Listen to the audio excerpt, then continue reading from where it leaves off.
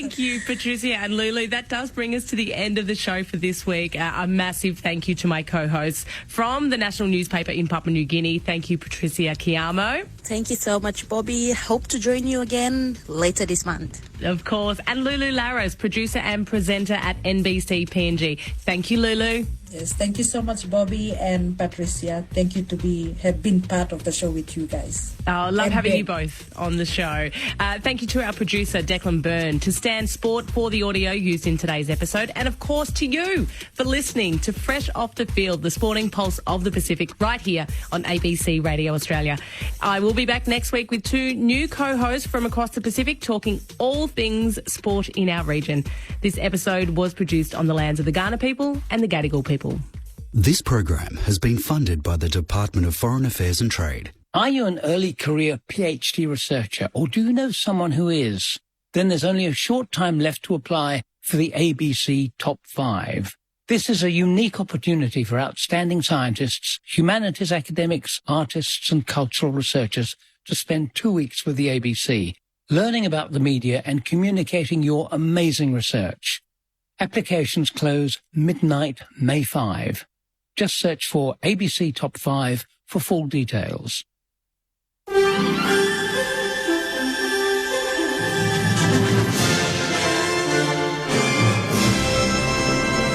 ABC News, good evening. I'm Yvette Gray. Authorities in Mexico have reportedly detained a woman in relation to the disappearance of two Australian brothers. Nick Perpich reports. Jake and Callum Robinson, who are aged in their 30s, were on a surfing trip in the state of Baja California with another man, but they haven't arrived as scheduled at their accommodation in the city of Rosarito and have not contacted family since the weekend. Local media is reporting a phone belonging to one of the trio was switched on, leading authorities to a location close to where the men were last seen. It's understood authorities detained a woman who was in possession of the phone and drugs. The Department of Foreign Affairs and Trade says it's providing consular assistance to the brothers' family.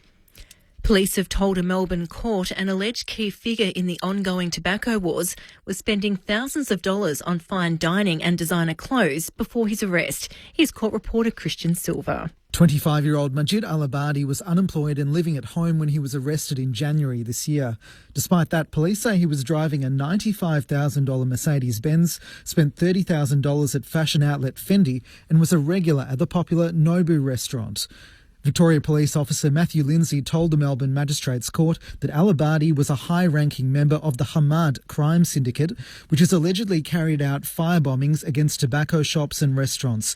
Al-Abadi is currently in prison, but has applied to be released on bail as his case moves through the courts. New South Wales police say it's believed a 22-year-old man who was fatally stabbed at a Coffs Harbour beach on the state's mid-north coast did not know his attacker. The man was found this morning critically injured beside a car at Park Beach Reserve. Police say he was wearing his wetsuit and still carrying his surfboard. He died a short time later in hospital. Police are still searching for the attacker.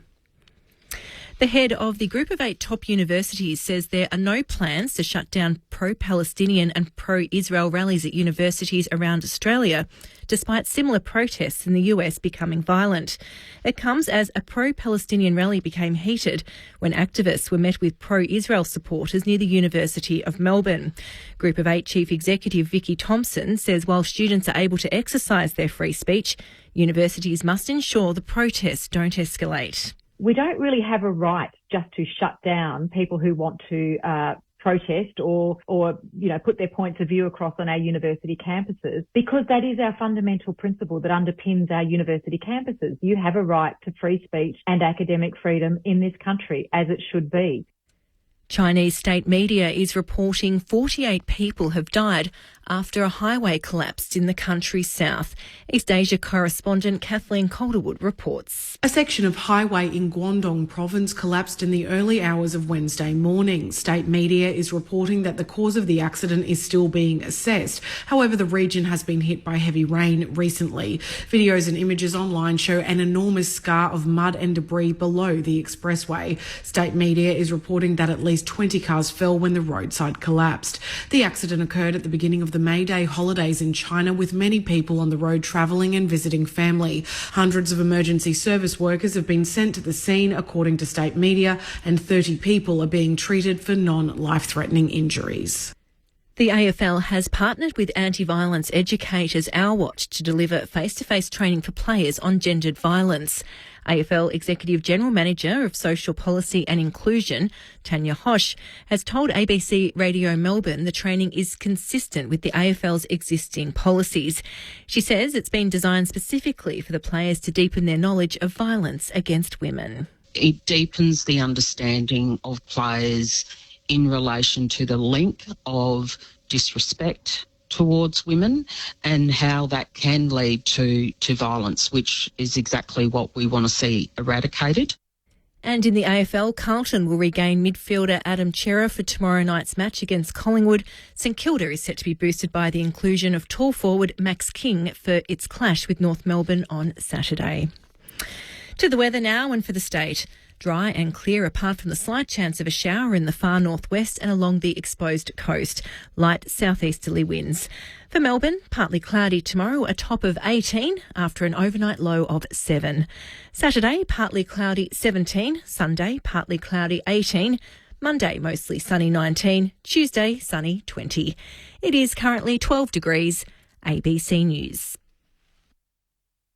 Hey Google, play the footy on the ABC. Did you know you can now listen to the footy on your smart speaker? Oh, that is amazing! Play ABC AFL. Time to steady and pull the trigger!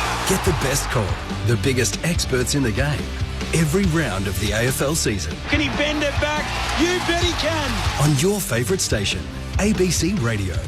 Your home for footy. Now on your smart speaker. ABC Sport. We begin this broadcast by acknowledging the traditional custodians of the land on which this match will be played today and pay our respects to their elders past, present and emerging. We extend that respect to Aboriginal and Torres Strait Islander peoples listening. The moment of truth has arrived. If you think you have anything other than a split second in this game right now, you're kidding yourself. It's all to play for. Every single bloke has stood up. They are leaving nothing out there. I wouldn't want to be anywhere else on earth.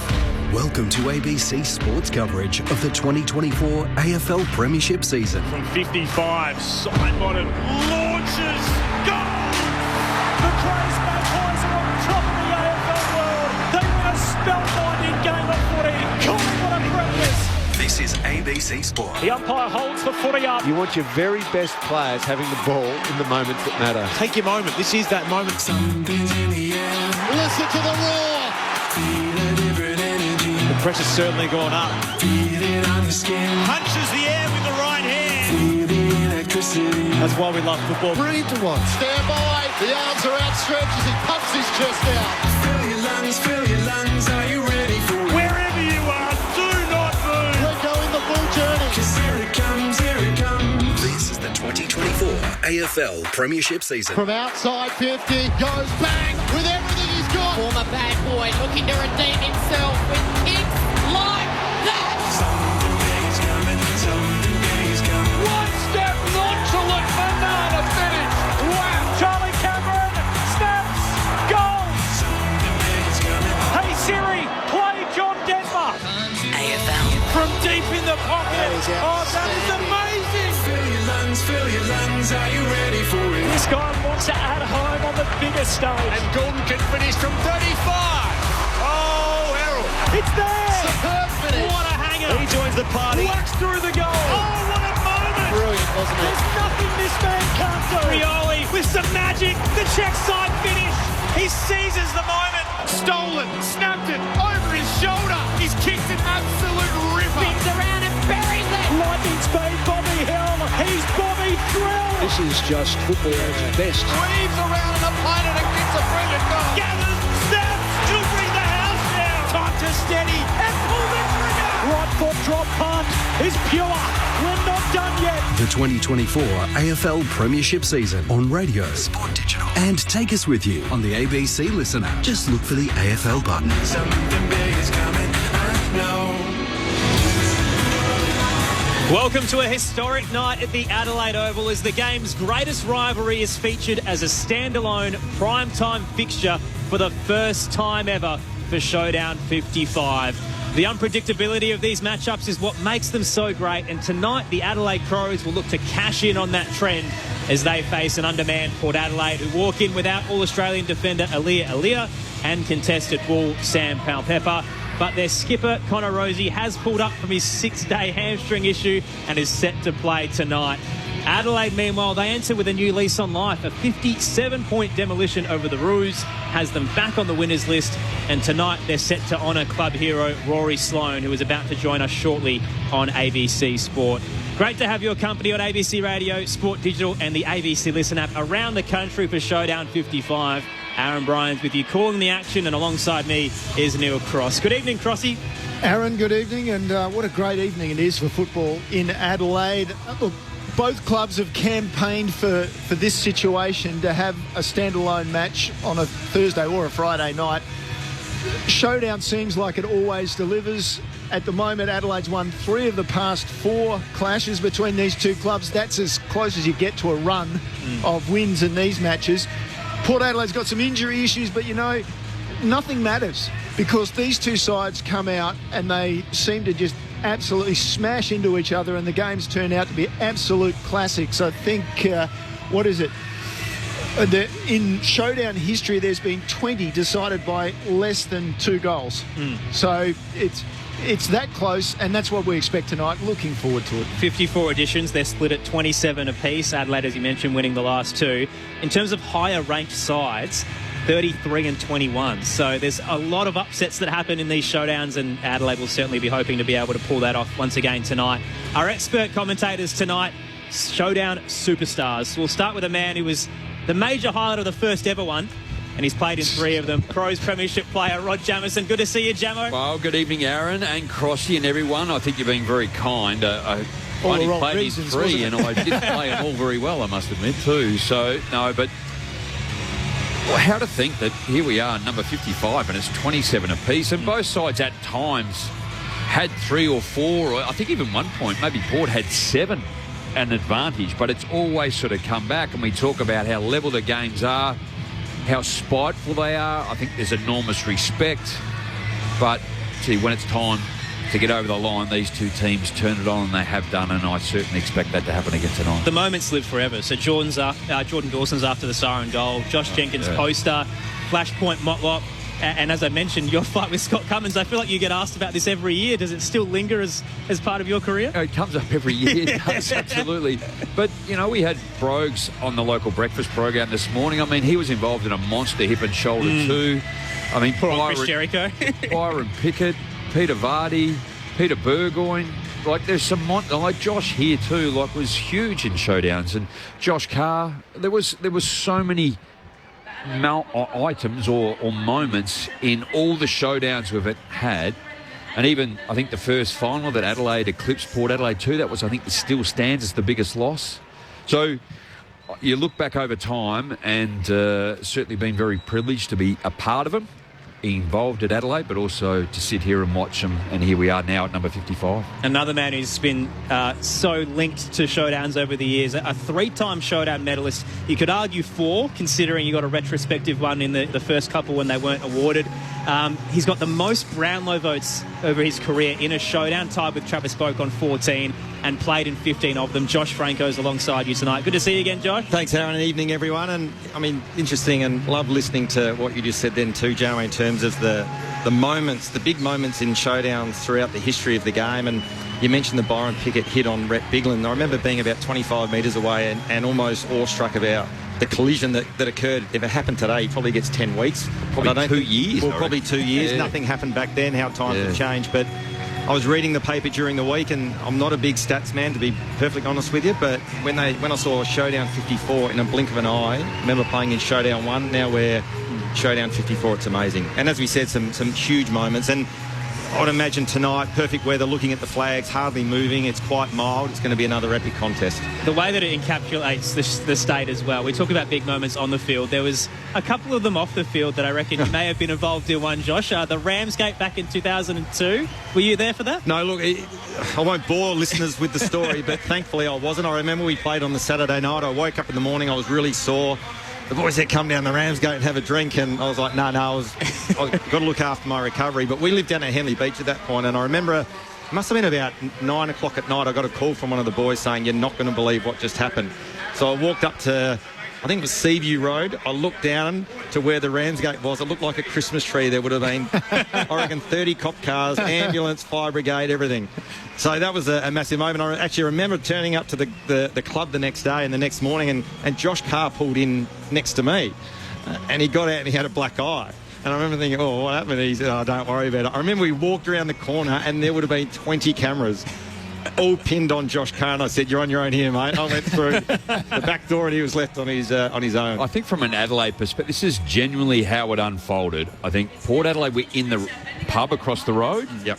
Adelaide, we're in the restaurant on the other side, unbeknownst to either club.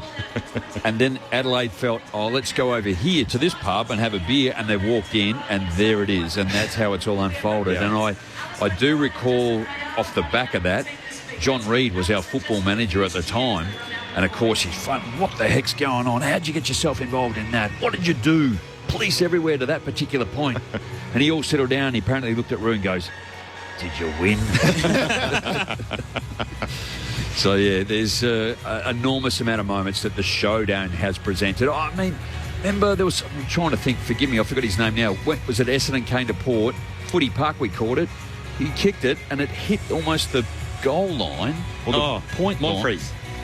line. Yeah, Angus Monfries. And the ball the went ridiculous angle bounce. 90 degrees and went through the goals. And it pretty much won them the game. There's lots of moments like that. Has all the makings of some more highlights to be added to the portfolio tonight. Showdown 55 live on ABC Radio, Sport Digital and the ABC Listen app. It is great to have you with us. Aaron Bryans, Neil Cross, Rod Jamieson, Josh Franco calling the action. We'll touch on the preview to the big game in a moment and who wins and why. But a big talking point heading into this fixture was the retirement of a club great for the Adelaide Crows, who are the home side tonight. It is Rory Sloane. 255 games over 16 seasons, 108 Brownlow votes, an All-Australian, a multiple-time best and fairest winner. He was a Showdown medalist as well. 4 years as the skipper. He's played in 20 of these editions, or 20 of the Showdowns. And Jamo, someone that you would have spent a lot of time with during your time at the Adelaide Footy Club. Yeah, I never got the opportunity to play. He was a bit after me, but certainly my time on the board and then watching him as a player and watching him evolve in then to a leader. And as I moved off the board last year, there was that transition from captain and then handing over that baton to Jordan Dawson. And it was just done immaculately, and as he has been held in the regard in this week when he did announce it, that we reflect on his career both personally and as a leader. All-Australian, best and fairest, 255 games, adored by the Adelaide fan base, but certainly I think football more broadly and the way that he played it. And I think one of the moments, and we talk about moments in games, but also the moment in this particular game was when Patrick Dangerfield came back, Geelong, Adelaide, and he and both Patrick collided, and he didn't knock him out, but geez, it took a monster hit where they both went for the football, and it's something that I think people will remember fondly, you know, without anything untoward in it. It was interesting too, and he got asked the question, what was Rory Sloane like as a player? At his best, he was electric. He was an unbelievable player in terms of his influence on the game. He was a genuine superstar, and it's funny when you talk about mids and try to talk to these young kids about how do you play midfield. I'd almost just say go and get a DVD or go and watch some vision of Rory Sloane at his best. He was a superstar. And I think at times, like, the absolute stars of the game have a 2 or 3 year, 4 year period where they just, you sit back and you're in awe of how, and Josh was like that when he did play. I'm not saying that because he's there. Like, there was a period of time where he was in the top echelon of the AFL players, and Rory was clearly like that for a period. And his endurance and his ability to overcome significant, like there's an ACL in there, you've had 1 or 2, he's had fractured eye sockets, he's had multiple operations on his eyes, and that's ultimately why we're here today, because if he has he does get knocked again, there is some chance he may lose some or all of his eyesight, which is obviously the right decision to retire. You touched on that period of greatness. So from 2012 to 2017, he was the 7th rated player in the entire competition by Champion Data. So had a period there where he was arguably one of the better players in the game and was able to amass a ton of Brownlow medal votes. I think he was 4th one year as well in that period. So you talk about all the big names of the Adelaide Footy Club, and there's a lot there in terms of talent, but I think from a club man perspective, from an endurance perspective, and what he gave to that footy club, which he touched on a lot through the week, he's easily top 5 in terms of his commitment to what he's been able to provide. I think you look at their intent and purpose and their attack on the footy, and there's been many moments that Rory's done that, and you could hold that up and say this is the way that we need to ferociously go about the attack on the football, and whether that's with the flight or against it, too, enormously brave. Adelaide Crows making their way out onto the Adelaide Oval, the home side of Showdown 55. They come in with a 2-5 record after defeating the Blues and North Melbourne last week by 57 points down in Tasmania. They've won the last 2, though. Actually demolished Port Adelaide last year in round 20 by 47 points and in round 3 by 31. So a good track record against their crosstown rivals, and hoping to back that up tonight here in round 8. Liz Walsh is the 5th member of our commentary team. She's standing by downstairs with the man of the night, the retiring Rory Sloane. Down to you, Liz. Thanks, Aaron. That's right. I'm joined down here by Crows champion Rory Sloane. Rory, 255 games, 16 seasons, 2 club championships, 1 All-Australian honour. I could reel off all the numbers, but can you tell us what it feels like to be retiring from the game you love? I imagine it's about much more than just the numbers. Yeah, it's a mixed wave of emotions probably at the moment, because it's sort of taken out of my hands. So to step away from something that you love and know you can still do physically, that's hard. But as I said before, there's stuff that's out of my control, really, and I've had far too many eye injuries, and these ones have grabbed hold of me. But in the end, you've got 2 choices, right? And I've always said this about any moment in life. The choice would be to wallow on it, feel sad and sorry for myself, or do I go and enjoy, celebrate a career of what I've had and look forward to what's next? And when I say it out loud, those 2, I know which choice I'm taking. So why make the decision now and not wait until the end of the season, potentially? That would have been incredibly selfish. I mean, I don't know, it's taking up everyone's time, and I don't know. I knew probably a couple of weeks ago that I had to make a call, and it's not like anything will change really anyway. I'm going to still be a part of this footy club and help out in every way possible, because as I mentioned in my press the other day, this club I feel so indebted to, and I'll forever try and repay that debt. I'm not sure how or if I can ever fulfil that gap, but I'll certainly try. Favourite on-field moments? Oh, there's so many on this oval and on Amy Stadium. Prelim was probably up there. Re-signing and kicking a goal and hearing the whole crowd go up like crazy was insane, but it's probably more just the people you celebrate with on those sort of moments have been so much fun. You've been through a lot with this club, for example, just making the grand final in 2017, but then also being through the rebuild with them from 2020 onwards. As you depart the club, how do you reflect on where it sits now? Really proud. I mean, there's so many... I don't think, probably myself and Tex and Brodie Smith, I don't think there's anyone that's experienced so many highs and lows in a footy club, probably across the whole industry. So I'm really proud of how we've managed to always come through, especially those hard times. We've always come through with the right attitude and just put our heads down and gone to work, and I'm really proud of that. We haven't played the type of footy that we know we're capable of at the start of this season. I think you saw a glimpse of it last week. Well, I certainly did. I'm hoping to see plenty of it tonight as well. So, and that's what I feel I want to do, is just help this group out get back to that point for the rest of the year. What about Matthew Nicks? Obviously this season he's been given a 2-year extension on his coaching contract. You've had a number of coaches throughout your career. How do you rate Matthew Nicks? He's one of the most football intelligent coaches I've come across. So I pick Nick's brain all the time and have done ever since he's been here, because his football intelligence is off the charts. And, I keep telling him, like, simple's good, but I love learning it. I love learning the strategy of the game, and I love learning off him. I've been so fortunate. I've had so many great coaches. You can look at that as fortunately or unfortunately, a lot of changeover in coaches, but I take something away from every single one of them. And from Craigie to Sando to Walshy to Pikey, they're all great coaches, and it's just sometimes it's about timing, and sometimes you need a bit of luck along the way too. Looking to showdowns, I looked through your stats. You've played in 20 of them. In fact, you've faced Port Adelaide more than any other club in the AFL. You've beaten them more than you've lost to them as well. But what will you miss most about these blockbuster games, and what does it mean to be honoured by Crows fans before one? It's this. It's everything around this. The crowd. The crowds in showdown are just incredible. So I'll certainly miss the crowd the most, and sometimes it's the boos from the Port fans you just love coming out to. You like, that gets me up. But our fans have been incredible, and I'll do a lap soon and try and say thank you, but I'll never be able to say thank you enough, really, because these fans have been incredible for us. So who wins tonight and why? Crowies, of course. I think we found some form last week. Our pressure was good. We got back at them. It's always close, right? Showdowns are rarely a blowout, but I'd love to see it for us, but I think it'll be a close game again, and I just want to see a hot contest. We're going to see Dan Curtin make his debut. What can Crows fans expect from him?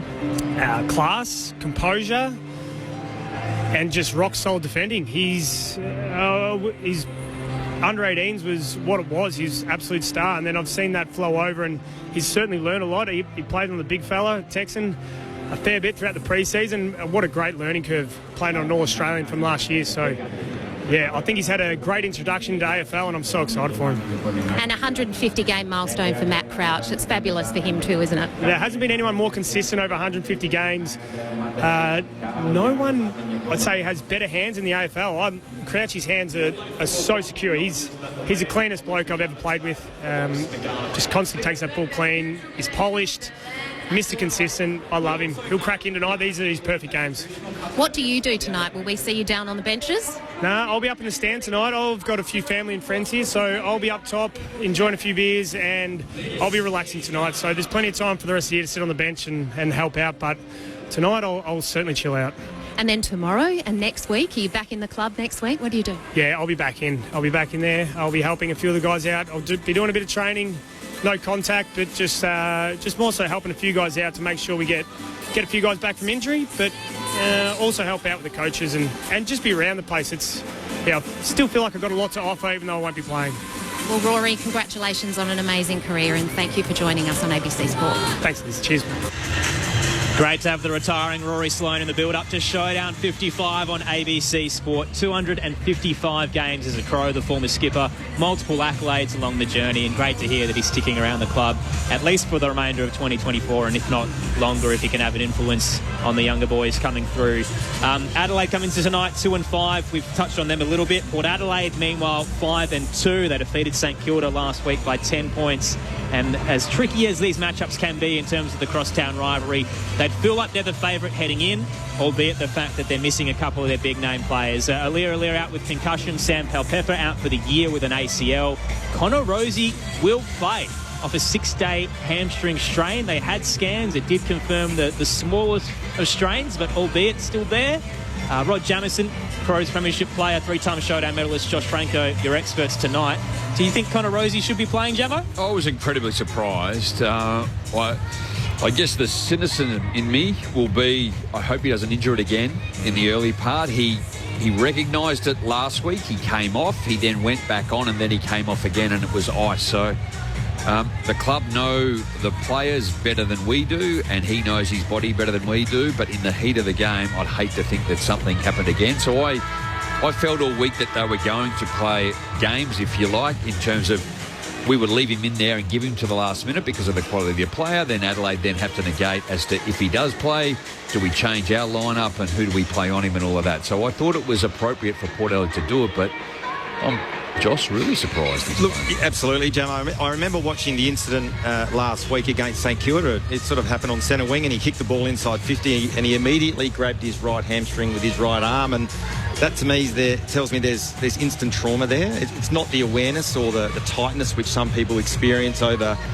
time or over a period of 10 or 15 minutes throughout the quarter of a game. It was an instant trauma in his hamstring. So I guess to your point, Jamo, there's obviously a lot of doctors, the medical staff, the scans that they've had.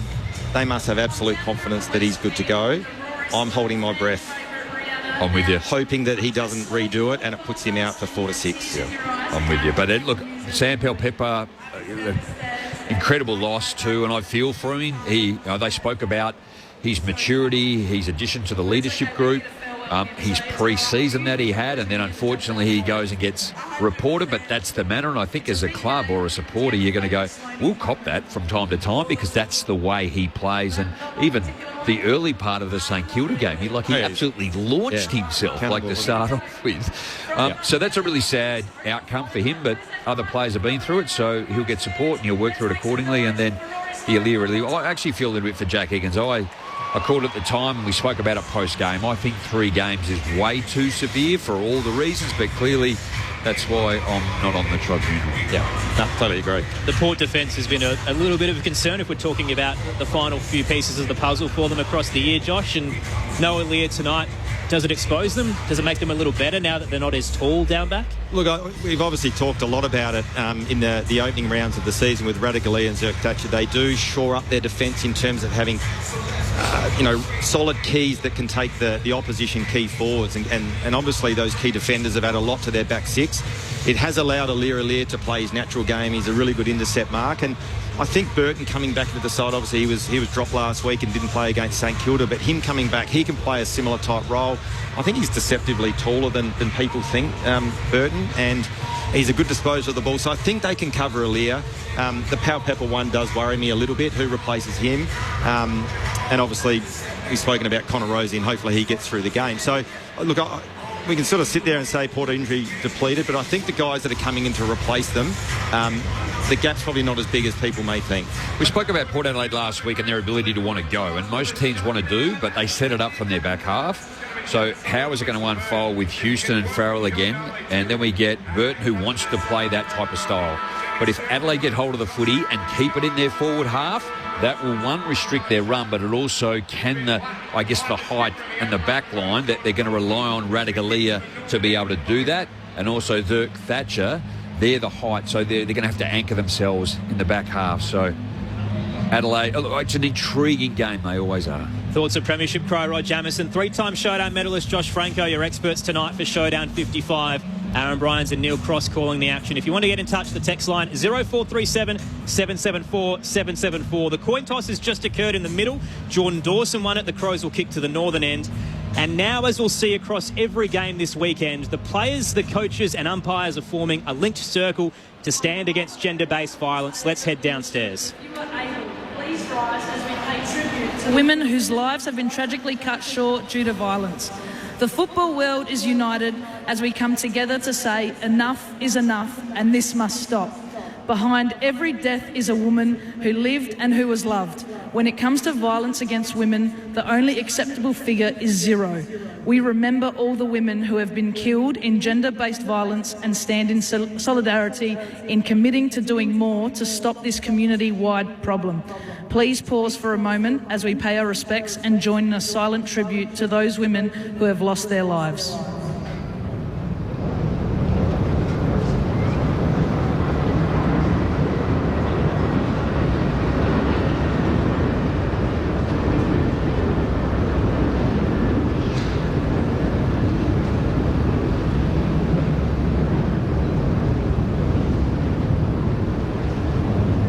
Thank you.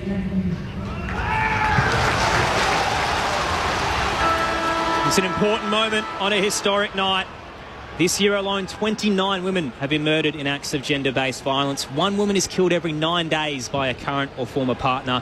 1 in 4 women has experienced physical violence at the hands of a current or former partner. If you are in an abusive situation or you do know someone who is, call 1-800-RESPECT, which is 1-800-737-732. And if it's an emergency, call 000. You will see these tributes across every game this weekend as the entire footballing community comes together to acknowledge the crisis that's currently occurring in Australia regarding gender-based violence. Showdown 55 at the moment on ABC Radio Sport Digital and the ABC Listen app. We are moments away from bounce down. There are no late changes. The subs tonight, Brodie Smith for the Crows, returns after a back injury, but will start on the bench. and Jackson Mead, the sub for Port Adelaide tonight. So Connor Rosie out there, the skipper for the Port Adelaide Football Club. Let's get some conditions downstairs with Liz Walsh. Liz. Thanks, Aaron, and greetings from ground level. A really touching moment there where all the players came together. But also before, when Rory Sloane was doing his walk around the boundary, there was a standing ovation for him down here with lots of thanks Sloaney and number 9 posters being held up by the crowd.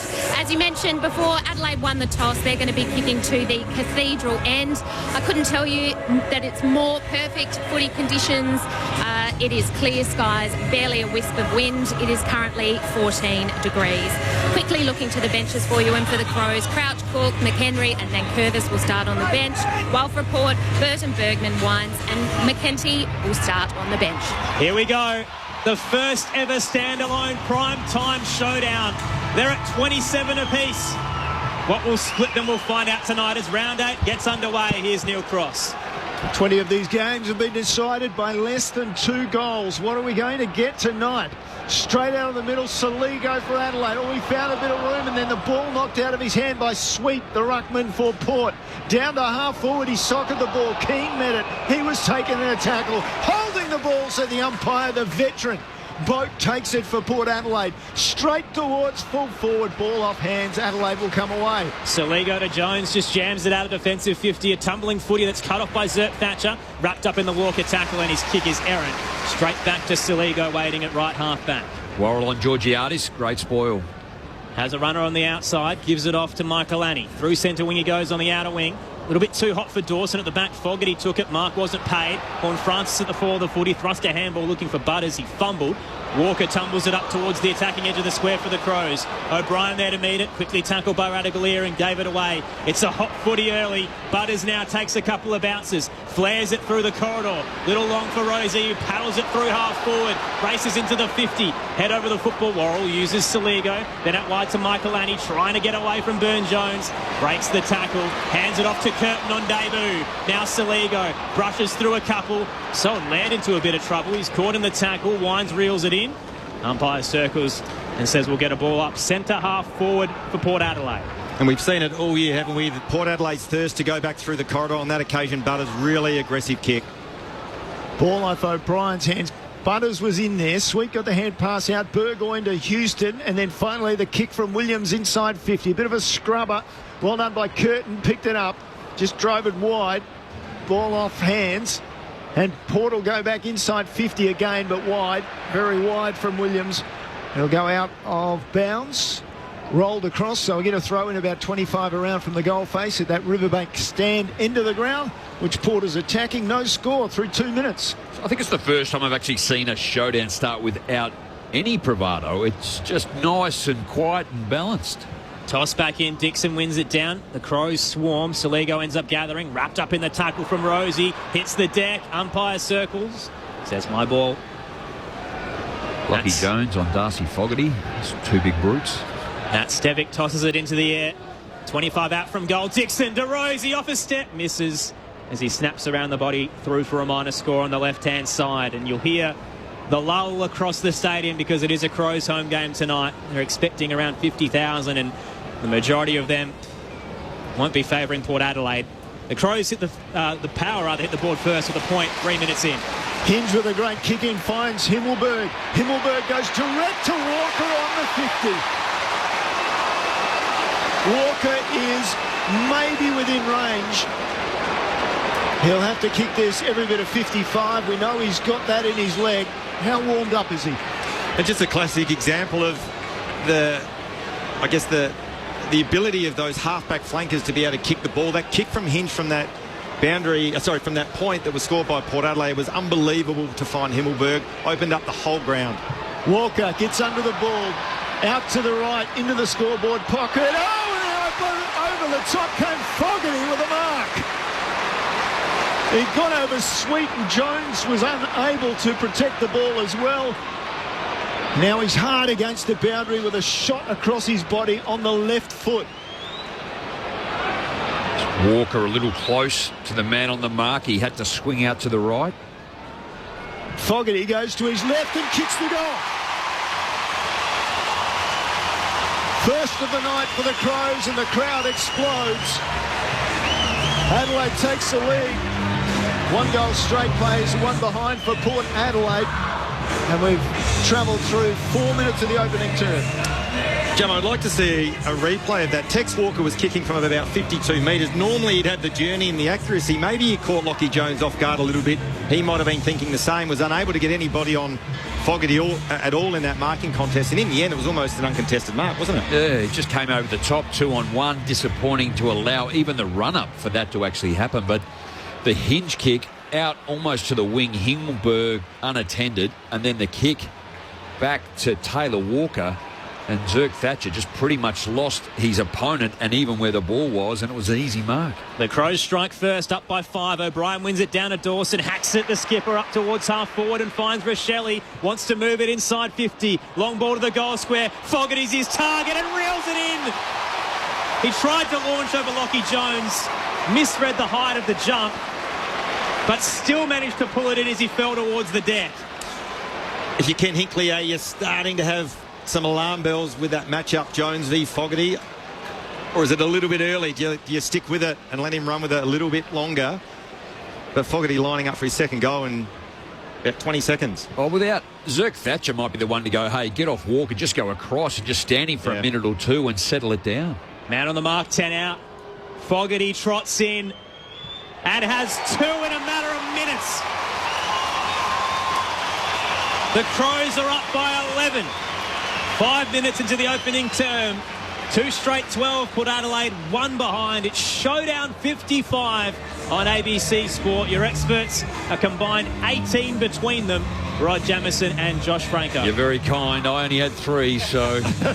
Look, I just think if I'm a Port Adelaide person, I'm concerned, Josh, about how quickly it's getting in there and the space. So, again, it's always going to be difficult for a defensive team to be able to then clear it once if it hits the ground, or your opposition just take an easy mark. And I think that's the key word, the speed of the ball movement. And we saw from that hinge kick into Himmelberg to then go to Tex Walker one-on-one with Zirk Thatcher. If you move the ball quickly and you get into one-on-ones, it makes the job of the forwards a hell of a lot easier, and they don't have defenders coming across to be able to air assist. Radagalia's gone to Fogarty at full forward now. As Port Adelaide takes the ball away from the centre, Horn Francis explodes to half forward, kicks long away to the right, and Georgiades can't haul it in. It was out, and the boundary umpire saw it. Georgiades in the relaxed mode that he was. I think he knew it was out. He bananaed the ball straight through the goals, but of course not counted. 20 metres around from the goal face. Riverbank stand end, the right-hand side of your radio dial for Power fans. Toss back in, O'Brien won it down. He was looking for Hinge, gathered off a high bounce and immediately wrapped up by Boak. We'll get a ball up. Still about 20 out from goal, 45-degree angle to the right. There's been 3 contests down there to Georgiades, who's a quality high-leaping player, and Worrell has been able to defend. O'Brien straight down to Horn Francis, who snapped, falling back with the kick. Can't quite work the angle. It's out on the full.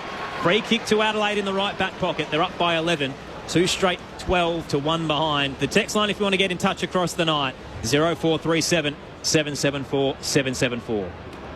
Butts brings the ball in for Adelaide along to the eastern side of the ground. Off hands down to Nankervis battling with Burgoyne, and the pair of them end up taking the ball over the boundary line. Right half back for Adelaide out in that eastern side. A little bit of hush over the crowd after all the excitement of 2 goals to Fogarty early. Well, the Isaac Rankin-Ryan Bird matchup is a concern for me as well. So, away from the contest, McHenry had the ball. He was twisted in the tackle after Crouch gave him the ball. He appeared to drop it. It was play on down the ground. Fogarty opposed to Radaglia, and he tackles Radaglia after he'd got rid of him, almost took the mark. It bounced into Radaglia's hands. Tackle, ball up. And Asava's going to find himself not in a physical contest that he's probably used to in terms of the opponent is less. Darcy Fogarty's a monster. Sweet straight down to Butters. Got the clearing kick through the outer wing, but only found Keane, who sends it back for Adelaide and turns it over himself. Here's Lachie Jones. Bang in front of the Jack Odie stand.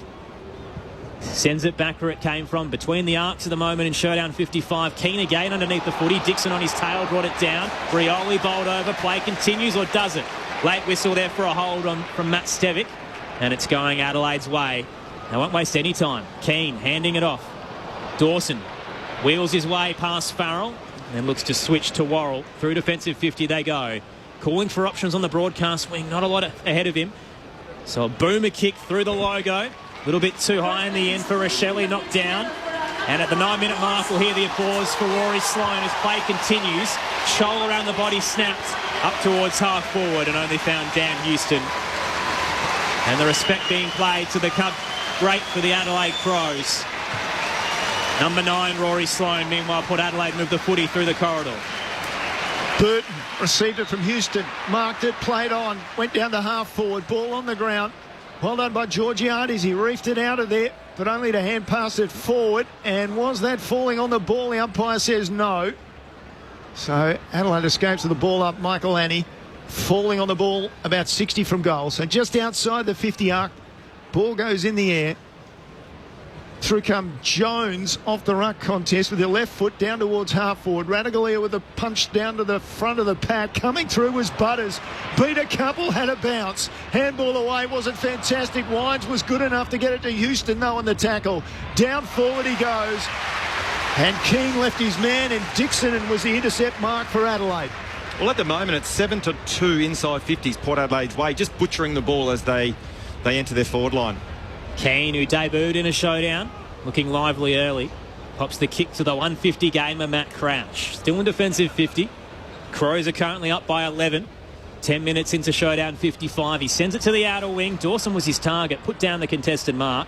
For the footy, Jones put his head over it. Got a handball out to Wines. Here's his cut off by McHenry, who races through centre wing. Has Walker in front of him and a Paddock to work with. Takes a bounce up towards 50. Walker unloads. Tight angle. Magnificent. Oh, it's a text special on the big day. Excellent counter there from the Crows. And they've got the opening 3 goals in showdown 55. 3 straight 18. Port Adelaide just the one behind at the 11-minute mark of the opening term. Well, to Josh's point, 7-3 inside 50s when they have gone in. Josh Royal particularly must have been underneath 4 of those. Also Mark Keane getting his hand on it or marking it, intercepting.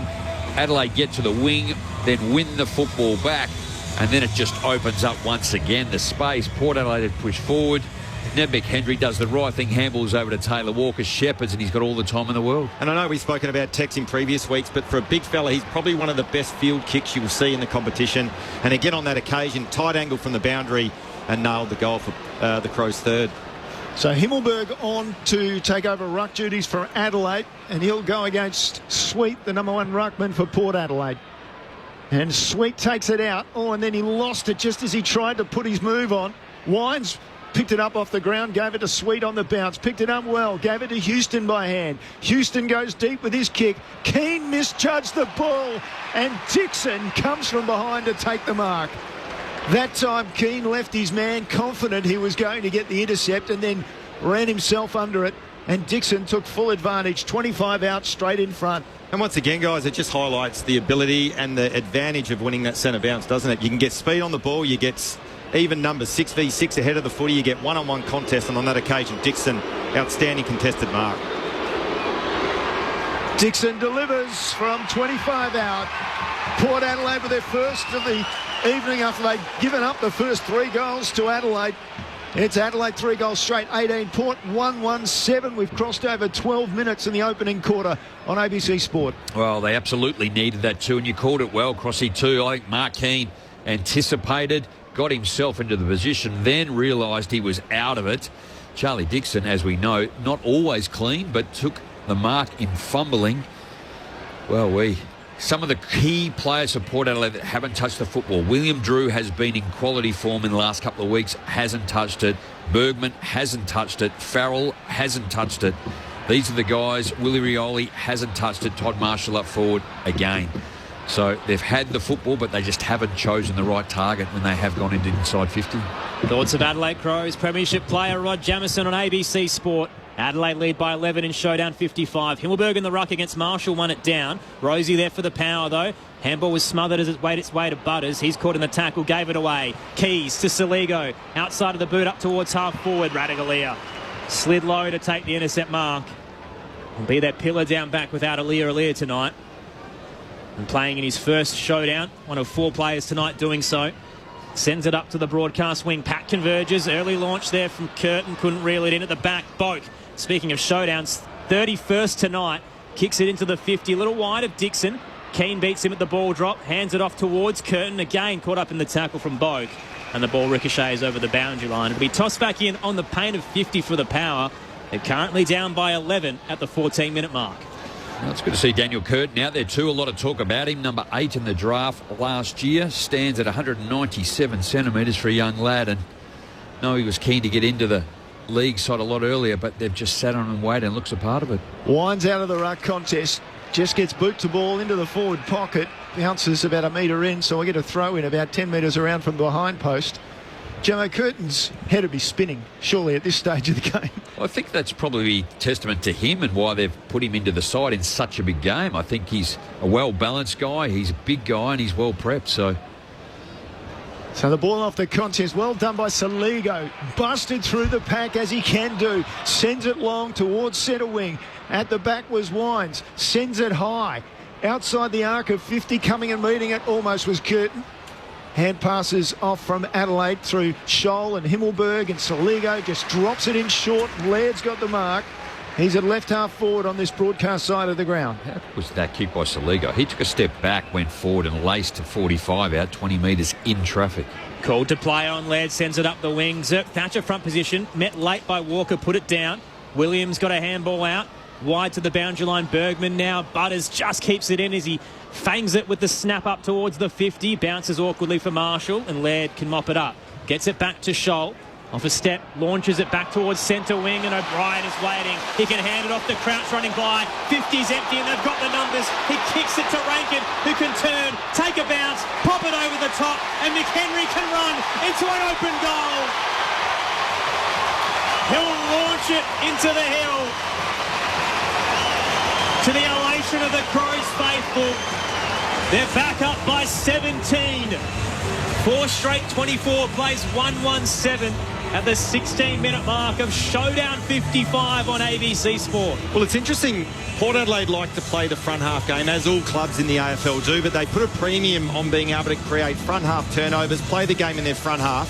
But they look really vulnerable. If they lose that critical contest on the wing, which they have on a couple of occasions, they get opened up. And we've seen that on that occasion there. The free player out, able to connect inside forward 50. If Port Adelaide can't get that job done and then they lose that critical contest on the wing, they look really vulnerable ahead of the ball. I know it's all about the scoreboard, but for me, if I'm Ken Hinkley, I'm going, it's not about the scoreboard right now. It's how we are going to play and how we structure, because to Josh's point, if that unfolds like that the rest of the night, this is going to be a landslide. O'Brien back in the ruck for Adelaide. Himmelberg's gone to full forward just quietly. Out of the middle, Dawson, helicopter kick to half forward. Rankin almost, socket off the ground by Zerk Thatcher. McHenry picked it up, slipped a hand pass in a tackle. Laird's hand pass was brilliant as well in the tackle. Dawson's got it again, received it from the hand pass and drove it inside half forward. Adelaide pick up the loose ball, this time McHenry. Got it across to Rochelle. He's thumped the ground straight away. Umpire says holding the ball. Tried to fend off, said the umpire. Jones with a free kick and quick to move it. Straight up the spine go the Power. Long ball towards the 50. Butts will be first to meet it on the bounce, but Marshall comes with a heavy tackle. Ball trickles out to Rioli.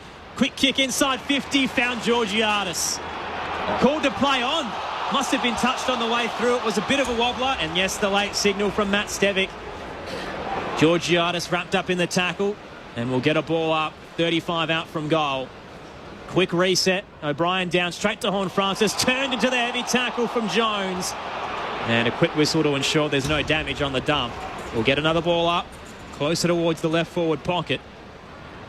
This time Dixon front position. Won it down towards Crouch for the Crows. Dancing is Laird. He kicked it, trying to get out defensive 50, but only found Rosie. Wrapped up by Dawson. Tried to step through the tackle. Shrugged him and then was legged. Free kick to the Port Adelaide skipper. Bang on 50. Look, you'd say technically there, Gemma, you got a bit of a wry smile on your face. Not a lot in it. He did take the tackler on. But I think as Jordan Dawson's fallen to the ground, he's slid down. Just so slid the down, initial tackle was waste, and then he's slid down. He's got one leg free. I don't know. He doesn't look all that interested in wanting to have a shot here too. This will test the 6-day hamstring. Rosie kicks it into the man on the mark.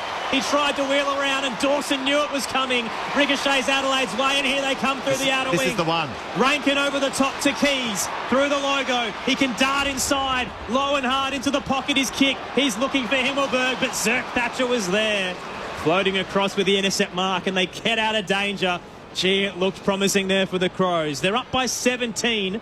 Port Adelaide have the footy now in defensive 50. They can break that press, Adelaide, of the Port Adelaide Footy Club, playing the ball in their front half. Gee whiz, they look dangerous.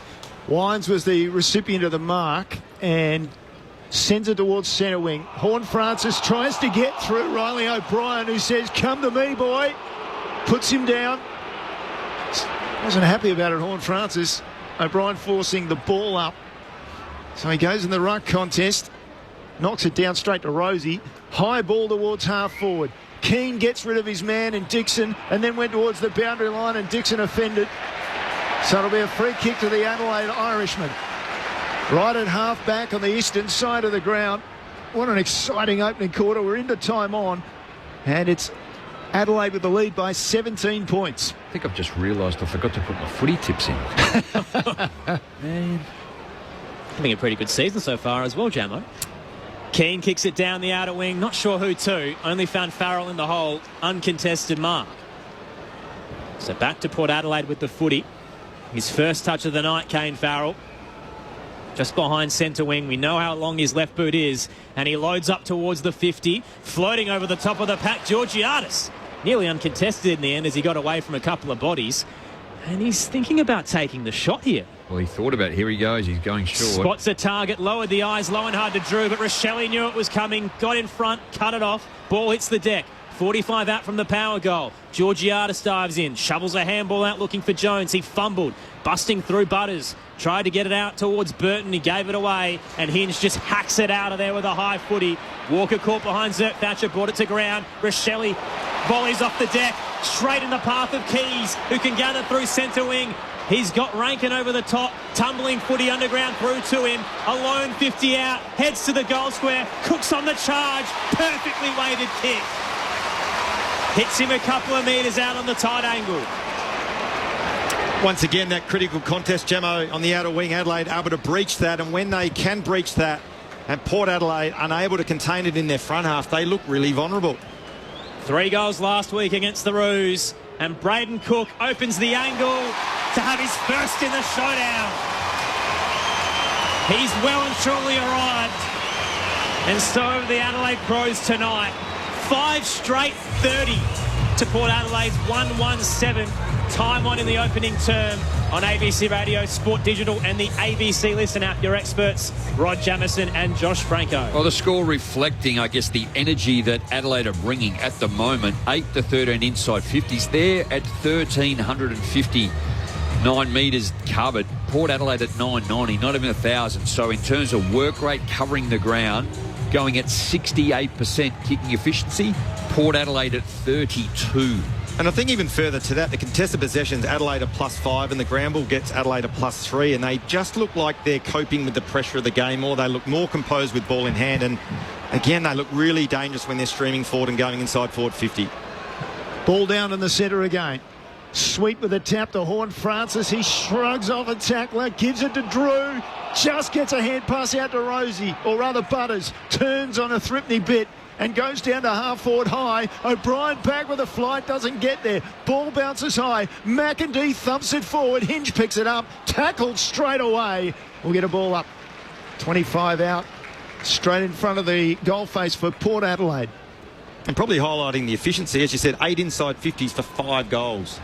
Curtis Aboy tosses it in the air. O'Brien wins it down to Hinge. Handball a little bit too high for Curtin. Dawson at the back waited for it, and Drew pounced. Got it off to Butters. Now Burton threw it on the boot from 45 out. It's a wobbler wide.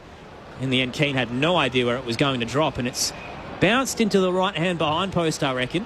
Umpires full, actually. A bit unsure if it was out on the full or not, and I think they're calling for a boundary throw-in. I reckon it hit the deck first. Yeah, well, I think you'll look at it, it actually landed over the line unless it hit the high on the post. Really awkward ball drop with the way it was moving through the air. It's hit the post and bounced over the line. and still it's not out on the full. To Adelaide. They're going for a boundary throw in here. So it's Port Adelaide's attacking 50. They're down by 23 at the moment and a chance off his stoppage. Decision then, isn't it? Well, it's not reviewable, supposedly. So the ball's come back into play. Port Adelaide with a chance. They've kept the ball in their forward line. Drew over it. Then Crouch got a foot to the ball. Rebounded off Rankin, I think. And then the clearance was hacked. And Boak takes the mark. And then from the boundary line goes centrally straight away. Burgoyne with a good lead. So the wingman on the far side of the ground, leading inside 50, takes the mark. He's about 40 out straight in front. And as we say, those incidents will be talked about. Well, the 354-game player, Travis Boak, ended up taking the mark from a kick, and he kicked it to where Jace Burgoyne, where he wanted him to go, and I don't think it was initially intended where he wanted to lead. So Burgoyne comes in and delivers a behind for Port Adelaide. Adelaide quick to bring the ball straight back in. Michael Annie has it received from Hinge, and he'll drop it outside 50 to Fogarty. So 22 points the margin, Adelaide lead at the moment, and they have the footy. Time on in the first. Great to have you with us for Showdown 55 on ABC Sport as Fogarty pops it wide to Butts. And then dinks it to Hinge. It's dangerous. Burne-Jones buffeted him off the footy. Georgiades to Butters. Chips it back over the top to Burne-Jones, who kept running. And he'll share it. No, he won't. He tried to pop it short to Georgiades, and he kicked it out on the full. Oh, they were just too fancy there, Port Adelaide. And they've given it away. I think Jordan Butts looked to the sky and just went, how lucky am I? They bring it back in, the Crows. Butts with the long ball looking for Fogarty. Pat collapses. O'Brien at the back, handed it straight to Drew. Port Adelaide now at right half forward. Burne-Jones snapped inside 50 and only found Butts once again. So the Adelaide defence holding up. All the big names there tonight. Butts, Keane and now Curtin. The WA under-18 MVP in the National Championships. Butts' long ball to the stoppage. Off hands on Francis at the back. Darting and weaving around Dawson. Sends Port Adelaide back into the 50. Here is Curtin. Flew high, got a hand to it, spilled down towards McEntee. Burne-Jones rolls one, squaring ball towards Burgoyne. Busted through, Keane got boot to ball, but misses under the pressure. Another minus score to the son of a gun. 1-3-9 Port Adelaide. Adelaide 5 straight 30. Still 3 to go in the opening term of Showdown 55 on ABC Sport. Well, even though Adelaide are 21 points up, the inside 50s for Port are 17-8. The defenders are absolutely under the pump here at the moment and holding up really well. Certainly all about efficiency, isn't it? Or the kick inside 50. It's under pressure, it's high, or clearly missed its target. Hinge's kick-in wasn't fantastic, having played on. Bergman will go long inside 50. Off hands, Burne-Jones taken to ground. Umpire said that was okay. Stepping around a tackler was Boak, and he slides it in for a goal. Brilliantly off the outside of the right boot. And Port Adelaide get one. After much hard work, they've got their second. 2-3-15, trailing Adelaide 5 goals straight 30. 27 down in the opening quarter of Showdown 55. Well, it's interesting, Jono. You'd almost say, looking at the scoreline, that was against momentum. But at the moment, Port Adelaide have been dominating field position. They've been dominating the inside 50s and haven't been able to find an avenue to goal. Their entries inside forward 50 have been really poor. And just somehow there, it took the former skipper to squeeze one through to return fire and put a bit of scoreboard pressure on the Crows. Let's head down to the boundary with Liz Walsh. Bit of a concern here for Adelaide. Chase Jones has come from the ground. He's in the hands of club doctors. It looks like he's got an issue with his left elbow. I'll keep an eye on him. Choices out of defence, sorry. Just a couple of times where Adelaide have really struggled with Butts with that kick, and then he could have actually gone wide out to the outside and would have opened up Adelaide to go around the east side of Adelaide Oval. What have we got here? They're reviewing. The Travis Boak kick has hit the point. Score review on the way back to the centre circle, which we've been begging for weeks. They've finally delivered, and a decision has been made to overturn a goal for Port Adelaide. I would suggest that might have been Snicko that got that one. Get the wide out. It's only going to be a behind. He actually gave it to the crowd too when he kicked it. So only a 20-point lead now for the Crows. I say only, but could have been much less. Keane plays on quickly. Long ball up towards the broadcast wing off the hands of Walker Sweet. Jams it forward with a rolling footy. Only found Dawson, the two-time showdown medalist.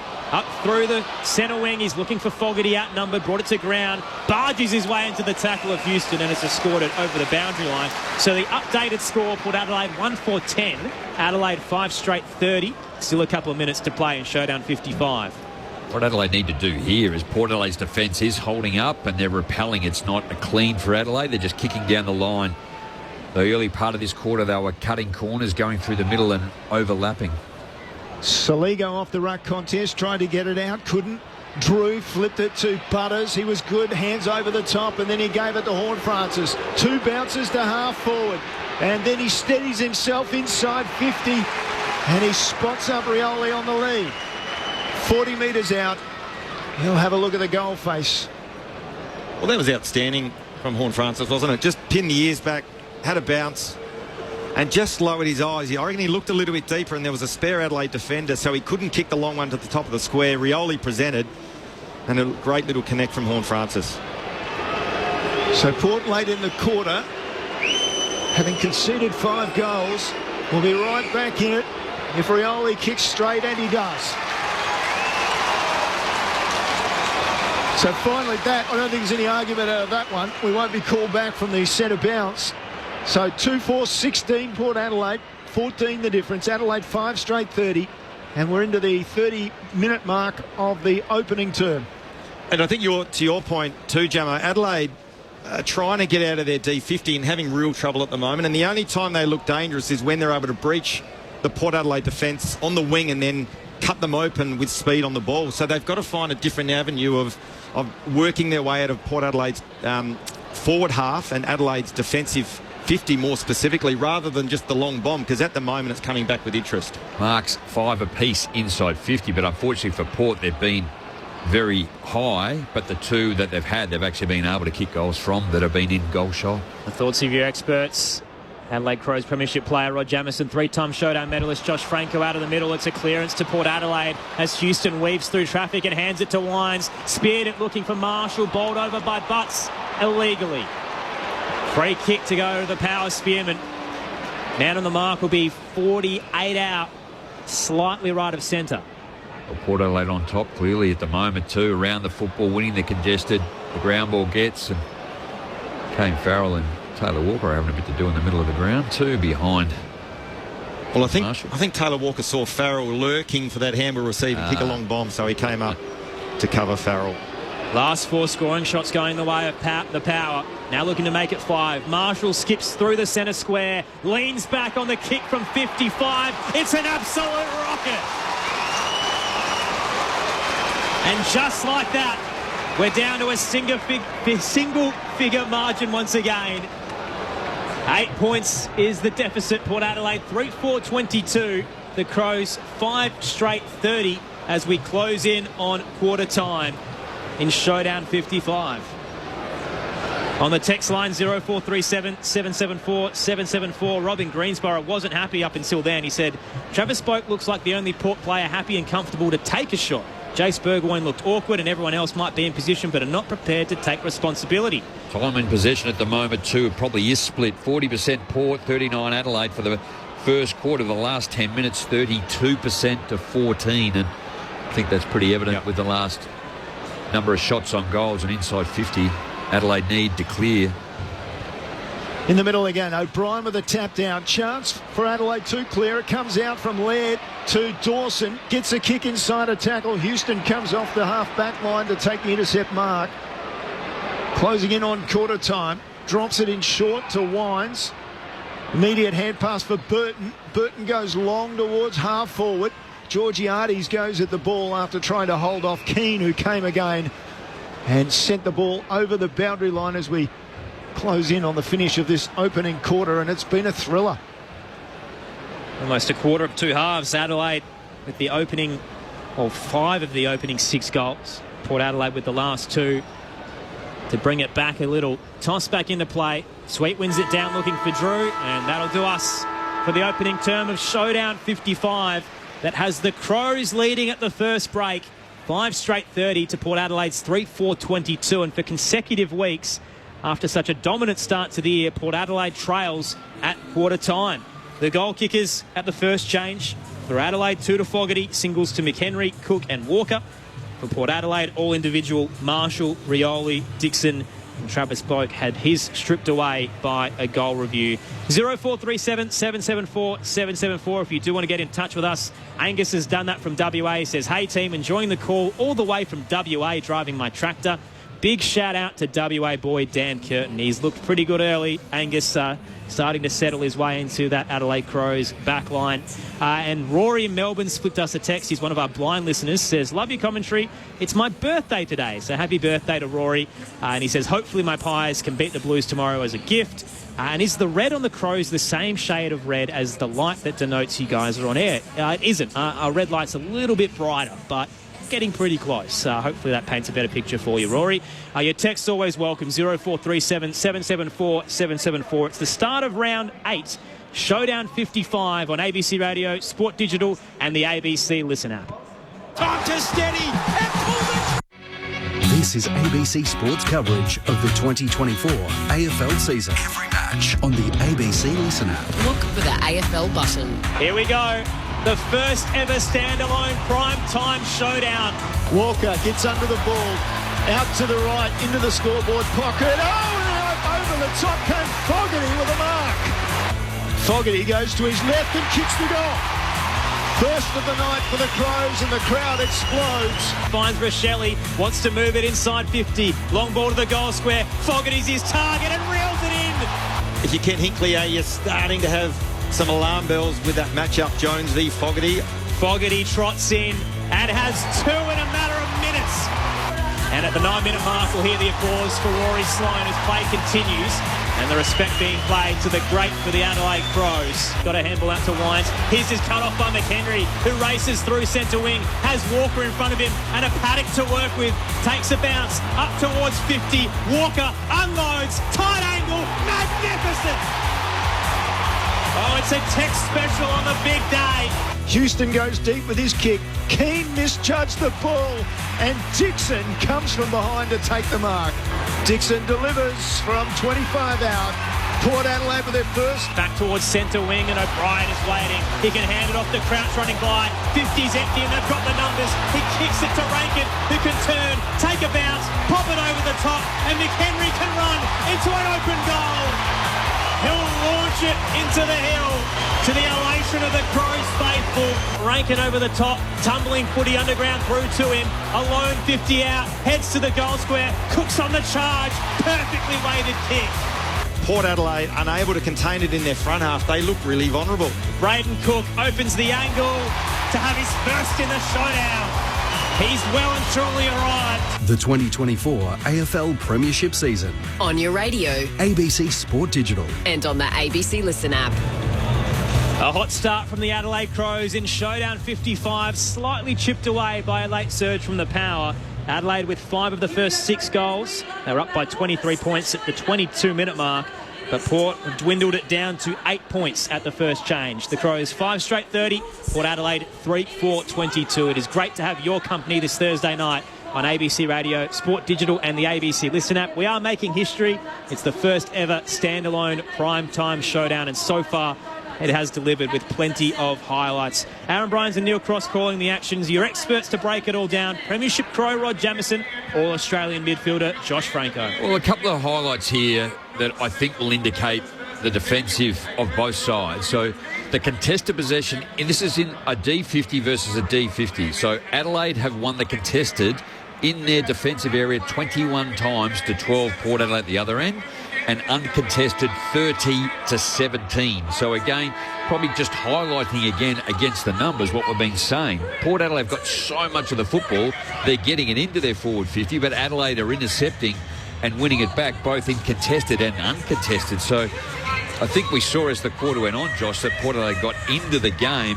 Their run and carry is very evident. They're winning the clearances late, and if they tidy up their efficiency, whereas Adelaide, we spoke about get it out over the top, quick ball movement through the middle of the ground. They exposed the opposition, but their defensive exit was heralded by Port Adelaide in that latter part of that first quarter, which really then stifled their scoring. Absolutely, and we saw it in the first half, and I think you called it, Aaron. It's almost a half of two halves of the first quarter that Adelaide looked really able to threaten Port Adelaide's defence and we spoke about it during that quarter, those critical contests on the wing. Adelaide were able to win a couple of those and then get speed on the ball. And then Port Adelaide's back six were scrambling to either find their man or lock down on one of the Adelaide Crows forwards, and they were able to score easily. And then Port Adelaide was able to start to get their front going, and highlighted by the fact at the moment it's they're plus 12 inside 50s for that first quarter. So it just shows the dominance and where the ball's being played. So the thing I've written here is Adelaide need to find another way to break through Port Adelaide's press.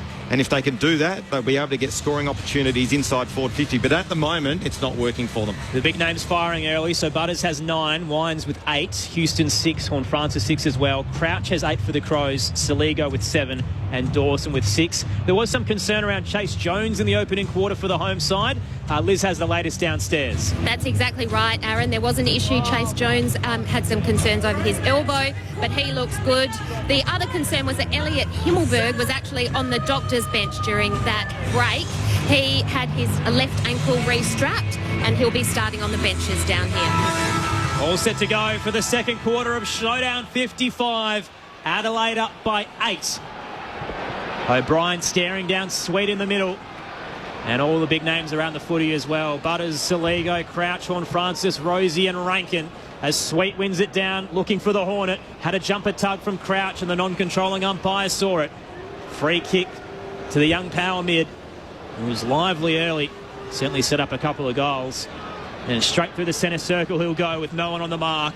Launches it high into the 50 at the northern end. Pack converges. Dixon won it down. Bouncing footy. McEntee caught in the tackle from Worrell. Got a handball off the deck. Only found Curtin. Now Keane hits it off a step around the body. The exit towards the broadcast wing. Bounced a little wide of Williams. Certainly favoured Cook. Pops it over the top through centre wing to Fogarty. They've got the outnumber. He'll put it in the path of Dawson. Little longs it. Thatcher got their first, slid in. Almost took out the Crow skipper. Port Adelaide have the numbers now as they race towards the footy. Burton to Drew. And now towards the centre square. He hits Sweet. Almost an opportunity gone begging there. Fogarty just had to hit the target, hit Dawson. It would have almost been a certain shot on goal. So Sweet from the back end of the square, flared it to the eastern side to Bergman, who then played on and found Georgiades on the wing, just slightly forward of the wing. Holds up, takes his time. Called to play on. Goes long and high. Just inside 50. Ball off hands. Butters read it best. Gave it to Rosie. Horne-Francis wasn't expecting the hand pass. Adelaide get an opportunity. Finally, it comes to Butters again, who was picked up by the big man in Dixon. On the ground again inside 50. Cook's got it for Adelaide. Over the shoulder, he kicks it down the line. Back near centre wing, Radical Leah down low. Took it. Fogarty took him in a tackle high towards half forward. Off the pack. Rankin won it down. Off towards Saligo. Tackled by Butters. Let the footy go. And the tackle lingered. Free kick to the young Crow, who's been electric this past month. Averaging 27 touches in the last 4. Out of nowhere. All this skill that the Crows had told us about and signed him to a long-term deal has finally come to fruition. They move it to the broadcast wing. Saligo and Rankin, just to see him in the flesh and what they do and their touch to bring others into the game, as Butters does too for Port Adelaide. Scholl to Fogarty, heads up towards the 50. Bergman front position. Outmatches Rankin and takes the intercept mark. On the painted defensive 50. Riverbank stand in his rear view mirror. He sends it up towards the logo. Marshall forced to spoil behind Butts. Bouncing footy. McEntee back into the side. Gathers and hands it off to Marshall. Low and hard. He sends it up towards half forward. Georgiades presenting. Takes the mark. They've got the overlap now. Butters running by. The handball didn't hit him. Now he's under pressure. Did he walk it over? The crowd thought so. The umpire didn't. Play continues. McEntee gathered the footy. Caught in the shoal tackle. Gave it off towards Rosie. He's wheeling out of danger. And spots Lockie Jones inside with the squaring kick. Jones continues in that direction inside the centre square with a flat kick to Williams. Williams, the left footer. The defender sends it to half forward to Drew. Still 60 from goal. Backs up inside the centre square. 22-10 disposals Port Adelaide's way, maintaining possession. Drew prepares, sends it 25 from goal. Numbers come towards the ball. Adelaide forces it to the front. Curtin gave the hand pass off to Worrell on his natural left leg. Outside 50. Well done by Keys. Brought the ball to the ground. Gave it to Jones by hand. Forward hand pass eventually finds its way to Walker. He drew in a couple. Sent it out to Saligo. Tried to tackle on a tackler. Taken to ground. Gone. Terrific pressure from Port there. Bergman with the tackle. He'll get the free kick out on centre wing. Saligo went the wrong way. He came inside. He had a player running in support on the outside. Adelaide by 8. No score so far in the second term of Showdown 55. Bergman leans back with a high kick towards the 50. No one launched for it because there was a few players held. Keane was one of them who receives the free kick. And they're giving it to O'Brien now in the end. So the big ruckman has it. Oh, don't give it to him. This kick could go anywhere, so he'll hand it off instead to Keane. So he does get the disposal in the end, up to left half back, and finds Curtin, to the applause and the admiration of the Crows faithful. The Claremont product sends it up the outer wing and finds Dawson. From apprentice to master, sends it into the left forward pocket. Rankin back with a flight, nearly ran into the charging Fogarty. Radigalia did enough, outnumbered, to knock it into the fencing. It will be a boundary throw-in, 30 out from goal. Well, that Curtin can kick a ball. Yeah. Beautiful left foot. Look good. 55-metre kick on the outer wing. Bit of Jordan Dawson about him. Yeah. Oh, they got Dawson, they got Curtin, they got Hinge. Worrell. Yep. Worrell, all the left footers. Ball into play. Walker goes in the ruck against Sweet, who knocked it down to Rosie. Got a foot to the ball. Horn Francis trying to get out of there. Was dumped by Chase Jones. Crowd wanted, or the Port crowd, small though it is, wanted the free kick for the dump. The umpire said, give it to me. Throws it in the air. Horn Francis again struggling to get out of the tackle. This time Crouch got him. So as you were, same position, ball up in the air. Quickly tossed up, Sweet slaps it down just wide of Rosie, but Burton can mop it up for the power. Hoiks it with a massive kick through the outer wing. Marshall front position tapped it down. The Crows though front and square. In particular, Michael Annie first to the footy, wrapped up by Rioli. On the text line, one of our listeners says, how's Connor Rosie's hammy looking? Looks unfazed at the moment. I don't know if he has the same explosiveness when he gets the football, though. I think he's playing within himself. Bit of caution there as O'Brien wins it down to Saligo, caught high by Horn Francis. They'll take the free kick very promptly. Crouch received the footy to Michael Annie. Now the switch to Nankervis. His 9th game tonight, but looks right at home with the Crows. Kick a little dodge, though, as he tried to find Rankin, who was sandwiched by a couple of players before the ball dropped. Crowd not happy. Ricochets off a couple of bodies in the centre square. Here's Crouch to Nankervis. Rochelle gets the footy again. Spins out of the Rosie tackle. Caught in the second. That one lingered off McEntee, but no free kick. Meanwhile, kick from the centre square off Worrell only finds Bogue. Now Port Adelaide through the outer side. Long kick to Rioli, who marks on the logo. Has a number ahead. Gets a bit of space and sends it in the Diction direction. He clunks it rather, as he had Michael Annie closing. Too far out to score, you'd think, as Adelaide floods back. He's looking for options, Dixon. He's very unsure what to do here. Had Rioli inside and finally kicks towards the centre square. Found Bergman at the attacking edge. Good set up defensively by Adelaide, able to get back. Rochelle on 2 occasions just had to get rid of the football earlier. Bergman forced to go deep in the end. Ball carried the pack in the end. They didn't judge it well. Coming through, Rioli got foot to ball. He's gone to ground, stayed down, got it through for the minor scores. Maybe a bit unlucky. He's clutching at a wrist or a hand, maybe. Looks like a hand. Anyway, it was a minor score for Port Adelaide. He did get actually trodden one leg and then another leg and got trodden on as well. So 2 kicks of the ball for 1 behind. 7-point margin, Adelaide lead. Early in the second quarter, our first score at the 7-minute mark. Long ball from Nankervis, cleared the pack. There was a hold amongst it. Free kick to Darcy Fogarty. Takes it behind centre wing. The Fog loads up. Long ball towards the 50. Walker used the body and nearly took the mark against Thatcher, but put it down late. Won't matter because Keys crumbs. Underground kick, tunnelled its way through to Rochelle. Buffeted off the ball by Burne-Jones was Rankin, and Bergman can gather and snap around the body out of defensive 50. Little long with Curtin and Georgiadis entangled. Fogarty at the back, trying to gather and wrestle for the footy. They converge. There's a push and a free kick going Adelaide's way. Couple of favourable decisions early in this second term to the Crows. And Worrell has it on the outer side. Certainly as congested, and when it gets into those areas that sort of split each way as opposed to the run and carry with Adelaide. Here they go. Worrell off to Nankervis. And then Nankervis handball to the run. And inside 50, the kick was good for Rankin, who led up and took the mark. 40 out from goal.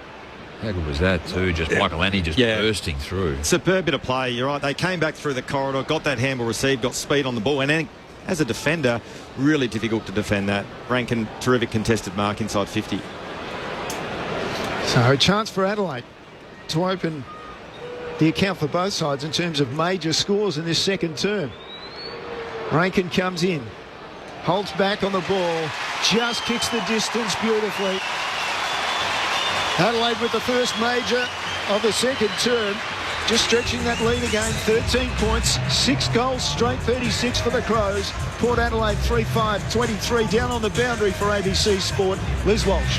The Port Adelaide physio just ran out to Willie Rioli, obviously with that concern over his wrist. Rioli just batted him away. Nah, I'm fine. However, he has just come from the ground and is chatting to the doctor more seriously now. Hey, Jomo, the game just looks a little bit better from Adelaide's perspective. We played 9 minutes of actual game time in this second quarter. The inside 50s are 5-4, so it's +1 to Port Adelaide, but it just looks different compared to that first quarter when the ball was locked in Port Adelaide's front half. Balanced, I think, too. Yeah. Just in the first few minutes of this quarter, nearly at the 10-minute mark of the second quarter, when it has got into that ground ball that congested area, it's been a little more even. Adelaide by 13, showdown 55 on ABC Sport. Sweet wins it down looking for Rosie. Little long on the tap. Crouch gathers. Handed it to Saligo. Kick smothered. Ricochets towards Keys. Buffeted over by Houston. Wrenched out by Butters. Overhead handball to Rosie, who darts through the centre circle. The skipper couldn't quite find the angle under pressure. He kicked it about 2 metres and only found Hinge. They give it back away though. Butters shrugs the Keys tackle. Long kick towards the 50. Rising Worrell. Landed in the lap of Marshall. Just lost it on the ball drop, did Worrell. And the mark taken by Big Todd. 45 out, straight in front. Well, and we spoke about Connor Rosie pre-game, and he just doesn't look right, doesn't he? Doesn't look like he's got the confidence to really lean into his kicks. We saw it with the set shot when it got smothered by, I think it was Taylor Walker in the end, or whoever was on the mark. And even again on that occasion, he just doesn't want to kick the ball long and test that right hamstring out. Yeah, he's certainly just favouring it too, walking slowly. Doesn't burst out like we know that he is capable of doing. Todd Marshall trots in, heaves it from 50, and it just hooks left for a minor score. He's now got 1,000 career disposals, Todd Marshall. Far away from Scott Pendlebury's 10,000, but... How do you know this? Things I do during the week, Jamo. 12-point margin, but Port Adelaide are going to get another chance. The long exit only found Ryan Burton at left half forward. Double push in the back, but Burton got away with it. Inside 50, low and hard, and Georgiades comes on the lead. Michael Annie just couldn't get there in time. It was a good, low, hard kick. And Georgiades 40 out, backs off over the boundary line. And Crossy, I reckon Elliot Himmelberg will be disappointed with that contest. You talked about 2 hands, but I reckon he needed to be stronger there. Just conceded the mark to Ryan Burton far too easily. And then the rebound inside 50, Georgiades shot on goal. Ryan Burton omitted the other week, comes back in, but this is when he's at his best. He can deliver. Georgiades crosses 50, sends it out to the right, stays right, through for the minor score. Port Adelaide narrowing the margin slowly. It's down to 11 points in favour of the Crows. Quickly down to Liz Walsh. Willie Rioli looks okay after a bit of a concern over his right wrist. He's waiting to come back on now. Playing on from the defensive goal square, Hinge finds Michael Annie at right half back. Races towards the boundary line, flirts with it as he goes up towards the logo. Pack converges and off hands, rolls over the boundary line. Port Adelaide, 99 goals, 102 behinds for the year now. So 3-7-25. Adelaide 6 straight 36. Inaccuracy has plagued them. Absolutely, and it's a movie we've seen before far too often with Port Adelaide. Inaccuracy in front of goal. First quarter, fair enough, they were rushed, but a couple of easy opportunities missed. Toss back in, Sweet tapped it to no one in particular, bounced in empty space. Saligo gathers, got a handball clear of the Wines tackle, only found Farrell. He thrusts it forward to Burne-Jones, tried to release Wines, but was caught in the tackle from Nankervis. Ball pinballs towards half forward. Nankervis does gather for Adelaide and gives it off to Scholl. Dummies his way and then kicks up through centre wing to Walker. Marks and then goes to ground off the contact from Zirk Thatcher. Gives Port Adelaide some time to get forward. He'll square it up, looking to switch. Here's Curtin, close to the logo on the outer side. Sends it into the left forward pocket. That's a hoik of a kick. And a free kick as it nearly landed in the lap of Rochelle. Lockie Jones was pushed, free kick to the power. And you're right, Josh. Dan Curtin's got some length and accuracy on his delivery as Port Adelaide now on the rebound. We're trying to find Horn Francis. Kick was a little long. Didn't quite land in his lap. Adelaide's converged. Saligo to Laird. Long ball towards the goal square. Port Adelaide have numbers. Lockie Jones gathers, uses Bergman and spears it hard to Houston, who marks 20 out from the defensive goal line. Brave kick and very good kick. Now he goes to across the other side of the ground, the eastern side to Sweet. The big ruckman took it on the bounce and then went long with his kick under pressure. And Worrell slides in, taking the mark ahead of Marshall. So the intercept for the Adelaide defender. Now he looks back to Hinge in. That's where he goes. Michael Annie's the next option across the ground, but he goes to the logo on centre wing. Nankervis with the ball, called a play on, decides to pop it inside forward 50. Big battle there. Was there holding? No, said the umpire. Ball off hands and over the boundary line about 35, 40 metres around from the goal face in the left forward pocket for Adelaide. What a contest. 11 points separating the sides. Adelaide was out to as much as 23 in the opening quarter. Plenty of text to get through. If we don't hit you through this quarter, we'll get you at half-time. Rowan and Aiden enjoying the coverage, though, in Sydney and WA, respectively. Toss back in off the stoppage at the back on Francis fumbled. Saligo's handball, an errant one. Only found Burgoyne. He's spun a full 360 by Rochelle. Umpire says my ball. Bang on the paint of 50 for the Crows. They're kicking to the Riverbank stand end or the right-hand side of your radio dial. Sweet again for the power, wins it down. He's been looking good tonight. Found Burgoyne, then Butters. Races away, putting on the Jets on Scholl. Then kicks to the broadcast wing. Good length. The boot finds Jones. Now Burton hands it over the top. Farrell can take a bounce through centre wing. And then flare it inside 50 looking for Dixon. But Keane again has got front position. And reeled in an intercept mark. He'll play on quickly. On hands and knees, he hands it to Michael Lanny. The kick looking for Fogarty. Entangled with Radigalia. Port Adelaide had the numbers, and Fogarty's done enough to escort it over the boundary line at right half forward. It's tough for Darcy Fogarty there, 1 on 3. I thought he did really well. Yeah, if he hadn't lost that contest, the ball didn't go out of bounds, it would have been Port Adelaide rebounding back inside forward 50. Thought he actually played that pretty well then, Darcy Fogarty. Himmelberg in the ruck for Adelaide. Brought to the front by Wines for Port Adelaide. Laird shrugs a tackle, gave it a crouch by hand and then to Himmelberg, and he slammed it on the foot quickly down to half forward. Didn't find his man, did find the boundary. 60 from goal. Adelaide attacking that River Torrens end of the Adelaide Oval. Just about at capacity tonight, as you'd expect for Showdown 55. Ball comes back into play. Himmelberg with the front. Flips it over the back. Farrell picks it up for Port Adelaide. Wobbly kick. Still went 45, 50 metres down the ground. Marshall came, almost got it on the bounce. Michael Annie may have ducked into it. Either way, he's got it high, and it was Dixon the offender. Flares it straight away to Curtin. The debutant takes the ball and then backs up and goes back towards Michael Annie, who marks it back into the centre square for Adelaide. Certainly a more methodical second term. After the first was littered with highlights. 11 points the lead to the Crows as they move the ball through half back. And the chain ends with Worrell just inside the centre square.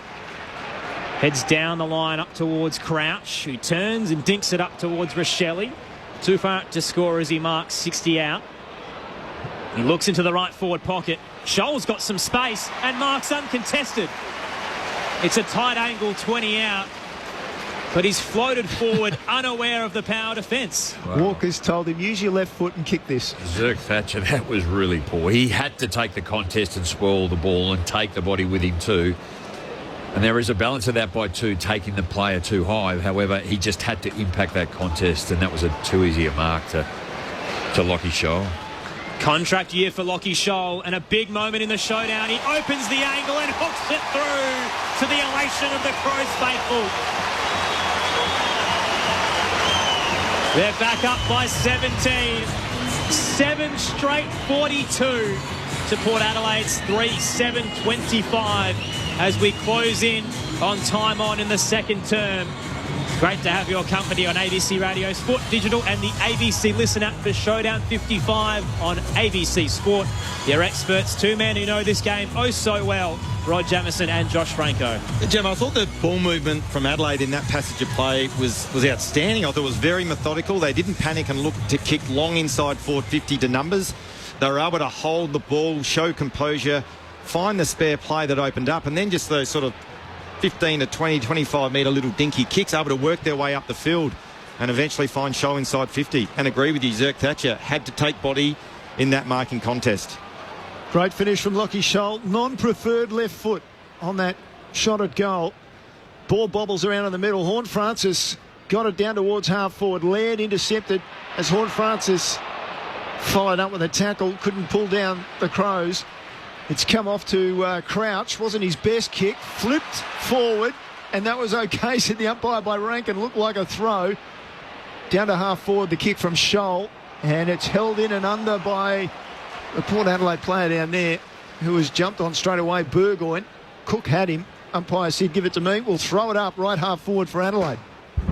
Sweet wins it down, looking for Drew. Off a couple of hands, Rosie, wrapped up by Scholl. Threw it out to Burgoyne, umpire unaware. Outside of the boot, down the line, go the power. Keane was sitting back but fumbled. Dixon can pounce. Wheels around on the right. Long ball into the 50. Butts.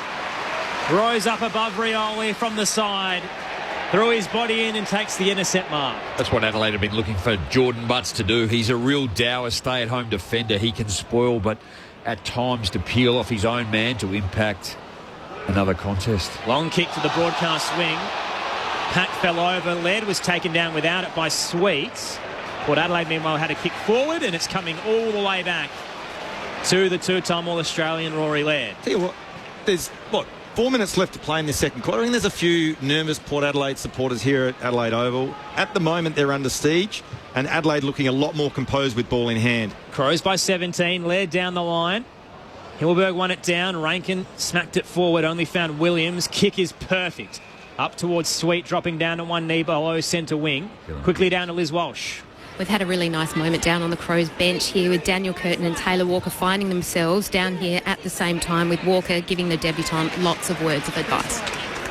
Intercept mark taken by Nankervis, and the umpire rules yes. Now he's gone back to Nankervis. Don't know what was going on there. Nankervis, interesting kick straight across the half-back line. He's managed to find McHenry, but Rioli was lurking. McHenry with the mark. Inside centre square wasn't great. Sat up. Knocked away by Rosie. Adelaide pounce on the ball on the ground, though. Hinge gave it off to Saligo. Got a kick out somehow to Rochelle. Play on, called the umpire. Not 15. Back to Saligo. Back to Rochelle. Handball out to Jordan Dawson. And Fogarty almost pulled it in as he went across the goal face. Adelaide's first minor score of this evening. And it makes it an 18-point game in favour of, technically, the home side, the Crows. And probably an area where Port Adelaide need to lift is the tackle count. At the moment, it's 12-4. So Port Adelaide have only laid 4 tackles for the quarter. Burton, one of two inclusions rather for the power, plays on and pops it short. Finds Zerk Thatcher. Still inside defensive 50, but closer to the arc. The former Bomber, not sure where to go here and called to play on, so he'll send it wide to Bergman, who takes it just inside the boundary line in front of the prosciutto stand. On the text line, Shari and Mandy in WA say, shout out to Connor Rosie. Show them what you're made of. And they're Port fans as well listening. Long ball, only found Nankervis. It was a little hot for Burn-Jones. And Nank was waiting on the logo on the outer side. So another turnover to Adelaide. And they've got a man alone in the corridor. Michael Annie takes the mark, sends it towards the 50, just sat up a bit long for Rankin. Closing was Farrell, knocked it down. Saligo gives it back to Isaac Rankin, who shrugs Butters, fends off Farrell but ran out of room. The momentum off the push took him over the boundary line. It was too high anyway. Free kick to Butters. He's turned it over though with his kick. It's chaos at the moment inside Adelaide's attacking 50. Saligo to Crouch. O'Brien jams it towards the goal square. It'll clear the pack. It's rolling with a bit of backspin. Oh, it just sat up, unfortunately, for the big man. And Williams rushes it through. Oh, that had a bit of everything. Rankin, he's destined to explode tonight. Two big body plays, but just couldn't cap it off. And in the end, it's a minus score to Adelaide, who are up by 19. Just another example, too, of Connor Rozee just looking like he doesn't have confidence in that leg. Didn't go for that mark there, went over his head. Farrell brought the ball in. Big mark down the ground taken by Dixon. Now he goes straight to half forward, looking for Georgiades. King came late, knocked it away. Support from Michael Annie. Just got the ball across the body before he was pushed. And outside defensive 50, Jordan Dawson marks it and says, let's slow it down, boys. I got so excited about Isaac Rankin. Who defends off.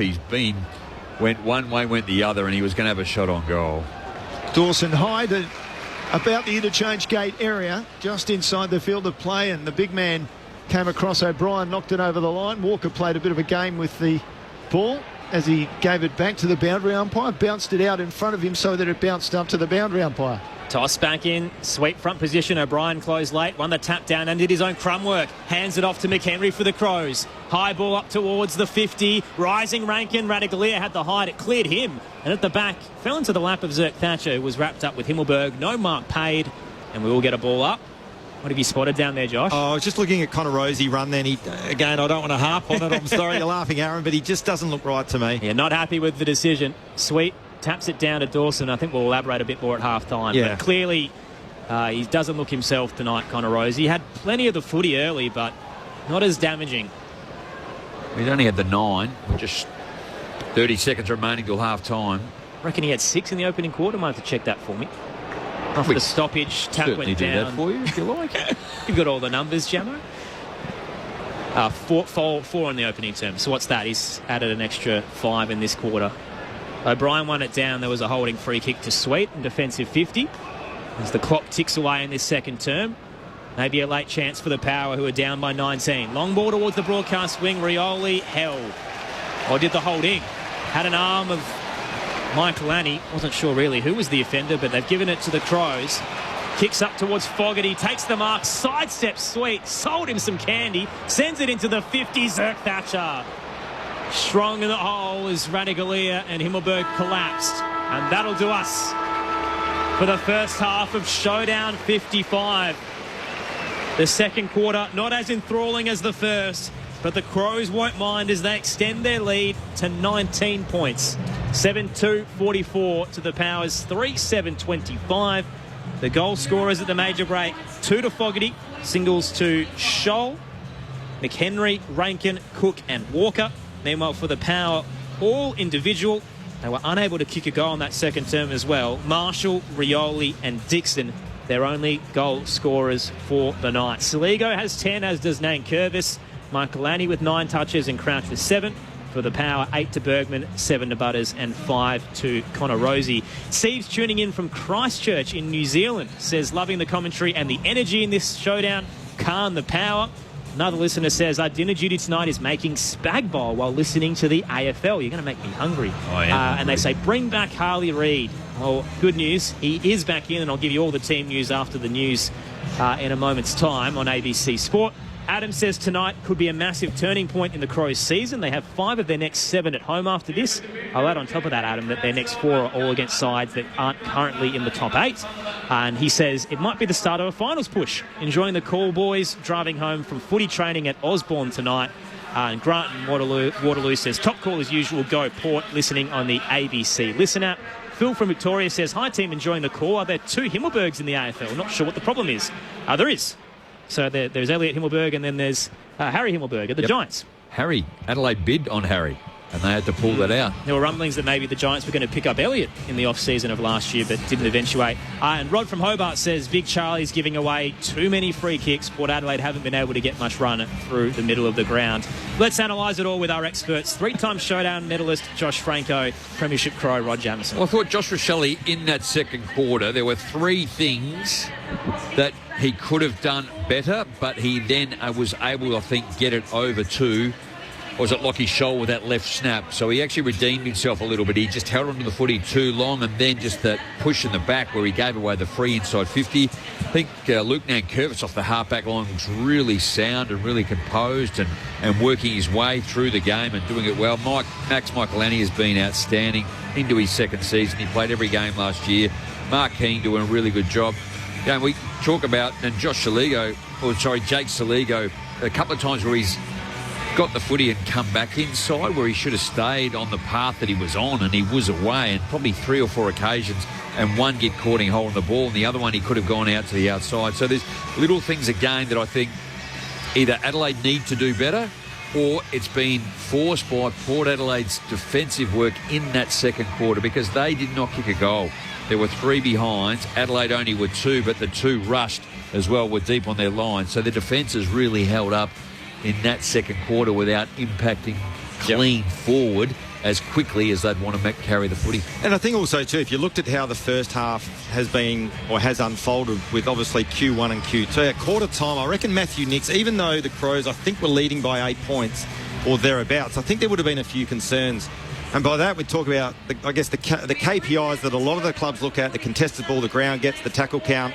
The numbers weren't looking good for Adelaide, and I think we mentioned it throughout that second quarter. The game just looked different for Adelaide. They were able to get the game more on their terms. They didn't look as vulnerable. They were able to get the ball out of their D50 with a little bit more method, and the numbers support that. So in that quarter, the tackle count, Adelaide were +6. The contested ball was even. The ground ball gets were even, and the disposal count for the second quarter, it was Adelaide 94-72. So they did dominate periods of that play, and as I said, I did mention it, I think, even through that second quarter, they just looked more composed with the ball. So as both coaches and both coaching groups go into the halftime break, I reckon Ken Hinkley would be scratching his head a little bit. Matthew Nicks would be a lot more comfortable with how the game was played in that second quarter. And I guess adding to a little bit of the angst in the Port Adelaide coaching box is the health of Connor Rozee, because I might be looking for things and getting too carried away and too focused on Connor, but he just doesn't look right either. No, I agree. I support you too. And just we talk about the impact, his ability to get hold of it, break away. His kicking is normally piercing and good with great efficiency and accuracy. He's certainly not doing that tonight. He's turned the footy over. Let's have a look. Connor Rozee going at 33% kicking efficiency. So that's in that quarter alone. But Isaac Rankin, we spoke about like what he does in the flesh, and also Zach Butters. They don't necessarily always take the footy, but they keep it alive, or a touch or a sneaky slap or just to tap it over. And Isaac Rankin only had the 1 touch in that second quarter. So both sides, I think, still not quite where they want to be. I think you're right. I think there's a feel that Adelaide are on top a little bit. I think Port Adelaide are concerned about the power of what Adelaide can do tonight. For some reason, Port Adelaide haven't got the ability to run and carry the footy, and I think the impact in the middle is a concern when you've got a number of players that you rely heavily on in that area are just struggling tonight. And I think even further to that, you talk about Port Adelaide's ball movement. They haven't looked to be able to play the game, and they haven't been able to play the game and come back through the middle and play an aggressive brand of footy, purely due to the fact that Adelaide have been able to clog up that corridor space, and Port Adelaide haven't been able to get the game on their terms at all in terms of their ball movement. So as I said, they both go into the halftime break, and I reckon Ken Hinkley and the Port Adelaide coaching staff have got a few headaches to be able to resolve in the 20 minutes they've got now. The Connor Rozee one is fascinating because it almost can be Ken Hinkley's biggest flaw. I mean, you can argue a few of those across his tenure, but last year he plays multiple injured players in a semi-final that he arguably shouldn't have, and then in the post-game press conference says, well, I basically didn't trust the guys beneath them. That I'd rather play injured stars than young players who don't have the experience. And even in the start of this year, Zach Butters hurt his ankle before the West Coast game and they decided to play him, and he was healthy and he was fine, but the question was asked, when you're playing West Coast at that time, who were the Wooden Spooners, did you need to? And then tonight, again, it's a long year. Yep. And do you need to play Connor Rozee in this game? It's not working for you at the moment. And the risk factor, already he's not looking great. What happens if it turns to disaster and he actually re-injures that hamstring? Well, the eyebrow raiser for me during the week is when it might have even been yesterday, when Ken Hinkley came out and said it's just the normal risk of any other player. But again, Connor Rozee might be in at half-time and totally 100% fine. He doesn't look at from a visual perspective, and I totally agree with you, Aaron. I think if you roll the dice on a player like him, considering the importance that he has to the side and the length of the season, they've also got to make a decision now at half-time. If he's not right, just get him off.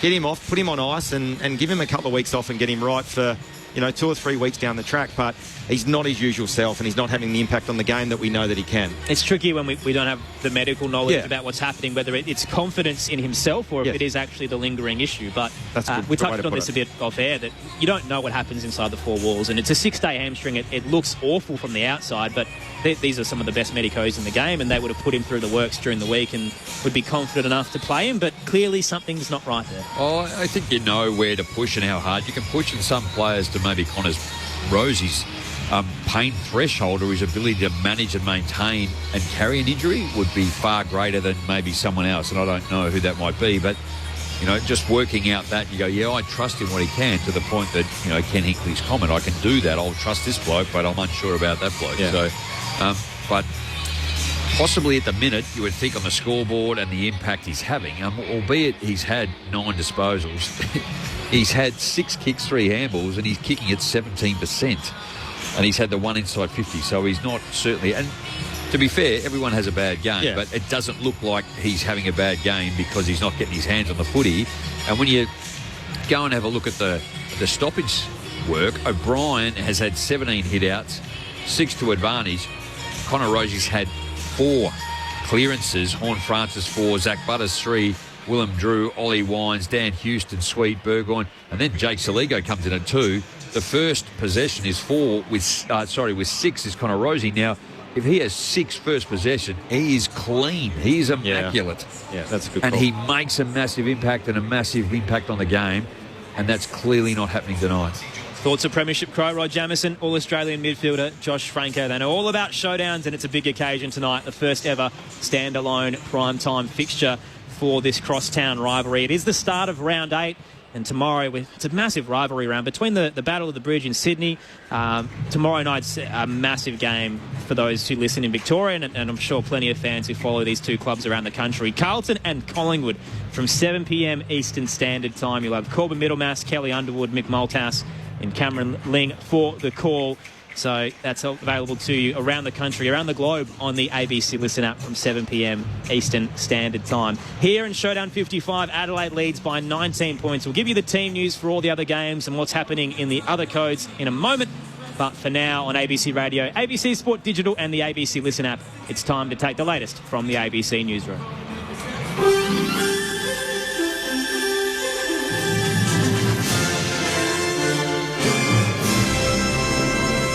ABC News, good evening, I'm Simon Lauder. The federal government is being urged to broaden the eligibility of its Leaving Violence program to include children and teenagers. Nearly $1 billion will be spent over 5 years to aid women fleeing violence. 20-year-old Connor Paul is a family violence survivor and deputy chair of the Victorian Victim Survivors Advisory Council. He's worried that young people are often overlooked as victims. Children and young people who are victim survivors in our own right of domestic, family and sexual violence are ineligible for that program. So I'm worried that children and young people, yet again, at the conversations that took place yesterday at National Cabinet were forgotten, and now we're continuing to be invisible in the reforms that are taking place. A maths teacher who took indecent photographs of students at a Catholic school in Perth's northeast has been sentenced to a year in jail. Rebecca Trigger was in court. The WA District Court heard the 42-year-old man was consuming a bottle of vodka a night when the offending took place over a 3-week period in March last year. He'd just started at the school and had been given an iPad to take pictures of students working in class. However, students noticed his behaviour was unusual and reported it. The iPad was found to contain pictures which showed parts of 3 students' buttocks, legs and breasts. A victim impact statement detailed how one girl had since become paranoid in public and her grades, particularly in maths, had suffered. Judge Wendy Hughes said the offending was a gross breach of trust. New South Wales Police have set up a second crime scene as investigations continue into the fatal stabbing of a man earlier today on the state's mid-north coast. The 22-year-old man died in hospital after being found with significant stab wounds in a car park at Park Beach in Coffs Harbour. Chief Inspector Detective Guy Flaherty says officers are also searching an area about a kilometre south from where the man was found. We've identified some items of interest at a campsite in and around the jetty area. This area, and I stress, may or may not be related, but at this point in time, we've declared a crime scene. Police at the University of California in Los Angeles have moved in on hundreds of pro-Palestinian demonstrators. Officers in riot gear have been advancing towards the student encampment, warning protesters that they face arrest unless they disperse. There have been some minor clashes between officers and protesters.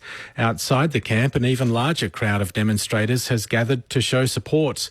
In Australia, the head of the Group of 8 top universities says there are no plans to shut down pro-Palestinian and pro-Israel rallies at universities around Australia, despite similar protests in the US becoming violent. It comes as a pro-Palestinian rally became heated when activists were met with pro-Israel supporters near the University of Melbourne. Group of 8 Chief Executive Vicky Thompson says while students are able to exercise their free speech, universities must ensure the protests don't escalate. We don't really have a right just to shut down people who want to protest or put their points of view across on our university campuses, because that is our fundamental principle that underpins our university campuses. You have a right to free speech and academic freedom in this country, as it should be. Search efforts are continuing following the collapse of a highway in southern China as the death toll rises to nearly 50. Here's East Asia correspondent Kathleen Calderwood. A section of road in Guangdong province collapsed in the early hours of the morning on Wednesday, with at least 20 cars falling down a steep slope, according to state media. Images show an enormous landslide cutting through dense forest below the expressway, with excavators and emergency service staff working to rescue people and recover vehicles. The cause of the accident is under investigation, but the area has received huge amounts of rain over recent weeks, making rescue and recovery efforts more difficult. State media reports that the death toll has risen to at least 48 and another 30 people are being treated for non-life-threatening injuries. South Korea's parliament has approved a bill for a fresh investigation into the deadly 2022 Halloween crowd crush. 159 people were killed in the capital, Seoul, including 2 Australians, and almost 200 others were injured. An initial probe recommended involuntary manslaughter and negligence charges against 23 officials.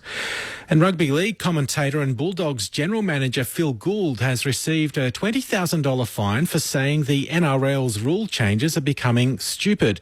The 66-year-old went on a tirade on Channel 9 after West Tigers had a try controversially denied by the bunker on Saturday. The NRL says Gould is bound by a code of conduct to not bring the game into disrepute. ABC News. Patrick Stack here from ABC Sport Daily. If you like sport... Sort of everyone describes it in the peloton as the most beautiful race, and it's the race where the real cyclists come. And great conversation. Unfortunately for Jason Demetrio, I don't think South Sydney had much of another option but to pull the trigger. Then I think you'll love ABC Sport Daily. They've actually got statistics to show that he literally does try and hit most of his deliveries for 4 or 6. So it's the kind of hitting that feels very next generation. ABC Sport Daily. Get it on the Listen app. This is ABC Sports coverage of the 2024 AFL season. Every match on the ABC Listen app. Look for the AFL button. Worrell off to Nankervis, and then Nankervis handball to the run, and inside 50 the kick was good for Rankin, who led up and took the mark. Rankin comes in, holds back on the ball, just kicks the distance beautifully. Adelaide with the first major of the second term. Turns and dinks it up towards Rochelle. Too far to score as he marks 60 out. He looks into the right forward pocket. Scholl's got some space and marks uncontested. It's a tight angle 20 out. That was a too easy a mark to Lockie Scholl. Contract year for Lockie Scholl, and a big moment in the showdown. He opens the angle and hooks it through to the elation of the Crows faithful. They're back up by 17. What have you spotted down there, Josh? Oh, just looking at Connor Rosie run then. I don't want to harp on it. I'm sorry you're laughing, Aaron, but he just doesn't look right to me. The 2024 AFL Premiership season. On your radio. ABC Sport Digital. And on the ABC Listen app. After an 8-goal opening term in Showdown 55, we had just the 2 in the second quarter. Adelaide won't mind because they're up by 19 points, extending their quarter-time margin that was originally 8. They lead 7-2, 44 to the Powers, 3-7, 25. Aaron Bryans and Neil Cross calling the action for you on ABC Radio, Sport Digital and the ABC Listen app.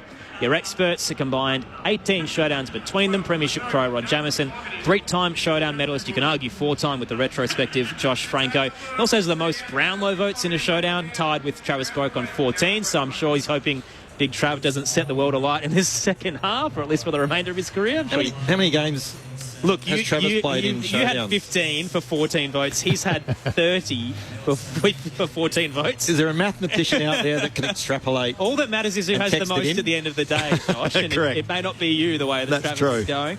This is his 31st showdown tonight, by the way, Travis Spoke. Also a 3-time showdown medalist. Gemma, you got him for punches thrown. More than 31. It's only the second time the Crows have led at half-time this year. It's the fourth time Port Adelaide has trailed it.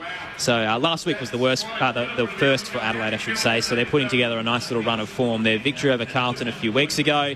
The big win over North Melbourne, and now up by 19 at the half here at the Adelaide Oval. 0437 774 774 is the text line if you want to get in touch. Bill says Port Adelaide's best are not impacting. And Dave says, let's state the facts. If they kick straight, they'll win. If you kick behinds, you will lose. And Port Adelaide again inaccurate tonight, 3-7-25. They've kicked 102 goals and 108 behinds for the year, whereas Adelaide had a hot start with 6 straight before their first blemish. So they've certainly been the better two in terms of accuracy. The teams are out for the remainder of round 8, so we'll roll through them quickly. The Friday night blockbuster, which you can hear from 7 p.m. Eastern Standard Time on the ABC Listen app tomorrow. 4 changes for the Blues. Chincotta, Cunningham, Fantasia and Chera is back. Kemp, Hollands, Binns and Carroll omitted for Collingwood. Markov and Sullivan in for his debut. DeGoey and Tom Mitchell out with injuries. On Saturday, the Battle of the Bridge, the Sydney Derby. The Swans welcome back Dane Rampey for Braden Campbell. The Giants have Toby Green and Sam Taylor as their 2 ins. Massive inclusions for Leek Aaliyah and Xavier O'Halloran. The Saints will have Mason Wood and Max King back for their clash with North Melbourne, who also welcome back Liam Shields and Jaden Stevenson. The D's go unchanged against the Cats, who have Tom Stewart returning, Gary Rowan and Jai Clark, but no Patrick Dangerfield. The Eagles welcome back Harley Reid and Tom Barris. The Bombers have Archie Perkins in and Sam Draper out injured after his controversial week. Also on Sunday, the extended benches for the Tigers. Jaden Short is back in. Fremantle, Ethan Hughes and Jai Amos have been named. For the Bulldogs, Jamara Ugle-Hagan and Tom Liberatore are in their extended side. The Hawks have Massimo D'Ambrosio and Josh Ward in their team. The Lions have Jared Lyons and Oscar McInerney in their side. Callum Archie out injured. And the Suns with Alex Sexton, Ben Long and Joel Jeffrey. Moments away from the third term here in Showdown 55. I'll just give you a quick NRL score as well. 44-minute mark, the Panthers lead the Rabbitohs 18-12. Who wins from here, Jamo?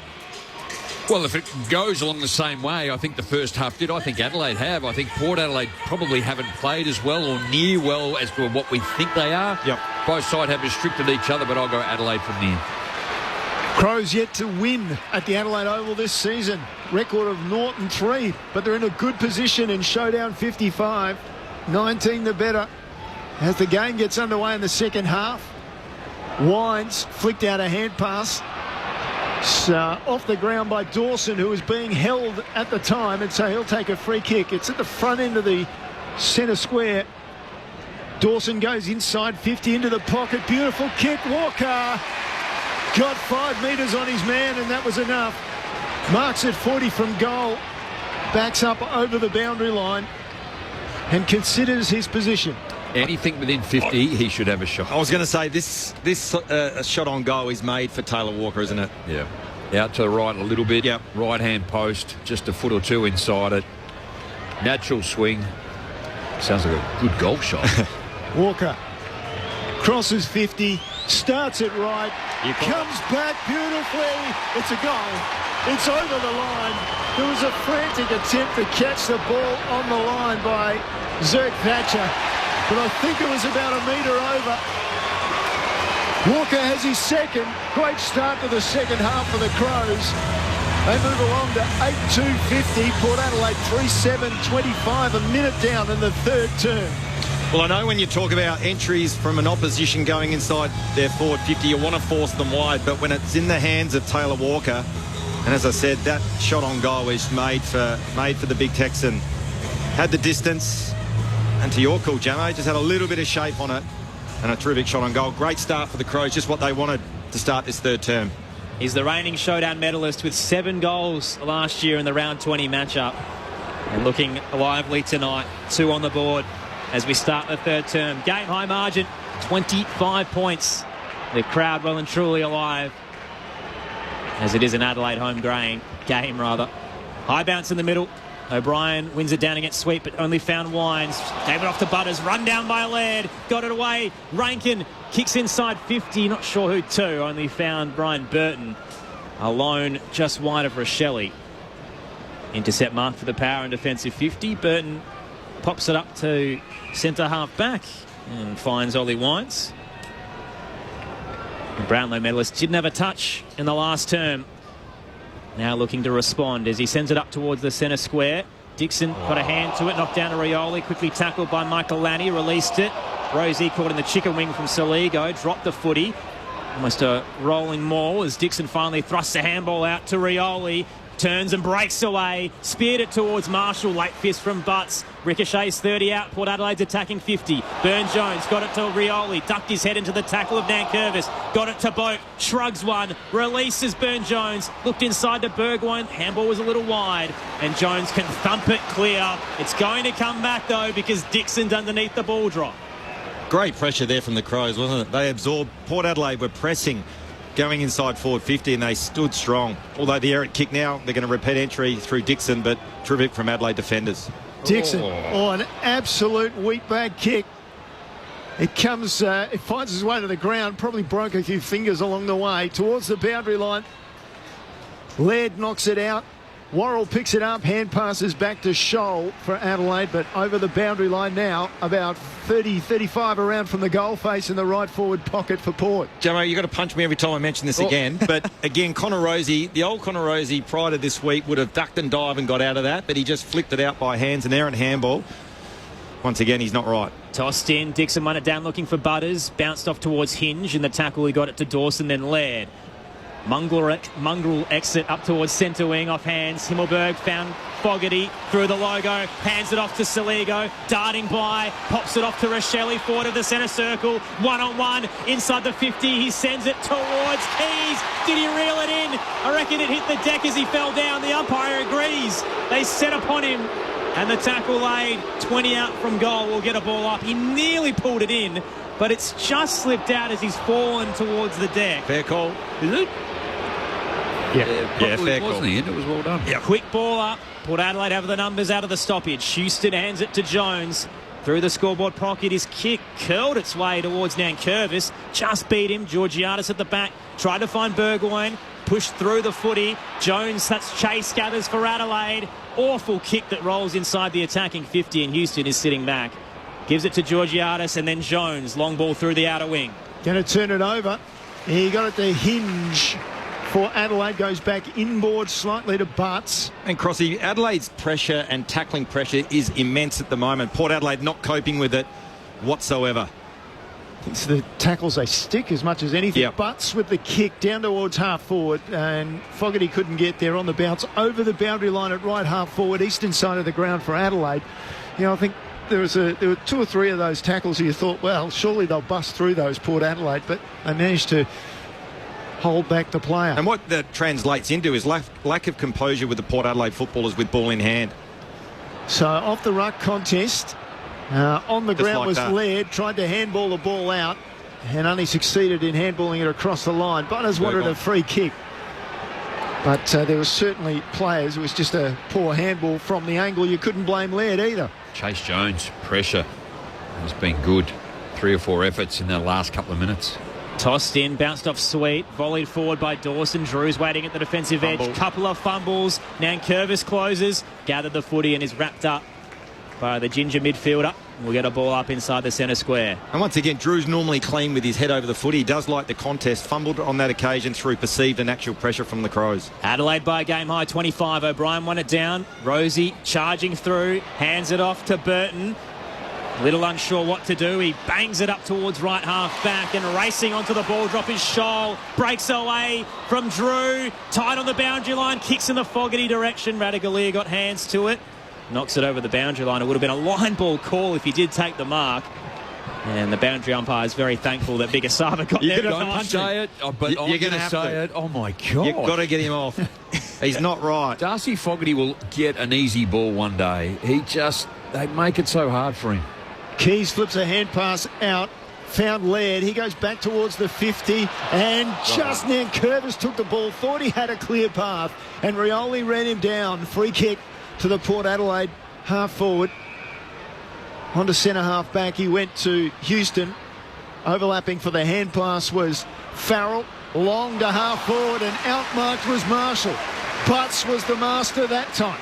Outstanding. Looks for the short pass. Jordan Dawson back into the centre square. The skipper turns and loads up through the guts towards half forward. He's looking for Walker. Kick was a little long at the back. Keys couldn't gather on the bounce. Zerk Thatcher around. Ends up getting tackled by Big Ben. And a ball up to come. 45 out, tight angle to the right. It's Adelaide's attacking 50 at the northern ends, where their faithful is converged on the hill. And they're up by 25 points. Port Adelaide struggling for answers right now. Sweet taps it down. And the umpire waited a bit as Farrell was tackled and eventually got a kick away. Rolls up towards left half back. Picked up by Boat. Brought down in the tackle from Michael Lanny. Spilled down. Whistle high as Rosie impeded Saligo. Free kick to the young Crows, man. Too far out to score, just behind right half forward. Wants to move it quickly. Opens the angle. Sends it into the scoreboard pocket. Fogarty had 2 to beat. Knocked down, front and square was Butters. He's handed it off to Rochelle, though. Rankin on the tight angle for a special goal! That is out of this world! The party trick in the pocket from Isaac Rankin for his second of the night puts Adelaide up by 31 points. 9-2-56 to Port Adelaide's 3-7-25. 8-minute mark at the third. Showdown 55 on ABC Sport, and Josh Franco, who's coming off next to the trainer. I'm not going to say his name. But again, it's just an outcome. What we saw, and you called it superbly then, Aaron, is that the Butters errant handball. Normally he's composed with ball in hand. He absorbs the pressure, but he just flicked it out, caused the turnover. And you talk about Isaac Rankin, that's what he's paid to do, and that's what he keeps giving, and that's why he puts bums on seats. Let's check in with Liz, because there is a big name coming off. I know that Connor Rosie just came from the ground and he did have the trainer running alongside him, but as soon as they crossed the boundary, the trainer put up that fist, which means Connor Rosie says he's fine. Well, Port Adelaide's not fine. Not in this game at the moment. Big trouble, Crossy, at the minute. 31 the margin. Out of the middle, Rory Laird. Hand pass off to Crouch. Off his left foot down to half forward. Houston, who's been good across half back, couldn't take it in the air, got it on the ground. Down to half forward, Long with his kick. Butts got in front of Marshall. It came down to Michael Lanny. He's grabbed in a tackle by McEntee and held up. We'll get a ball up. Other than one kick, really impressed Jordan Butts' game tonight. Yep. O'Brien got the ball down. Butters over the ball. Tried to flip a hand pass to Horn Francis. McHenry was there. Flipped up by Crouch, thought it was a throw. Play on, called the umpire. A couple of hand passes later, Crouch has it. Flips it over the top, finds Keys. Inside 50, one-on-one, Radaglia, and Fogarty got rid of him illegally, said the umpire. It'll come back to Asava Radaglia. Interesting call, Crossy, too. The umpire in the middle of the ground did that. The umpire that was a couple of metres away didn't call. He allowed play on. Both players are wrestling for it. Big Asawa in the right back pocket. Heaves it up towards the centre square. Sweet underneath the drop with O'Brien. Knocked it down. Scholl charging by for the Crows. Hands it to Keane. Off a step up towards left half forward. Kick a little shallow. McHenry on hands and knees. Got a handball out. Saligo a little long on his kick. Trying to find Saligo or Keys, but in the end he split the two. Hit Houston. The All-Australian halfback up the broadcast wing for the power. Looked for Dixon. Worrell rises above with a big fist to knock it into the fencing. Adelaide by 31 points on the text line. Graham in Matamata, New Zealand, says enjoying the broadcast. Thanks, guys. And Fran from Melbourne, who's one of our favourite texters, says hello, Fran. Hi, team. Enjoying the call as per usual. Focusing on tomorrow's game, though, the Blues and the Pies. That'll be 80 to 100,000. Massive. Out of the ruck contest, Adelaide again flipping the ball around. It ended Crouch, Laird, and then McHenry. Down to half forward, taken by Fogarty. Flipped the head pass to McHenry. Oh, he'd had that ball and lost it. And then he tried to push off and he wasn't penalised due to his tackle by Jones. Oh, Adelaide was open there and McHenry just couldn't handle it cleanly after Adelaide had done so well away from the stoppage. The other thing Port Adelaide can't do to the Crows is get a hand on them and pressure on them in the scramble. Their hands has been outstanding. Fogarty stood up that time in a tackle, got it to O'Brien, left foot inside 50. Radicalea crashes to the ground. Port Adelaide come away. Ducking and diving was Butters. Tries to beat Walker. Got rubbed down, if you don't mind, by Taylor Walker. Adelaide's got it to Soligo. Drops at 25 from goal. Umpire had called play on advantage, and Radicalea takes the mark as the crowd was not happy because clearly that wasn't an advantage for Adelaide. Soligo's been enormously frustrating the last couple of minutes. He's just missed his targets by plenty. Bergman now with the footy, pops it to Sweet at right half back. Very unsure what to do next. And his kick to no one as he goes down the broadcast wing. It was wide and long of Horne-Francis. Takes a couple of bounces in empty territory, and Keane will get there. Tried to hand it back to Crouch. Cut off by Horne-Francis, but runs out of room and may have copped a high one for his trouble as it carries over the boundary line. Port Adelaide clearly just hanging on to them. I reckon they're barely even doing that, Jamo. Inside 50s this quarter, 10-3 Adelaide's way. And when you've got such momentum, Adelaide's opportunity to really put Port Adelaide to the sword. It's unravelling fast. Big fist forward out of the ruck contest by Wines, who got it to Butters. Play him there forever. Knocked it forward towards McEntee. Then Dixon, low ball. The big man had to get down and pick it up with one arm. And his handball wasn't clean as a result. Missed both. Hinge cuts it off. He's tackled. Gave it away. McEntee to Drew. They're 45 out. Dixon hooks it centrally to Burgoyne. Slipped out of his hands. Burne-Jones was at the back. Had more time than he thought as he hacks it for a minor score on the left-hand side to the jeers of the Crows fans in the Riverbank stand. 30-point margin. Port 3-8-26. Adelaide 9-2-56. Still 11 to play in the third. It's great to have you with us for Showdown 55 on ABC Sport. And probably that passage of play there with Burne-Jones with ball in hand, he did have more time than he thought, didn't he? Again, symptomatic of the pressure and the perceived pressure Adelaide's creating. Only 3 points in the second quarter, Port Adelaide, and yet to score a goal in this third. So Adelaide through, Fogarty took a mark, and then he was under pressure, and he gave a hand pass to Hinge, and he's turned it over. Now coming the other way was Butters, was run down. Umpire was going to blow the whistle. Let it go on. It's ended up in the hands of Drew, and he shoots a goal from outside 50, right on the line, coming across Michael Annie. Knocked it over for the minus score. So that's 5 behinds for Port Adelaide since quarter time. That's all they've scored, just 5 behinds. Adelaide has added 4 goals, 2. Leads by 29 points, the Crows. Worrell plays on, booms it up to left half back and only found Bergman. 3 or 4 disposals that Adelaide can impact, move forward, get it out of their 50, have mucked around with it severely. The power young gun sends it back in. Dixon with one hand, stuck it out palm first, paddled it down, and then the slips catch on the ball drop. How has he done that?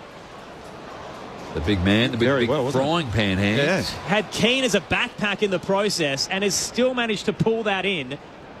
20 out, 45-degree angle to the right. Well, you talk about in the context of the game how big this kick is. Momentum all against Port Adelaide. They're under siege on the scoreboard. Dixon has to go back and nail this if Port Adelaide want to get back in this contest. His 17th showdown.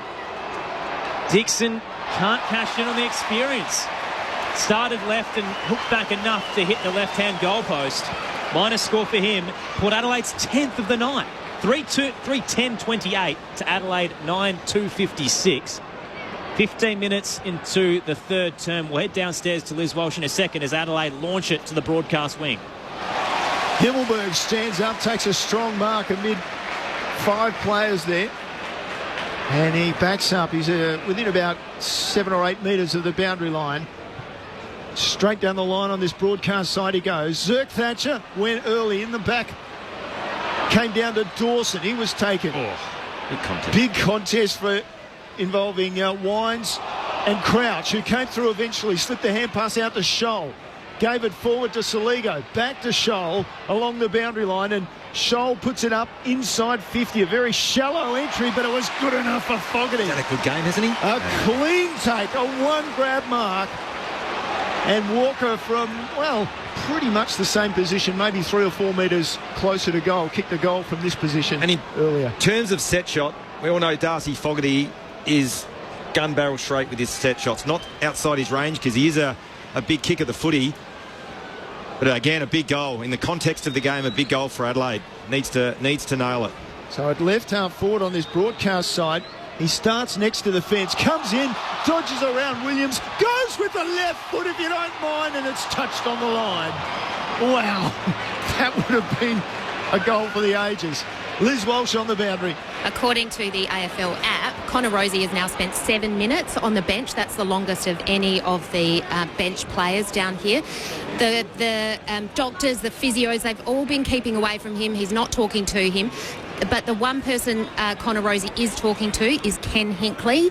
In the meantime, Jackson Mead, Port Adelaide substitute, has stood up and started warming up. Well, whilst you've been delivering that news, Liz, on champion data here, they've actually gone blue, so he is now out of the game. Meanwhile, Port Adelaide go up the spine. Drew to Jones. Long ball inside 50. They're going end to end in a matter of moments. Dixon put down the uncontested grab. Top of the goal square. Adelaide swarm. And Worrell gets it to Crouch, then Jones, Hollywood handball. He was looking for Curtin, little wide. The desperation, though, from the debutant. Dove in, but paddled it straight to Boak. Sidesteps, the veteran, hits the left-hand goalpost on the kick from 45.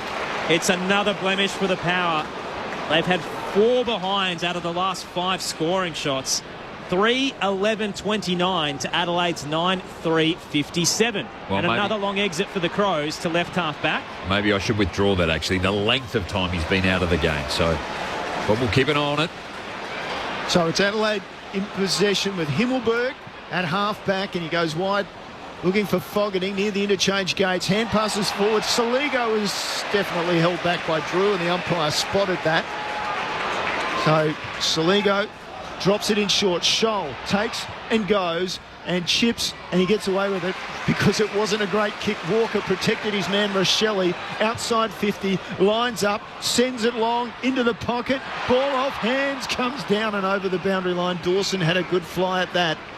Look back, hoping the umpire saw something, but it was out of bounds. Throw in just in the left forward pocket for the Crows, and their advantage is 28 points. Aaron Bryans, Neil Cross, Rod Jamerson, Josh Franco and Liz Walsh with you as it's tossed back in. Shallow ball drop. Himmelberg got there first and taps it straight back to the boundary line. So we'll try once again. There'll be a lot of questions asked about Port Adelaide, the medical team, and Ken Hinckley, their coach. Connor Rozee now on the bench for 11 minutes and has not looked himself tonight. Toss back in. Himmelberg won it down. A couple of bodies bouncing around the footy. Walker knocked it in the path of Rankin. Corn Francis got there first and was spun in the spin cycle. Nearly a full 900. It's 720 at a minimum. That's holding the ball. It'll be a ball up instead. 20 out from goal. Adelaide pressing. Walker battling with Sweet, easily outmanned. The Port Ruckman wins it down. Only found Dawson though. Wines wraps him up and escorts him over the boundary line. 25 out the forward pocket. It's the Crows by 28. We've still got 6.5 to play in the third term of Showdown 55, and he doesn't look happy, does he, Jamo? Ken Hinckley on the bench. Connor Rozee's up. He's just going for a bit of a jog. So the ball comes back into play, and it's Sweet again who got the tap, such as it was. It was just a palm down straight back over the boundary line. So Port Adelaide on the rack in more ways than one. Doubts about Connor Rozee, and doubts about their ability to win this game now. Deep into the third quarter, ball comes back into play just outside Adelaide's 50. Sweet knocks it up. Wines took it, went with an underground hand pass towards the boundary line and over, as it turns out in the end. So just a quiet period of this third term. Adelaide's kicked 2 goals, 1 to 4 behinds from the Power. Adelaide led by 8 points at quarter time, 19 at half time. It's been as much as 31 through this game. Sweet tried to take it out of the ruck contest, fumbled, led, pounces, runs into the 50, handed it to McHenry in a bit of trouble. A triangle of Power defenders converge and they'll win out. Bergman hacked it out of there, found Butters, brought down in the heavy tackle of Worrell, but got it to Drew. He's in a bit of trouble. Adelaide's seen everywhere at the moment as the pressure mounts, and eventually they win out, forcing it over the boundary line. And what's been so one-sided after quarter time. The Crows up by 28. Liz Walsh downstairs. And Connor Rozee has just come back onto the ground, remarkably so. We spoke to Rory Sloane, and since Mount Crouch has been on, particularly this quarter, he is clean around the football. His hands to get it out to a teammate. Laird to Dawson. Down the line goes the kick. So Laird flicked out the hand pass as he does. Down to Dawson, was looking for across the body kick that went to McHenry, and Jones came late, knocked it over the boundary line. Adelaide still in their attacking half. In fact, pretty much their attacking third. As the ball comes back into play. Reaching around was Himmelberg, but it came to Bergman for Port Adelaide. Long he goes. Worrell in position A. Good intercept mark from the big left footer, who was already showing promising signs but seems to have come of age in this match. Short he goes. McHenry just behind centre wing. He goes wide towards the boundary line. Here's Curtin. He goes down near the interchange gates. Geez, he looks like a confident young man. Laird has it right near the interchange gates on the broadcast side. He goes long to half forward. Houston belts it down for Port Adelaide from the big pack. It came to Butters. Round the corner he went with his kick. Dangerous. Hinge almost intercepted it. Boak has it now. Hand pass forward. Found Marshall. Now Dixon can look inside 50. He's got players breaking for him. Decides. Well, he decided one and then two, and then his third option was to go short to Boak. He got it on the bounce. He's taken down in a tackle. Hinge got him.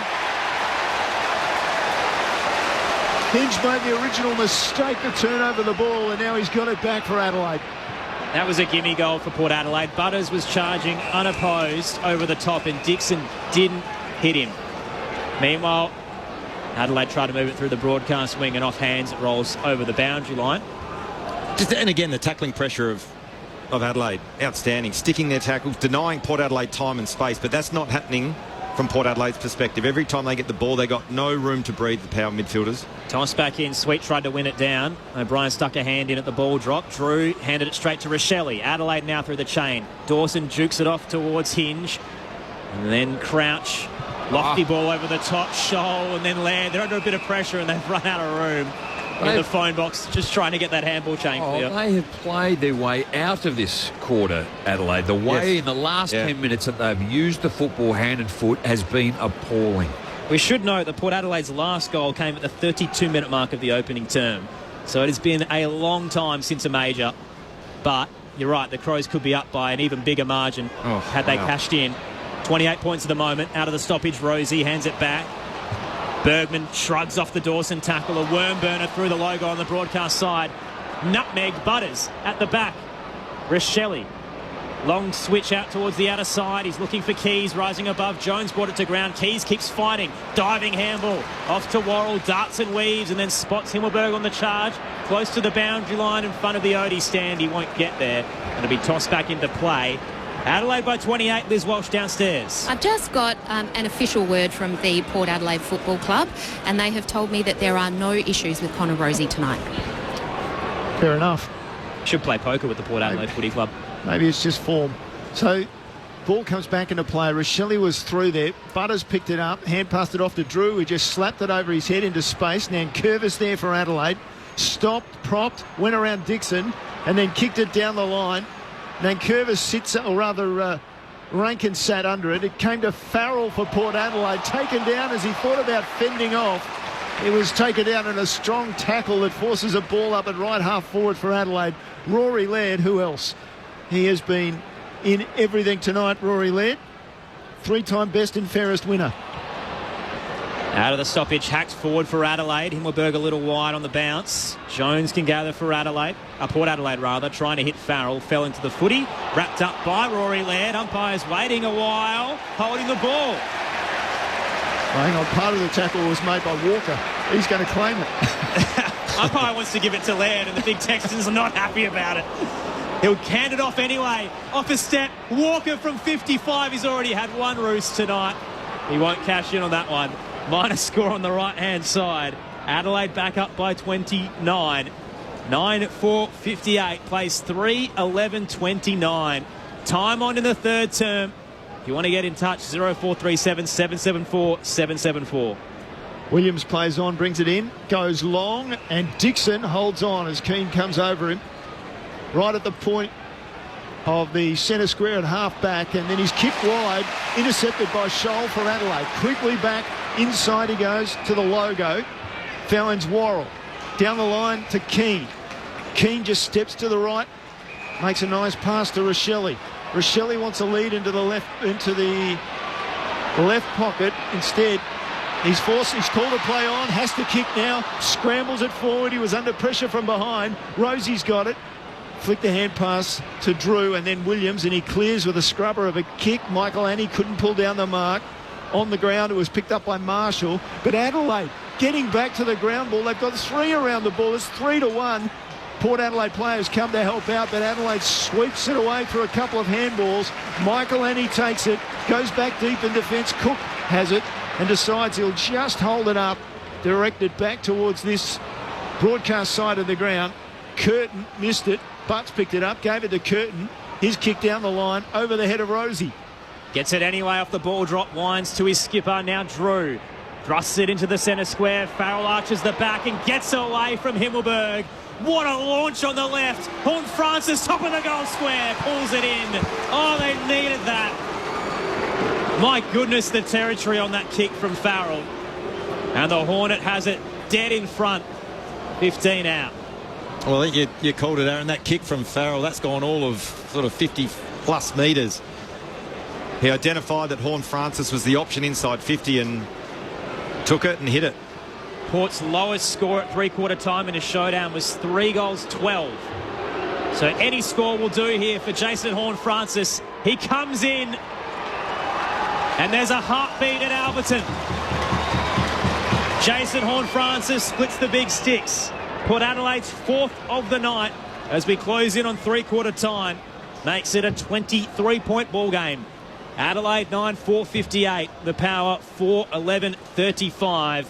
Aaron Bryans and Neil Cross calling the action for you on ABC Sport. Your experts, Adelaide Crows Premiership player Rod Jamieson, 3-time showdown medalist Josh Franco. Well, we've been out of the footy for a long time, but we do watch a lot. And I just feel Adelaide in this quarter have just played into Port's hands a little. The way that they have disposed of it by foot, where they have the options they've chosen, it's so much against the way that they want to play. I know they are very good when they kick on that 45, 20 or 30 metres, but the poor options they have chosen in this quarter has allowed the margin to drop to 23. Adelaide only kicking 2 when they've had 15-9 inside 50s. Adelaide with a centre breakthrough. Crouch sends it in. Radigalera almost pulled in the mark. Instead, Jones picked it up on the ground, gave it to Farrell, blasts a long kick. We're closing in on three-quarter time. Is there time for Port? Slips out the back. Rioli with a chance. Just can't get it under control. Then he overruns it, picks it up, gives it back to Rosie. Looks to his left, goes to his right, then back to his left. Gave it off the sweep, chipped it inside 50. And that's all she wrote for the third quarter. Well, Adelaide may have opened the door for Port Adelaide, but the Power, and their kicking has been abysmal overall at goal. And at three-quarter time, Adelaide holds a handy lead. Has to be said that. Adelaide 9-4-58. Port Adelaide 4-11-35 in showdown 55. The goal scorers heading into the final term. 2 to Fogarty, Rankin and Walker for the Crows. Singles to Cook, McHenry and Scholl for the Power. All individual. There are 4 goals coming from Dixon, Horn-Francis, Rioli and Marshall. We touched on it in the pre-game. The showdowns are so special because of their unpredictability, the amount of upsets that they've had. The higher-ranked side heading into these games has only won 33 of the 54. They've lost 21 of them. Adelaide's looking to extend, on be the 22nd side to be able to do it. We're at 27 apiece in terms of wins. Adelaide have won the last 2 and they could be making it 3 in a row tonight. They're up by 23 points heading into the final term. It's Showdown 55 on ABC Sport. Here's my top footy tip for the season. You can get your games live and ad-free on the ABC Listen app. I know, right? AFL, NRL, men's, women's. Whatever footy you're after, we've got you covered. Every goal, try, mark and tackle. Called by ABC Sports' expert commentary team. This season on the home of 100% pure footy, the ABC Listen app. This is ABC Sports coverage of the 2024 AFL season. Every day. match on the ABC Listen app. Look for the AFL button. Dawson goes inside 50 into the pocket. Beautiful kick. Walker got 5 metres on his man, and that was enough. Marks at 40 from goal. Walker crosses 50, starts it right, comes back beautifully. It's a goal. Knocked down, front and square was Butters. He's handed it off to Rochelle, though. Rankin on the tight angle for a special goal. That is out of this world. The party trick in the pocket from Isaac Rankin for his second of the night puts Adelaide up by 31 points. Thrusts it into the centre square. Farrell arches the back and gets away from Himmelberg. What a launch on the left. Horne-Francis, top of the goal square, pulls it in. Oh, they needed that. My goodness, the territory on that kick from Farrell. So any score will do here for Jason Horne-Francis. He comes in, and there's a heartbeat at Alberton. Jason Horne-Francis splits the big sticks. The 2024 AFL Premiership season. On your radio. ABC Sport Digital. And on the ABC Listen app. It was Port Adelaide's first goal in an hour of footy to keep them in Showdown 55. They're down by 23 points heading into the final term. The Crows 9-4-58, the Power 4-11-35. We had this hot start on this magnificent night in Adelaide, the first ever standalone primetime showdown, and it just hasn't lived up since then as the Crows have burst away with all the momentum. And as we've touched on across the night, it arguably should have been more in terms of the margin. Adelaide have been ineffective under pressure, and the roar that you're hearing here at the Adelaide Oval, and what I expect will be close to 50,000 if not more, is for the fan event at three-quarter time, where essentially a punter has had to dink it into a basketball hoop about 15 metres and has knocked it off. Not entirely short they win, but gee, that's an excellent kick. Might have to play for Port Adelaide the way they're going. How'd you see that, Liz? I certainly did, and Erin Phillips is along the boundary here too, and I'm sure she did that, didn't she, over in America, kicking balls through basketball hoops, so it's pretty impressive. But the other thing I'm really keeping an eye on down here is Brodie Smith, the Crows sub. He has taken his training jumper off, so it looks like he's going to start on the field. I'm just waiting to hear from Adelaide who they're going to sub out. That's Liz Walsh downstairs, Aaron Bryans, Neil Cross, Rod Jamieson, Josh Franco with you. The text line 0437 774 774. One listener says, if it turns out it was actually not a good idea for Connor Rozee to play, does that put the Port Adelaide medical team into question once again? And I think the listener's alluding to the fact they've had a poor couple of years when it's come to concussion, and now obviously players with hamstrings who've had short turnarounds. And we saw Ollie Wines miss 8 weeks with a hamstring concern and come back. He's been okay since then, but Connor Rozee not so much tonight. Well, I think it's a soft tissue injury I'm not sort of too worried about. Again, you just know the player knows the limit he can play within, or she can play within. But in terms of the impact that we know that he is having is very, very little, because he now... I don't want to steal Liz Walsh's thunder, but Connor Rozee has just put the Port Adelaide jacket on. And that'll be his night done, you'd imagine. Jed McEntee. The skipper for the Power has been subbed out. And we'll get some official wording from the club downstairs with Liz throughout the quarter, I imagine, but that is massive. And I reckon the Crows have activated theirs as well. I think Dan Curtin is the man who'll be out of the game, the debutant. So the subs have been triggered. Brodie Smith on, Jackson Mead on. And we're set for a massive final quarter in Showdown 55 with the Crows up by 23 points. On the text line, Bill says the Crows become wasteful too often when they're leading. And Laura from Glenelg says, shout out to Jamo. I'm listening, go the Tigers. The head of the Sandful W program at Glenelg, Rod Jamieson. Yeah. Hello, Laura. And go the Tigers. Go the Tigers. Adelaide lead 9-4-58 to Port Adelaide's 4-11-35. Do we have a surprise packet in store in this final term? A showdown special perhaps on ABC Sport. Here we go. O'Brien and Sweet in the middle, and Jackson Mead right at the coalface, the sub, injected for Connor Rozee. Sweet Taps it straight to O'Brien. Hacks it out of the middle. Tumbling footy up to half forward. Rochelle meets it on the bounce and gave it away. Burgoyne was there and pops it short and wide, hitting Willem Drew, who'll hold things up a little bit. Didn't honour the lead of Bergman. Instead heads towards the attacking edge of the square. Kick perfectly weighted to Mead. First touch of the night. His father, Darren, won one of the retrospective showdown medals as Mead sends it towards a pack in the scoreboard pocket, which collapsed.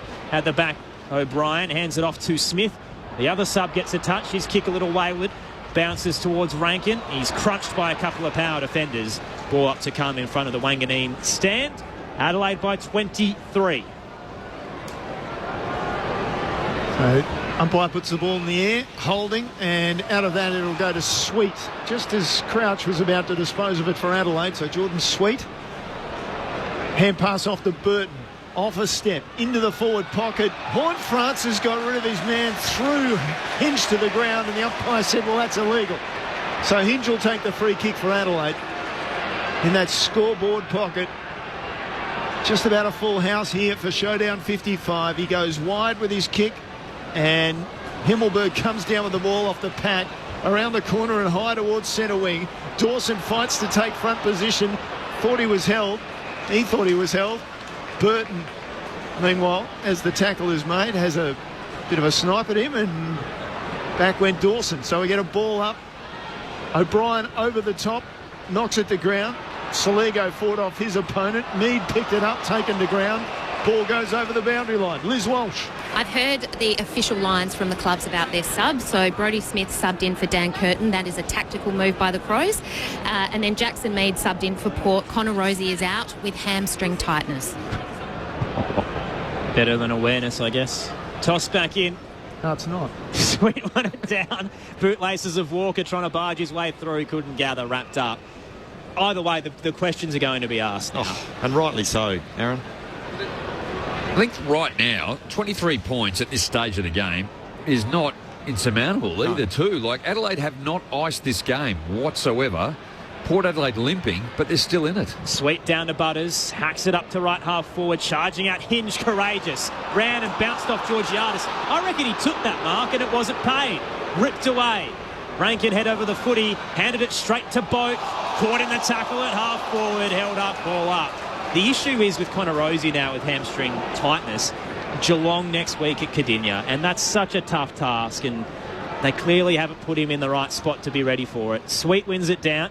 Rioli tried to slap it towards the 50. Bursting onto it is Soligo. May have caught a stray hand high, and the whistle from the non-controlling umpire rewards him. I understand the narrative and why and the impact. And yes, they probably should not have played him to allow him to get ready for next week. They took a punt and now he's going to miss next week. It's not to say that he won't play the week after. So I think we just need to cool your jets a little bit in terms of it's a slight hamstring problem. But I was surprised, as along with a lot of people, I think, that he actually played tonight. Soligo went down the line and then Williams intercepted the ball, put it inside 50. Georgiadis comes out and takes a mark, 40 out, straight in front, and then gets it taken off him because there was interference on his opponent.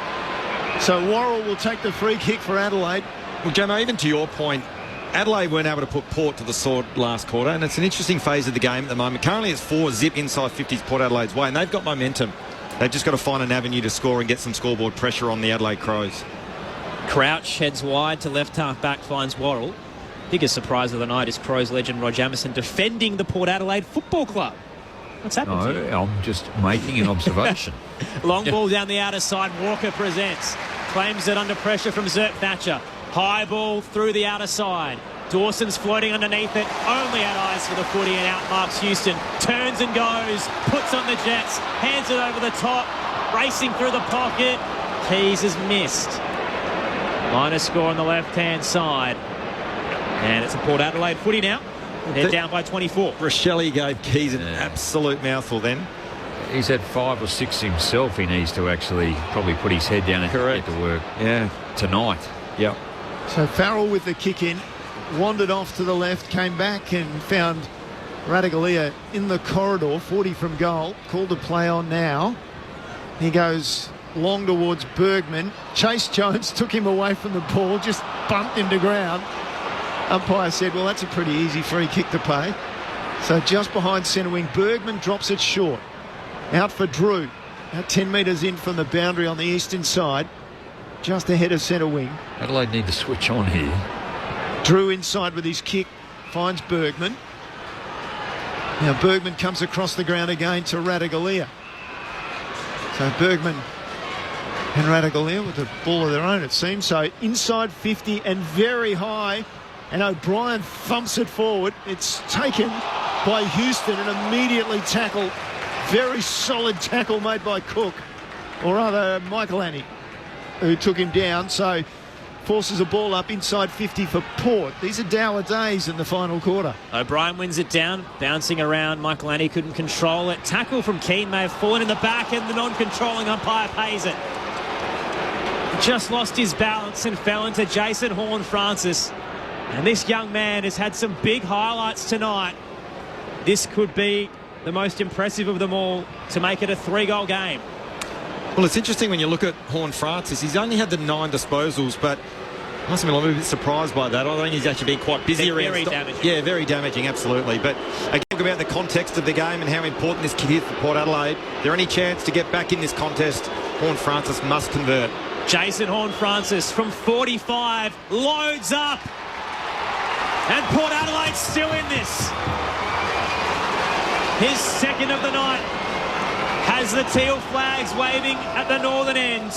It's an 18-point game. The Crows 9-5-59. Port Adelaide advanced to 5-11-41 at the 7-minute mark of the final term. Showdown 55 on ABC Sport. What time did Isaac Rankin kick his goal in the third quarter? In the third quarter, it was at the 9-minute mark. Yeah. The second quarter, sorry. The third quarter was also at the 9-minute mark. Yeah. There you go. Okay. So we're 7 minutes into the last, so it's been a long time, few and far between. It was almost in the first 30 seconds of the third that Taylor Walker kicked. So you're saying a quarter between goals for the Crows. Port Adelaide had an hour between them as well. Yeah. So, well, particularly with the dominance they've had as well at times in that period. So Dixon thrown in the ruck for Port Adelaide to go against O'Brien. And O'Brien comes over the top, puts it into the path of Saligo, wants the ball to bounce up, it won't. It does for Wines, off to Houston by hand, forward hand pass. Butters running away from O'Brien, one bounce, front end of the square, inside 50 mark. Just dropping back into a bit of space was McEntee. And there's a bit of a worry for the Crows and for their coaches right now. Well, it was terrific centre bounce work from Port Adelaide. I reckon it was Jackson Mead instrumental in applying enough pressure to cause that turnover, regain possession of the footy and then go inside 50. So well done, Jackson Mead, on that occasion. McEntee starts his run from just outside 50. Man on the mark, only 25 from goal. Comes in and delivers it behind. Just hooked it badly. So Port Adelaide reduce it to a 17-point game. We've played through 8 minutes of this final quarter. They're peppering away the power in the absence of Powell Pepper. Long exit from the Crows to right half back. Pack converges. Jones at the ball drop. Got it to Drew, then back to Butters. Curling it towards the 50. Back with the flight. McHenry put it down. Rioli pounces on him. Umpire circles. Ball up to come on the paint of 50. Listeners loving your work on the text line, Jamo, said it's your job to be objective. How he does it, I don't know, though, but he does it well. Knocked down. Quick tackle laid. Butters holds up lead. We'll try to go again a little further out from the attacking 50 for the power. Northern end, left-hand side of your radio dial. Dixon tapped it down for Horne-Francis. Bounced a little wayward. Wines gathered, dumped heavily. Bit slow to get up from the tackle. Play continues. Lockie Jones fell into the footy. Saligo behind him, and another ball up to come. This looks a little bit like the first quarter for me in terms of Port Adelaide's dominating field position. 7-1 inside 50s. They just need to convert. They go inside again out of the ruck contest. Butts comes back with a ball. Interesting hand pass that went to Hinge, and then he got it to Saligo, scrambled it towards the half-back line. Walker shrugged the tackle, rolled the ball along the wing. Ratugolea came through in a bump, lost it. Wines picked it up, hand pass inside. McEntee found some space. Inside, forward, 50. Interesting, Giorgiani surely had hands on the head of or the shoulders of the Adelaide player. Ball socket forward by Port Adelaide. And Michael Annie was back there to rush it for a behind. They're coming hard, Port. They've got it down to a 16-point margin. After Adelaide in that third quarter was out by 31. That was the game high. 9-1 inside 50s, Port Adelaide this quarter. Worrell long ball up to right half back again. So hard and high that it's cleared the pack and taken a bounce over the boundary line. And a little bit of afters between the pest Zach Butters. Taylor Walker wasn't having it. You called it. Riley O'Brien was so dominant in the first quarter in the ruck. He's starting to get back on top. Jordan Sweet, second quarter, third quarter, incredibly dominant in favour of Port Adelaide, and the clearance work at the moment is all Port Adelaide. Tossed in, Himmelberg won it down to Crouch. Dixon ripped it away, shaped his way around a couple, and the kick long to the top of the goal square is cut off by Worrell. But gee, some dance moves there from Charlie. And a 50.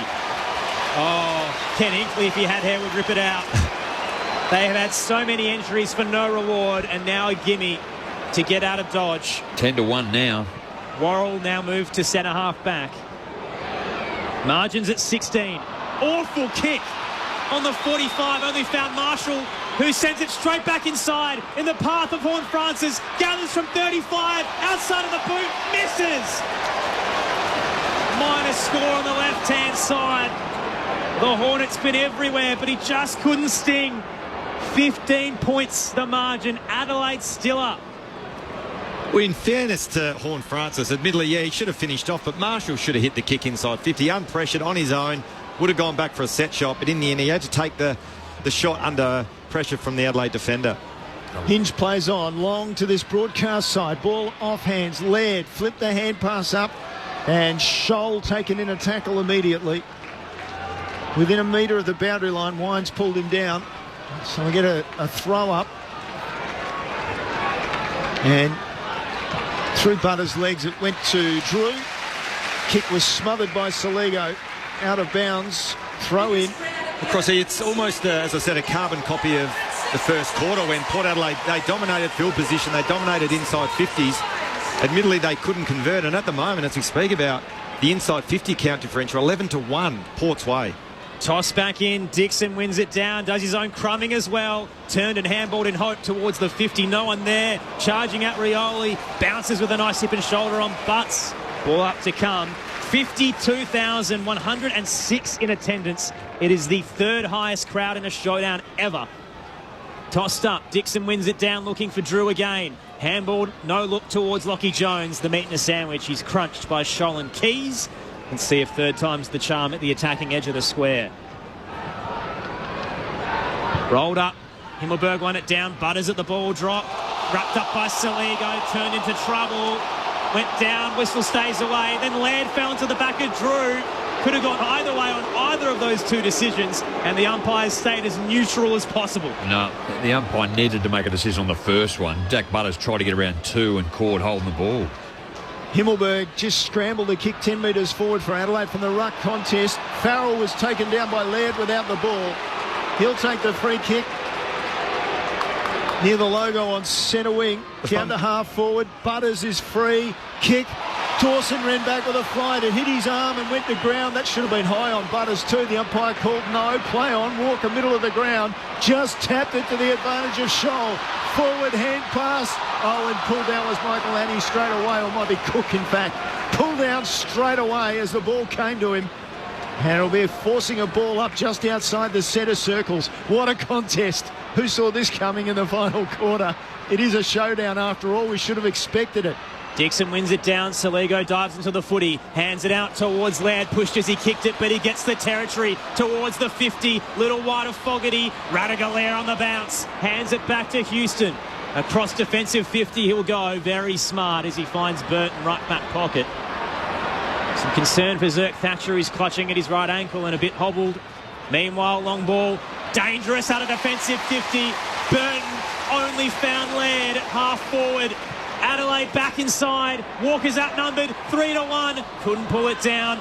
Radagalair shepherds him so Burton can gather. Got it to Zerk Thatcher. Check side exit from Burgoyne. Marshall launched. but Dixon flew higher. The skipper pulls it in, too far out to score, spots a target in the pocket, sends it to Fogarty, couldn't juggle the mark. Front and square with Scholl. He's wrapped up by Burgoyne. Will get a ball up, 30 out, tight angle to the right. I just want to say that's the option that Adelaide aren't picking. There's 2 30 metres out in a better position, but they go to a 1-on-4. Off the ruck contest, Burgoyne took it, was slammed into the ground. I thought that was dangerous by Fogarty, but the umpire said no, that was okay. Both players get up, ball in the air from the umpire. Down to Wines, back to Burgoyne, cleared the area towards the boundary line. Hands in the back, but that was okay, so the umpire from Rioli. Ball still caught in there. Oh, and Marshall turned out, went to run away and ran straight into the back of his own player, Rioli, and then was tackled. Umpire says, give it to me. Still at half forward right for Adelaide broadcast side. Crows by 15, still 9 minutes to go in Showdown 55 on ABC Sport.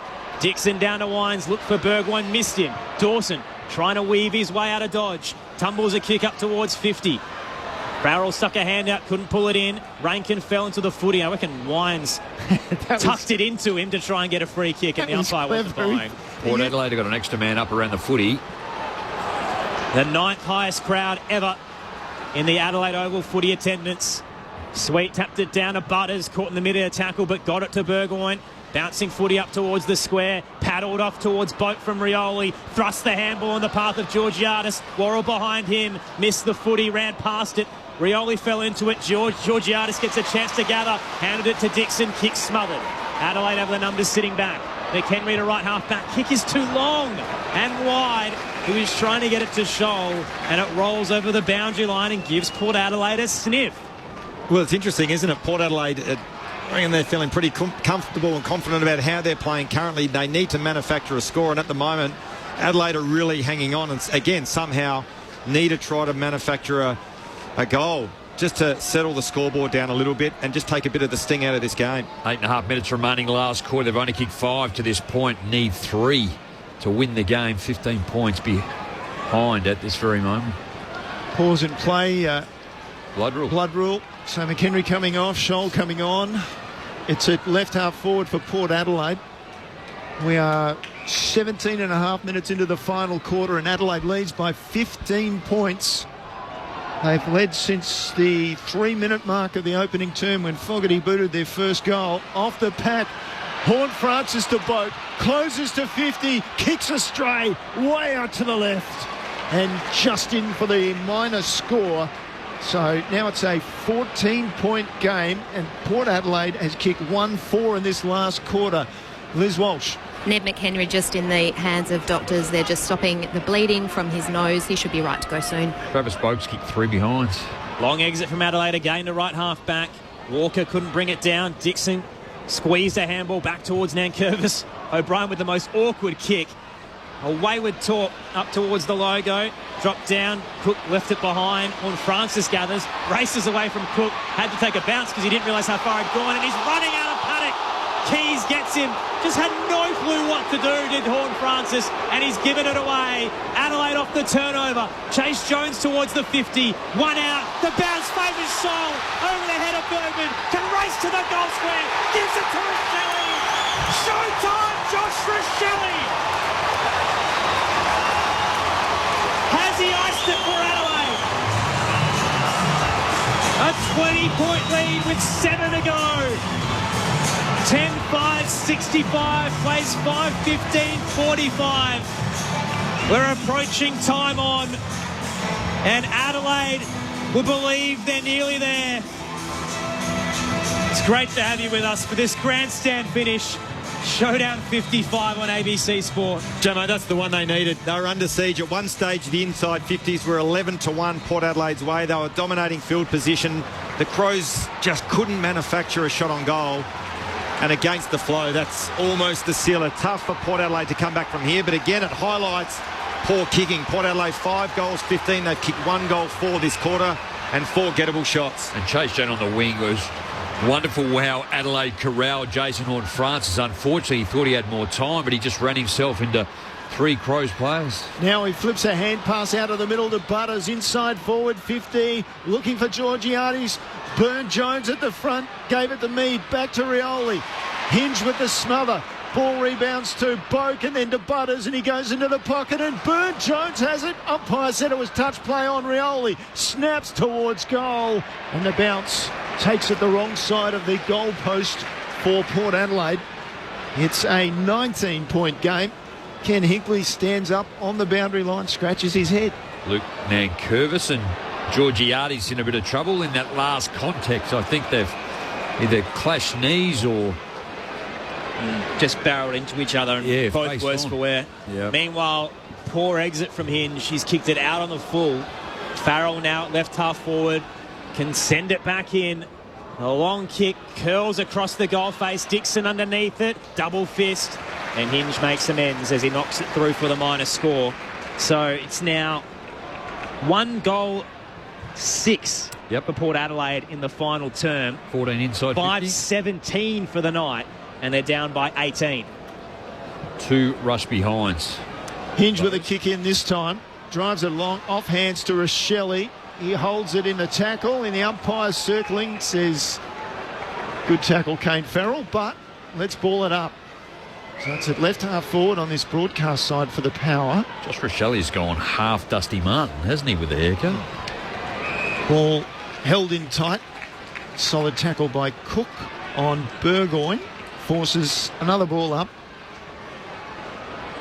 Just an expectant hush over the crowd of more than 50,000. Butters put his head down. Hand pass went out from Crouch to Laird. Got it down towards the interchange gates. Farrell just took it and banged it high towards half forward for Port Adelaide. Came off hands.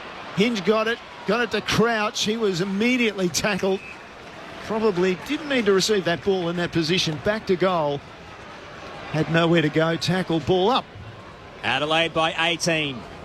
Tossed up just outside Port's 50. Sweet tapped it backwards. Found Laird.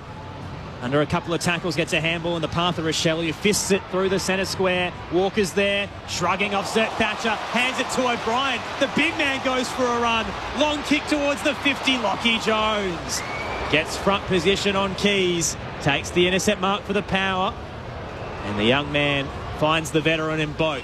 Showdown 31 for him, the 3-time medalist. Pops it to Butters.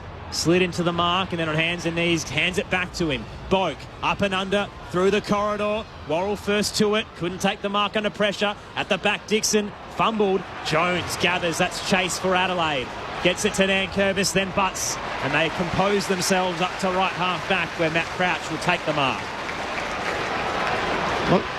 Lockie Jones has got a problem with his leg, so he's one of the last line of defenders as the kick goes down the line. Walker, middle of the pack, ends up with the ball. Tackle, dropped it. Umpire call play on Saligo, and then Rochelle with a hand pass that bounced out in the direction of Isaac Rankin. Inside 50 with a kick. Adelaide have some numbers. Himmelberg there, over the top, standing in the goal square by himself was Keys.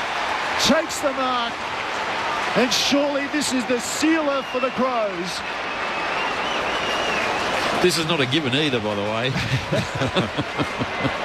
Player on the mark, 3 metres out, straight in front. Ben Keys from 2 steps kicks the goal.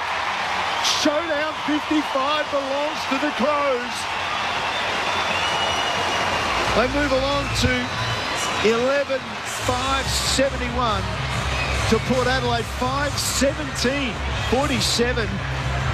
Bad kicking is bad football for Port Adelaide. Let's go down to the boundary. Liz Walsh. Another bit of a concern for Port Adelaide down here is Mitch Georgiades, who has come from the ground. He's just in the hands of trainers. He came off and went straight down to the physio mat.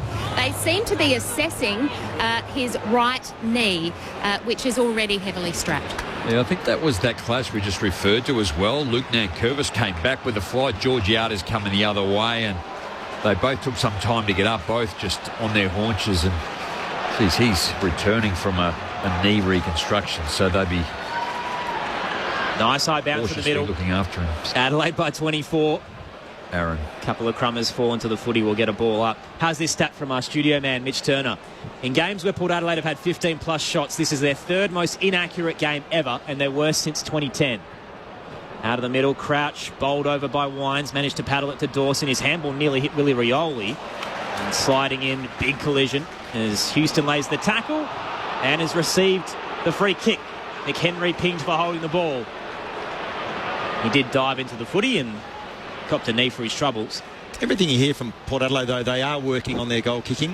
Whatever that looks like, I'm not sure, but they hope it turns around soon. Houston to Zerk Thatcher, lobbed it towards the 50. Himmelberg, I reckon, took the intercept mark there. The very late slap from Marshall as he got his feet to the grass. Knocked it away and the umpire didn't want to give it to him. So Port Adelaide get a chance. Ball up inside 50. O'Brien wins it down straight to Crouch, releasing handball out of the stoppage to Keys. Around the body just a hit and hope. Straight towards the boundary line. It's got the kind curl. It's gone all the way around and back. That would have been deliberate had it gone over. And in the end, Zerk Thatcher's had to force it over the line. Very lucky, Matt Crouch. It's been their night, Adelaide. Everything going their way in showdown 55. I think Zerk Thatcher wanted it and was happy for it to go out of bounds, but it stayed in. Ball back into play. Rucks nullify each other. Burgoyne got it. On the turn, poor kick, just high and in hope. And then a big tackle in there. As Port Adelaide thought they were away. Now out of that high kick down the ground, Marshall's come to some grief on his left leg. And he gets up slowly for Port Adelaide. Umpires decided to put the ball in the air. O'Brien takes it out of the ruck contest with a left leg, sends it forward. Fogarty might have been taken high in the contest. He was by Jones. Adelaide will go forward. On the 45 to the outer wing. Here's Nankervis, wants to keep moving as he darts around Houston. Sends it into the left forward pocket. Perfect delivery to Himmelberg. And there's more concern downstairs. So Marshall hobbling off, as is McHenry. The medicos on both sides have clocked almost more Ks than the Star Mids tonight. We'll check in with Liz in a moment. Well, I think Port Adelaide have been beat up in the last couple of weeks with their injuries too, and two significant players. Meanwhile, Himmelberg pops it short and finds Josh Rochelle. He marks 40 out from home, tight angle to the left. 3 touches or disposals in this last quarter. Having a rough patch in his confidence, Jamo, but this will do him wonders. Rochelle from 45, low and hard across the face and off hands through for a minor score. So just the one major hit for him tonight. Adelaide's lead up to 25 with 2 minutes to go. Liz Walsh downstairs. It's hectic down here. So Ned McHenry's in the hands of doctors. It looks like his lower back. Mitch Georgiades is definitely out of the game. He now has ice strapped onto his right knee, and Todd Marshall is looking very uncomfortable too. So Port Adelaide's gone long from the kick-off. Keys soccers it back inside forward 50 for Adelaide. Zerk Thatcher picks up the ball, clears it onto this broadcast side, and then down the line with a little kick from Mead, finds Boak near the interchange gates, dodges around a couple and hand passes over the top to Burgoyne. He goes forward with a hand pass to Burn-Jones. Inside 50, looking for Horn Francis, have been set deep. Michael Annie, and then off hands Rioli, the snap at goal. And again, don't have to tell you, it's another minor score for Port Adelaide. It's been a woeful night in front of goals for the Power. They've kicked 5 goals, 18, and Adelaide has been the master. 11 goals, 6 on the board. And we are closing in on the end of showdown 55. The Crows will celebrate. There's been a couple in there that they certainly should have nailed, but a lot of them have been under pressure and snaps. And so one, not the ability to settle down, but maybe some good defensive work from Adelaide. They've cleared it towards the broadcast wing. Shepherd. And over the back of the pack is Rankin. Rochelle didn't shepherd him, but it won't matter because he breaks through traffic. Couple of bounces all the way from centre wing, from 50. That is out of this world. The prodigious skill of Isaac Rankin. He's got 3 in showdown 55. The icing on a magnificently delicious cake for Crows fans. 30 points their lead. The one-man show from Isaac. 12-6-78 to Port Adelaide's 5-18-48. Just all class, isn't he, too? He's just lively, he's quick, he can pivot, incredibly fast. And at 24 years old, and the blistering speed and the impact that he has on any game, but certainly the way he has performed tonight, enormously dangerous for any opposition, midfield and or forward. Well, he's one of those players, haven't they? We've heard Matthew Nicks talk about injecting him into the midfield. I'm not sure at the moment he's quite ready for, obviously, big minutes in the middle of the ground. But as you said, when he gets it forward, he makes defenders look silly, as he did again on that occasion. Got around 3 of them, and I did call out Shepherd, and that was for Josh Rochelli to do that, to carve a path. But he decided to stay in front and wanted the handball receive. A little bit of a pause as there's a warning for Port Adelaide for a 666. Don't think it is going to make a difference at this stage of the match. Ball just knocked forward by Sweet on the ground in the front half of the centre square for Port Adelaide. Boak slipped a hand past to Butters. Under pressure. Wobbly kick inside 50. Ball comes to ground. Radical Ears up there. Sends it to Drew by hand. Adelaide have numbers back. And Michael Annie says, I'll take it. And his teammate back there in Keane says, yes, I can leave it for you. So the ball's chipped sideways and short. And Adelaide will run down the clock. Nankervis in the scoreboard pocket. Long ball to left half back. Rising up, slips through the hands of Houston and over the boundary line. With you for the next hour. We'll get downstairs for the presentation of the Showdown Shield and the Showdown Medal as well. We'll try head into both rooms. But the 52,106 in attendance are on their feet for an emphatic victory from the Adelaide Crows. Seasons change, but one thing stays the same. Adelaide is still the king of South Australia. They throw a spanner at Port Adelaide's top 4 hopes and win Showdown 55 by 30 points.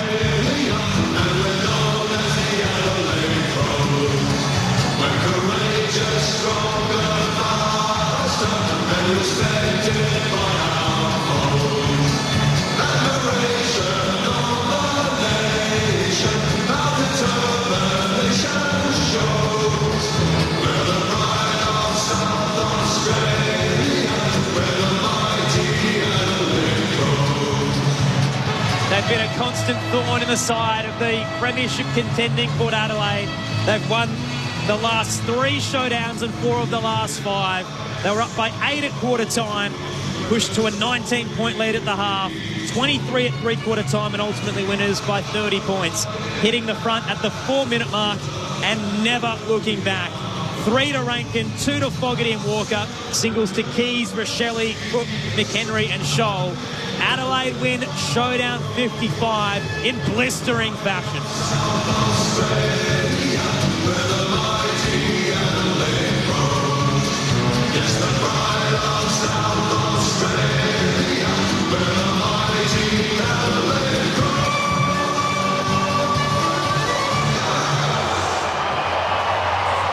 And there are worrying signs everywhere for Port Adelaide. Their inaccuracy in front of goal again rearing its head. 5:18:48 for the night. Connor Rosie, the 6-day hamstring didn't hold up. Mitch Georgiadis in the hands of trainers. Todd Marshall as well. Carnage for a football club hoping to contend. No Aaliyah, no Pal Pepper. Geelong at Cardinia next week. But tonight it's all about the Crows, whose season is well and truly alive after a 1-5 start. 2 on the trot.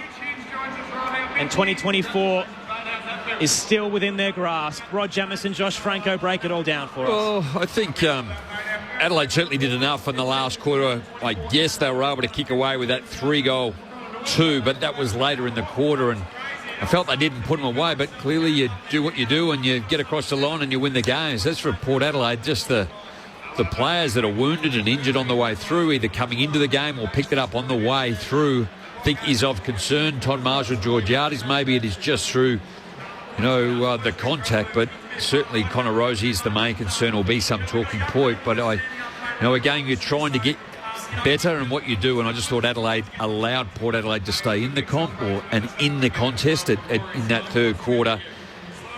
But Jake Saligo, great. Rory Laird worked his way back into it. Isaac Rankin, outstanding. Matt Crouch, too, in his 150th. Congratulations to him. I thought Mark Keane, in the first part of the game, I think maybe Charlie Dixon got on top in terms of the aerial contest and marking in the second part.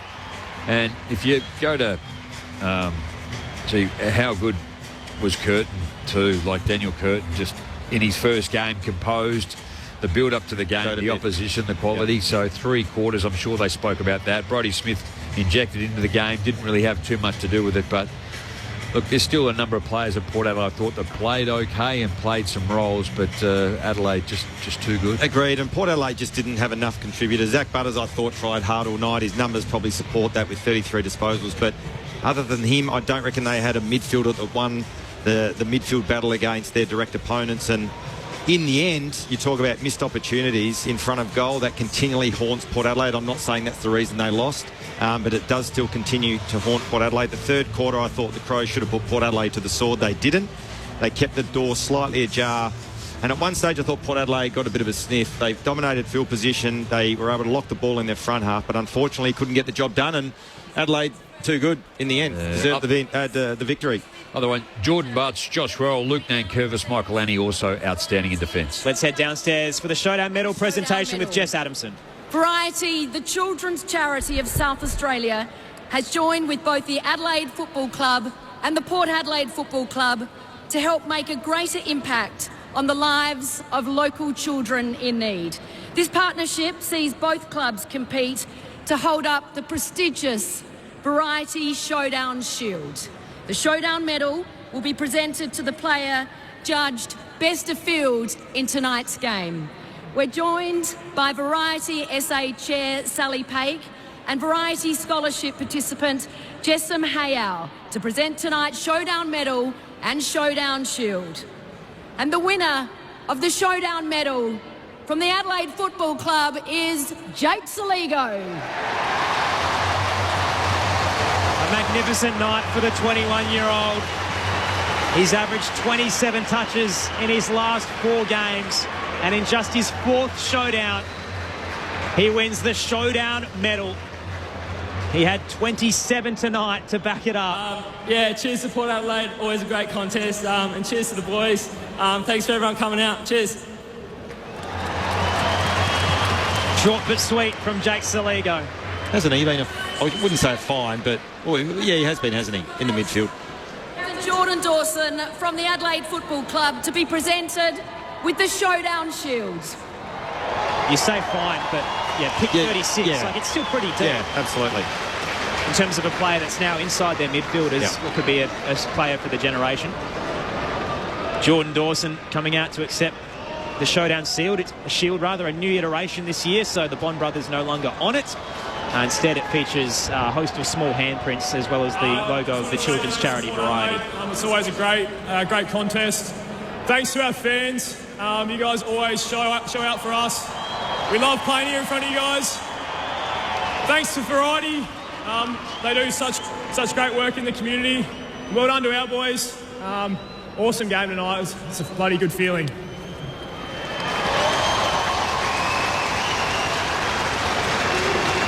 3-5, the Adelaide Footy Club. The Adelaide Football Club. And on paper, it looks like a tricky run, but their next 4 games don't feature top 8 sides currently. So the Lions here next Sunday. Collingwood after that, the reigning premiers, but haven't had the greatest of seasons. West Coast, and then Hawthorn at 3-5. You can never say never. I tell you what, you wind the clock back a couple of weeks, and we called the Adelaide Essendon game, and it was doom and gloom.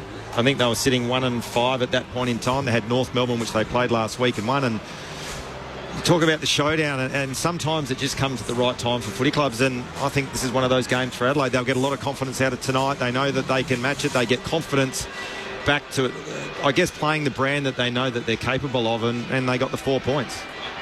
I know it's still first third of the season, but it's amazing how things turn from season to season, because Adelaide technically has 1 win and 4 losses coming into this match against top 8 sides.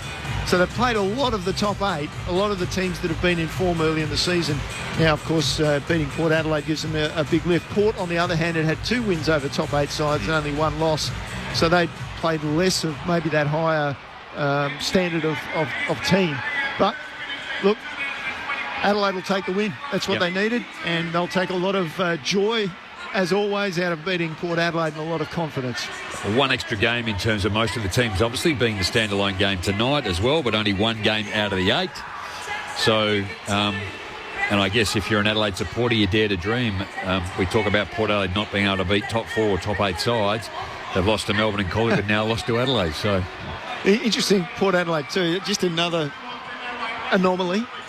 They've only played games at the Adelaide Oval and the MCG this season, but next week they got to cope with the confines of Cardinia Park, and they play Geelong. And they look wounded. Collectively, they look wounded. Yeah. Obviously, Aaliyah won't be back. No Pal Pepper for the rest of the year. You wouldn't imagine Rosie will play next week. There'll be a question mark over Georgiades to finish the game with ice on his knee. Todd Marshall came off sore, so they looked a little bit banged up. And I guess on the other side of the coin, Port were 5-2 coming into this game, and all of a sudden the negative narrative starts. That's it. Well, we talked about it. It's all going to be measured on where Port finishes the season and how they play the finals. There's obviously an expectation, and they've got the quality that's going to get them to the finals. But, right now, the next month looks really interesting for them. And Geelong play Melbourne, so they've got to get over that. But you're getting Geelong in cracking form at the moment at home. So it's a long season, but there are key points across it that can make or break that campaign. And tonight may be that for Port Adelaide. I don't want to look too far ahead, but Crossy just ran through the list of injuries they've had. The decision to play Connor Rosie, which we've touched on a lot tonight, and we'll get your final thoughts on, Josh, in a moment's time. But it really could make or break a season, because Geelong next week, and you don't want to lose a game to Hawthorn or North Melbourne either, and then Carlton after that. They went all in tonight, and they didn't come out with the chocolates, and it's put them in this really precarious spot now that the questions will be asked about Ken Hinkley and the Medicos. Did they make the right call? And we're not really going to be able to judge them until this month of footy is wrapped up, but the position they're in right now is very concerning. I think, again, you go back to the point that, Ken raised, is a Connor Rosie better, half fit, three-quarter fit, than Francis Evans or who barely touched it in the sample today. Yeah. So again, they only know in the intimate detail of the form that they have, but they've taken a pretty brave move to bring him in. Yeah, no, I think on that, I actually think it's a totally different argument. I don't reckon it's an argument about Connor Rosie being better, three-quarters fit compared to the next best player that comes in. It's about the long-term impact it has on the side. I think it's the bigger issue. Yeah. And as I said, they have all the data. They get MRIs. They medically cover and tick every box. So obviously the decision has come down to whether it's been Connor, you reckon you're right to go? Yep. And obviously he trained well whenever it was, yesterday so yesterday he trained and obviously got through that and can train with some sort of intensity. So he's, I guess, put his hand up to play, and but unfortunately that roll of the dice didn't pay off. And I guess the other negative impact that it has on the side is that you're actually almost a player down in the midfield. And he didn't have the spark, he didn't have the acceleration, he didn't want to kick the footy. So in terms of that midfield battle, you're actually down a mid. Just seeing Rory Sloane shared off now, the retiring great of the Adelaide Crows, and who else to hold him up? And his best mate in Taylor Walker, Matt Crouch alongside him as well, who's been there for the ride. And what a night to celebrate his legacy and honour him by defeating the crosstown rivals in Port Adelaide. What a great player he's been for the footy club, Rory Sloane. As they make their way down the race, we might head downstairs and hear what it's like down in the rooms with Liz Walsh. Thanks, guys. We've got a packed rooms down here. The Crows are still just making their way through. Actually, the Governor of South Australia, Frances Adamson, is just walking past me at the moment, and she's wearing a Crow scarf. So Crow supporters will be very happy to hear that. Here comes Chase Jones running past us. It is so packed in here tonight. Even Tony Modra is here. And, of course, he's about to see his famous number 6 being worn by a debutante who will get to sing the Crows song for the first time in Daniel Curtin. They're all coming together now. I'm just looking for Rory Sloane. I'm sure he must be in here somewhere, but I just can't see him. He's got a jacket on, Liz, if you're looking for him. Yeah. I'm just too short. I can't see over Riley O'Brien. You know how it is down here. You should try and get on his shoulders. I know, shouldn't I? I'll be able to find Rory then. Oh, listen. Look, not even the players can find Rory. So, listen. They're now saying Rory. So here he comes. And he's got his jacket on. And here they go singing the song.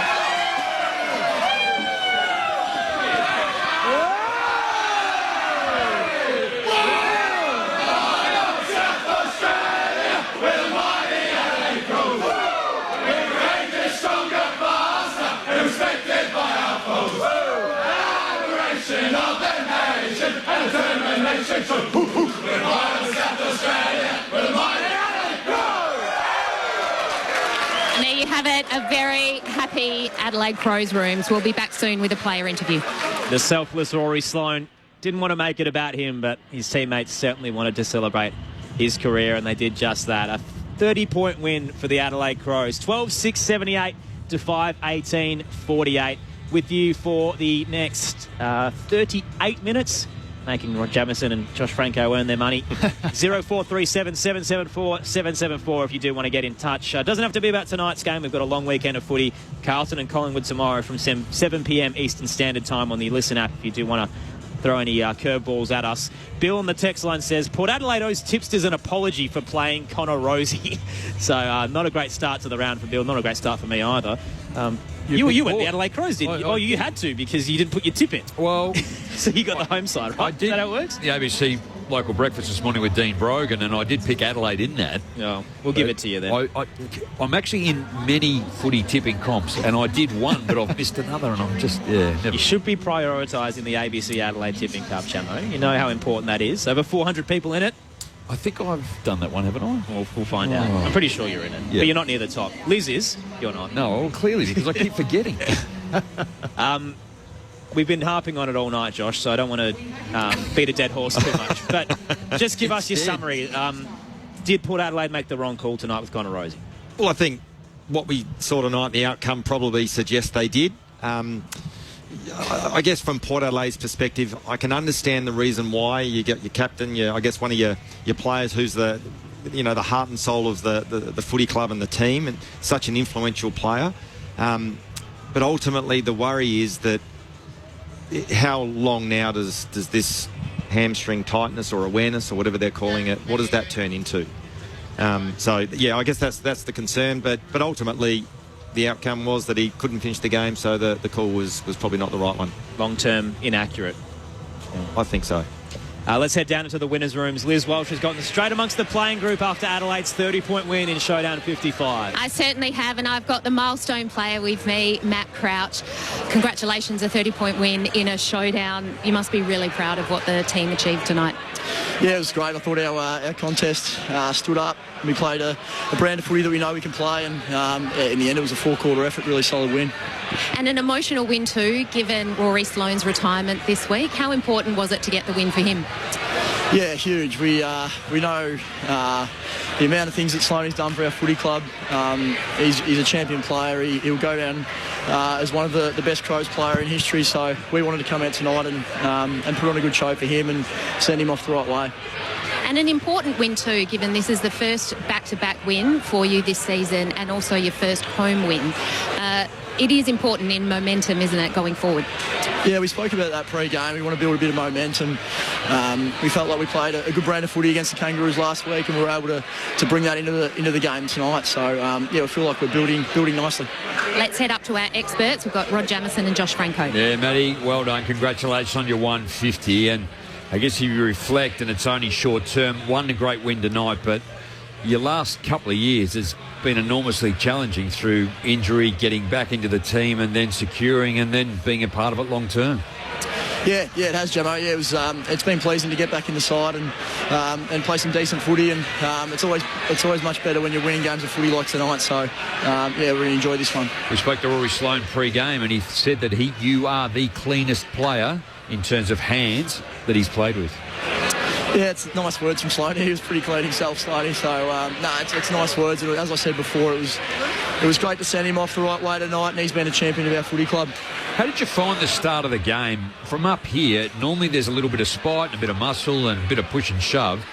No one on the ground did that tonight. It was almost a little bit eerie in terms before the bounce down. Yeah, I didn't notice that too much, to be honest, Jamo. We felt like we jumped them pretty well. and we were able to kick straight in front of goal, which always helps. So, it's normally showdowns have a fair bit of intensity around them, but it's sort of hard. I still felt like their pressure was decent. We let them through the corridor at times tonight, and they scored off it. But it was pleasing result in the end. Matty, congratulations on your 150th in your game tonight. I thought you were outstanding. Can you just give us a bit of an insight into what the message was at quarter time? Up here in the box and looking at the numbers statistically, looked like Port Adelaide dominated field position. They looked like they had the majority of the play, yet you went into the quarter time break 5 goals to 1. What was it? There was 5 goals to 3 maybe, but because Port Adelaide kicked a few late ones. What was the sort of message from Matthew Nicks at quarter time? Yeah, we did feel our stoppage work wasn't as sharp tonight. I think the numbers in there would have been in their favour, so that's something that we can work on, I think. So, and that allows them field positions, and they're a field position side, but we were able to be pretty brisk with the ball and score off the back of it when we had it, so that was pleasing. And were there a few nervous moments in the last quarter when Port Adelaide started to press? Yeah, that definitely was. Yeah, we know how damaging they can be when they get up and go, and they've got some super players all over the ground. So there was a few nervous moments, but we're able to just kick a couple of goals and really seal it. Matt Crouch is with us on ABC Sport after Adelaide's 30-point victory in Showdown 55. Matt, it's Aaron Bryans here. Just wanted to touch on the first month of the season and the last month of footy that you've currently had. It felt like in the early stages of 2024 that the midfield mix just looked a little unsettled, and we didn't see kind of the big names we were thinking we're going to rotate through there. And Jake Saligo, the past couple of weeks, even the past month rather, it has been an absolute revelation. It feels like you finally found that right trifecta with him, yourself and Dawson. Has that started to solidify at the club? Yeah, he's a real player, Solly. He's tough. He's clean around the footy, and he's a very good user of the ball. But we've got a few guys like Rash and Ranks who have been able to go through there and give us a different dynamic. So it's pleasing. We can have some of them young boys who have got some real good legs, and they drive around stoppage for us really well. So we still want to balance that with our contest work and our clearance work, and have a really good balance in there. It's a really tricky one to pinpoint, to say exactly what was going wrong early and how you've so quickly been able to make amends for it. But it looks like that delivery inside 50 has been totally amended now.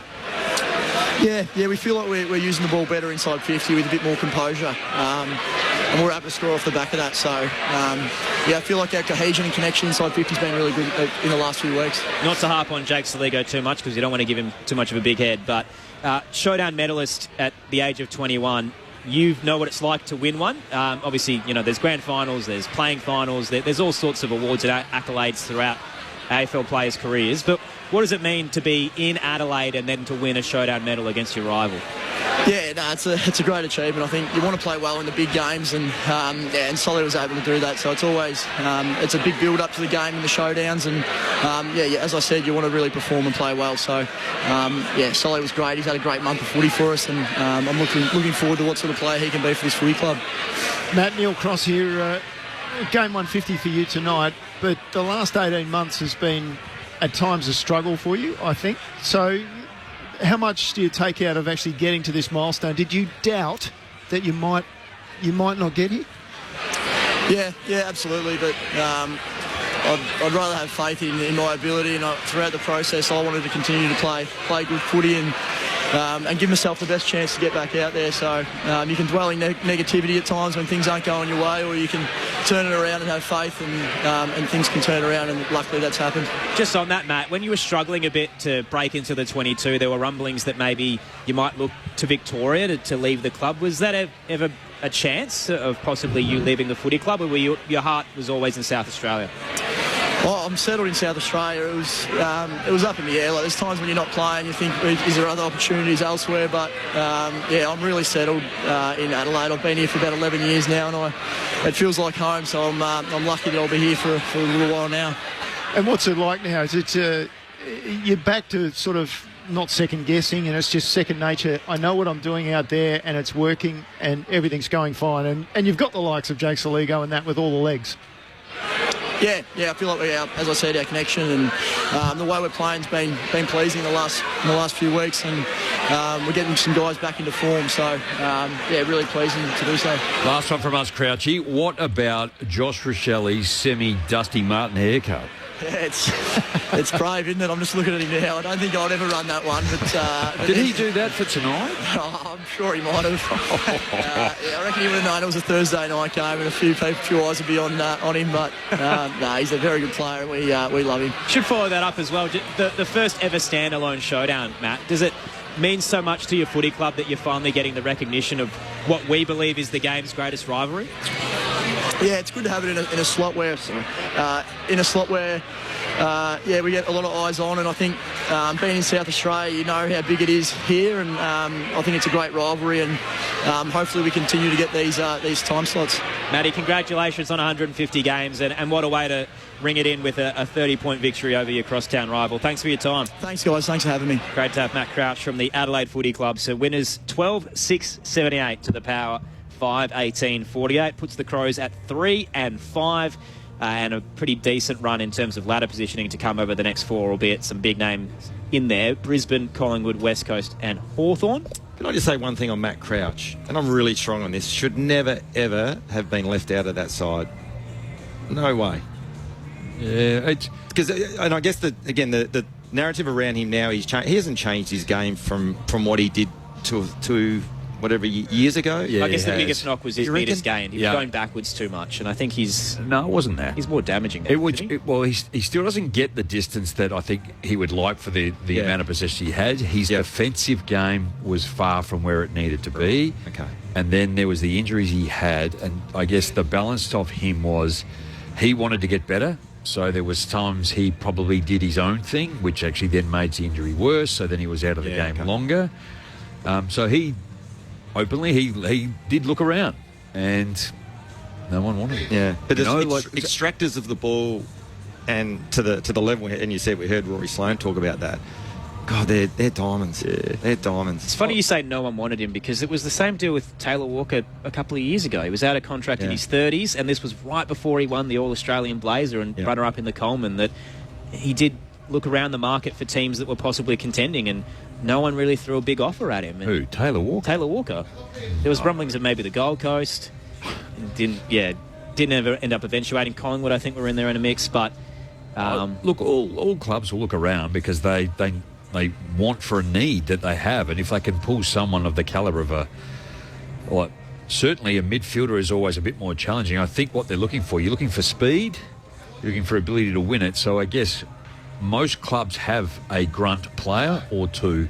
So to bring in another one, and that's, I guess, been part of the challenge for Adelaide in the last couple of years, that there's too many players that do that sort of footy. They need the speed in the middle, and he isn't about to do that. But since coming back, I don't think the club ever doubted his ability to want to play and his desire to train to get better.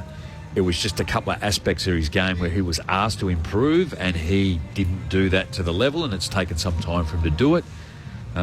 And it's great to see him get back in and achieve like he has. Yeah. And his disposal is great. When you have a look at he's still going at 18 handballs, 10 kicks. He's had 28 disposals, 70% kicking efficiency. He's not getting a whole lot of distance. It's 260, which is reasonable. But he's certainly been an incredible player since coming back in, and probably a better player to that point. Thoughts of Adelaide Crows premiership player Rod Jamieson, All-Australian midfielder, 3-time Showdown medalist Josh Franco. All the wrap-up of Showdown 55. Adelaide winners by 30 points, 12-6-78 to Port Adelaide's 5-18-48. Let's head down into the power rooms. Liz Walsh has made her way around the stadium for some fallout there. Thanks, Aaron. I'm here with Jason Horne-Francis. A disappointing loss tonight. Can you sort of put into words or put your finger on perhaps where things went wrong? Yeah, it was definitely. Look, we had a few areas that we wanted to work on, and we obviously got that target, but I think in the end we just probably weren't strong enough around the ball and weren't good enough, and we didn't take our opportunities in front of goal, which let us down. You had a few injuries late. Obviously, Connor Rosie subbed out. Mitch Georgiades didn't finish the game. Did the injuries have any impact at all?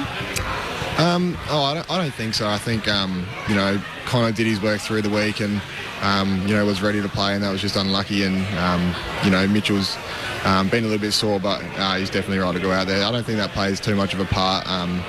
Look, like I said, we didn't convert in front of goal, and there were some areas that they got us in. What was Ken Hinkley, the coach's message post-game?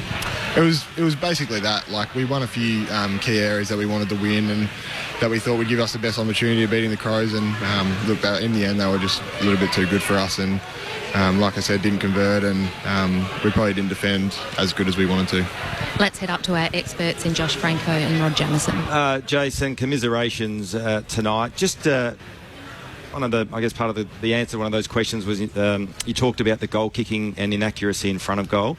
That's sort of has and been a recurring theme at Port Adelaide, and I guess the narrative is that you guys are doing a lot of work to rectify that, but it must be frustrating out in the field when you continually miss goals and can't apply that scoreboard pressure. Yeah, it is definitely.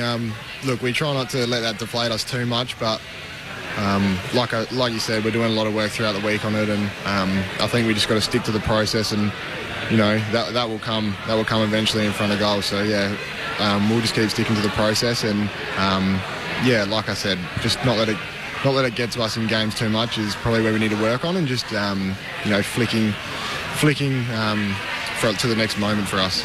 Jason, Rod Jamison, they got to 31 points in the third quarter of the 8-minute mark. That was the biggest lead of the game. Did it feel to yourself that you actually weren't that far out of the game, even though you were obviously aware as to how well or how better the team could have played?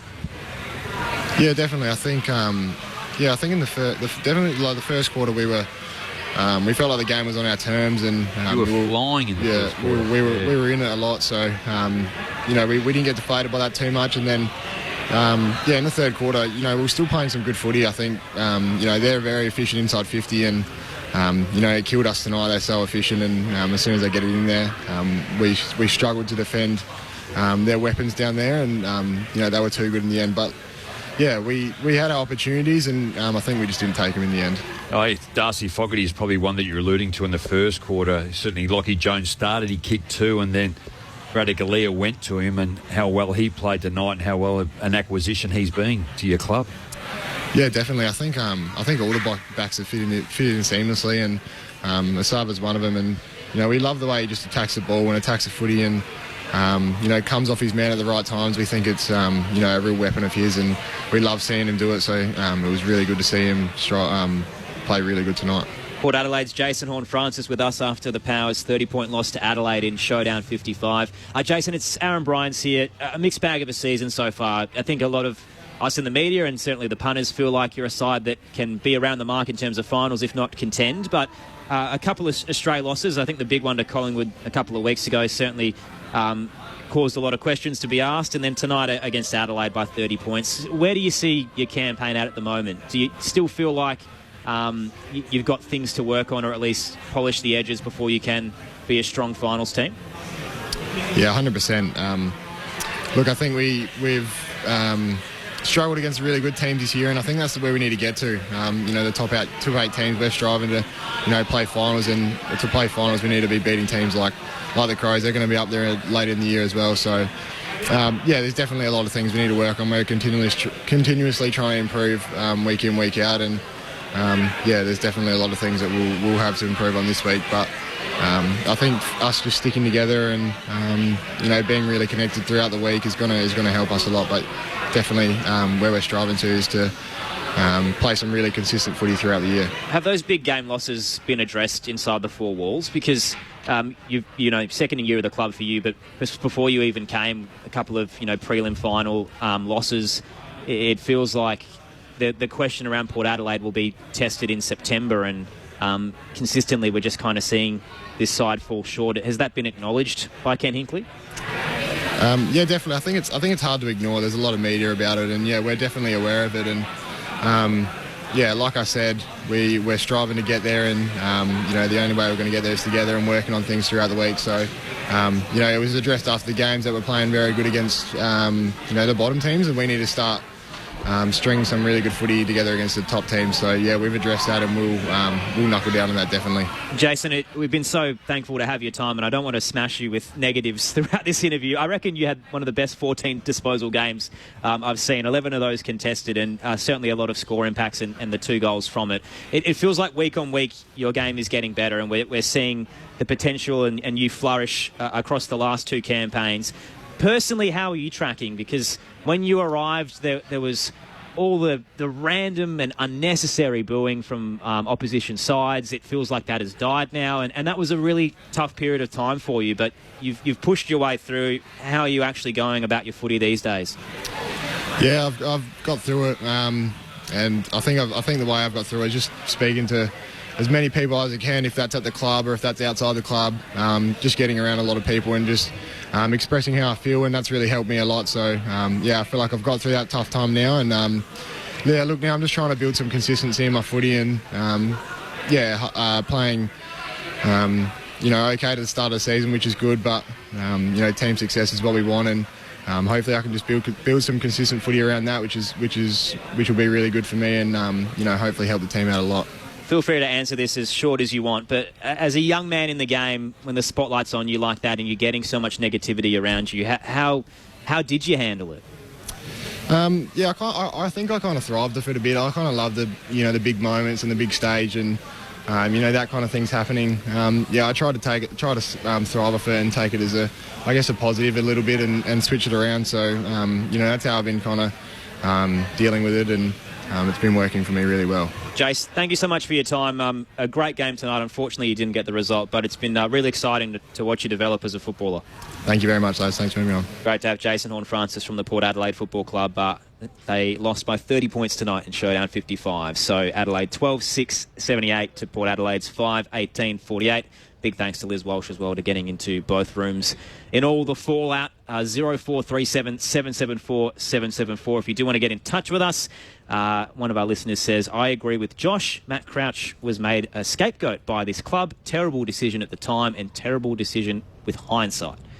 So basically a season and a half without him. And there was a period of time where he played in the SANFL, and as Jamo said, he probably needed to be there, but maybe he could have came back a little early. You don't think he should have been there at all? I appreciate what Jamo's saying, but not a guy of his calibre. No way. So you think Stars, if they're down in form, should just hold their spot anyway? Well, he was playing good footy in the SANFL, but still wasn't getting promoted. Yeah. And I understand he had to work on things, and that's internally within the club, and I understand that and respect that. But I don't know, I guess from an outsider's point of view and see the impact and the value that this guy has on a contest and on a game, I must admit, I found it difficult to watch him playing SANFL footy.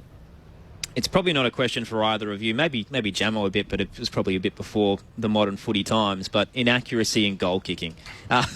Port Adelaide's had an absolute mare this season, and another really poor performance tonight, 5-18 in Showdown 55.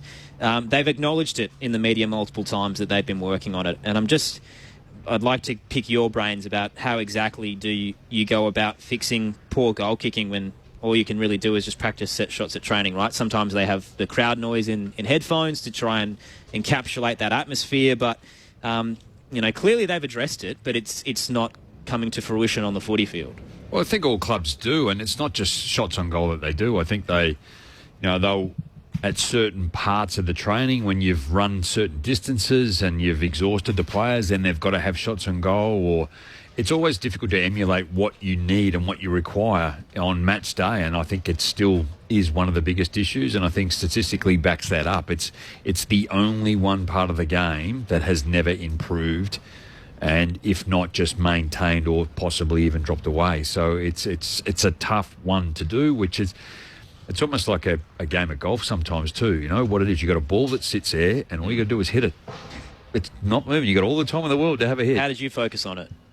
Well, do you ever have rough patches where you weren't hitting the target? Oh, yeah. Look, I think on one of the last games I played up forward, I kicked, was it 8-5? You know, like I'd normally you kick the kick. I always just hear in your mind, kick the kick. Just kick the kick regardless where it was, and what do you then pick behind? But if it's a straight and a still day, well, then it seems to be okay, but still the pressure of the moment can get you. Then you've got to allow for wind or where you're kicking from, but it's certainly easier to say up here than it is than actually in the moment of actually kicking it. And I think part of, like we touched on it tonight during this game, I think Port Adelaide, they kicked, yes, they did kick, the 5-18.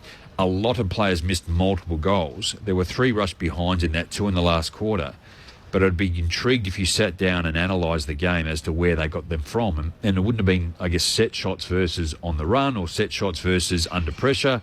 But I think a lot of them tonight from Port Adelaide were under pressure. without reviewing it, but off the top of my head, but there would be certainly a number of those. And I put down here, Jace Burgon missed 2 in the first quarter, easy. Travis Boak missed the 1 that's hit the post. You got Miss Georgiades missed 1 in the second. Charlie Dixon in the third, a sitter. Jed McEntee in the last, a sitter. Juan Francis. Yeah, so there's a couple there that I'm sure. And look, who's to know? Because even if the goal was kicked, it doesn't the game's not going to unfold that you think it's going to go back to the centre and have another shot. So, albeit there's 18 points kicked, yes, but a few of those rushed and you probably wouldn't have had a shot on through because the game would have been different anyway. So it's, they've clearly, it's never been an issue for Port Adelaide to get the football, to get the footy in their forward 50, has it? It's well, never I don't think been they've ever that. been worried as much about the inaccuracy because they lock it in, don't they? They force repeat entries and eventually you're going to get that goal. I think in previous years where they've been bottom 4 for accuracy, even though they've been asked about it in the media, it's never really worried Ken Hinkley, but after a while that trend just becomes unavoidable. Well, at times you get maybe 2 or 3 weeks as outliers in a season of any team. But at Port Adelaide, again, we keep saying, I keep saying it's a movie we've already seen over and over again. And now it's become such a trend that I sort of do tend to worry the psychological impact it has on the players when they're physically standing in front of the goal with a set shot. And not that I've personally ever been in that position. I wasn't a big goal kicker, but obviously you, Jamo, have played up forward and been in that position multiple times. But it does seem a real concern. And I guess as a coach, you hope that that the tide will turn from one week to the next. But this just seems to be embedded in Port Adelaide at the moment, that they just can't get over this mental hurdle and being able to finish in front of goal when it's most needed. I think looking at last year, Adelaide kicked 321 goals, 279 points. Port Adelaide kicked 310 goals and 289 points. So, again, they're close to 1-1, but obviously the margins on which they were able to not kick huge scores, but they were able to negate the teams and then win more than they would lose, whereas Adelaide, obviously the season was up and down. They were able to defend, and when they did win, they won reasonably well, but they did lose 6 games, I think, under 2 goals too. So I think, it's such a difficult one to overcome and to better, and I'm not quite sure without analysing any data as to which team probably does it as best at the minute. So the start of round 8 put Adelaide in 5th at the moment after this loss to the Crows, but will likely drop down. So Carlton and Collingwood tomorrow night, the Blues could jump above them from that. The Bombers have West Coast, which at this stage you'd think they'd get the 4 points from, although the Eagles are starting to look a little better. That'll essentially push Port Adelaide down to 7th. Fremantle will have Richmond as well, so they could pip them on percentage, and all of a sudden, even if the Suns win the Q Clash, Port Adelaide could be out of the 8 by the end of this round. And I guess that leads into the question of where do they rank for you. I think I asked this last Friday and or even the Friday prior that the top 4 at that time hadn't really been set. We kind of knew Geelong, Sydney and the Giants were around it. Melbourne was maybe the other side, and it just feels like week upon week Port Adelaide start to slip away from that leading pack. Well, I think when we last spoke, I certainly had them in the top 8, no doubt. I thought they as good or could be top 4, and I referenced that with, when Fremantle was at Adelaide in gather round and spoke to Bob Murphy around when Fremantle played Port Adelaide, and he seriously thought they're a seriously good team. There's no doubt about it. So I think we all assume and think that based on what we've seen and what they're building and then the acquisitions this year. But clearly the other teams are getting better as well. And then you've got to factor in injury, and there's some significant ones in there. True. But when it's all said and done, you can't be flippant like that, Crossy. But you roll with what you're going to roll with, but it's significant though. Yeah, last year Port was in exactly the same position coming into this round as they are this year. They were in 5th position, having won 5 and lost 2.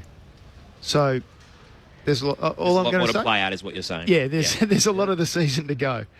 It's not all doom and gloom if you're a Port fan. Yeah. Let me upset Jamo even more then. The flip side of things for the Adelaide Crows, who find themselves 3-5 now. Season is alive, bit of life into it in terms of the quality of opponents coming up and where they currently sit.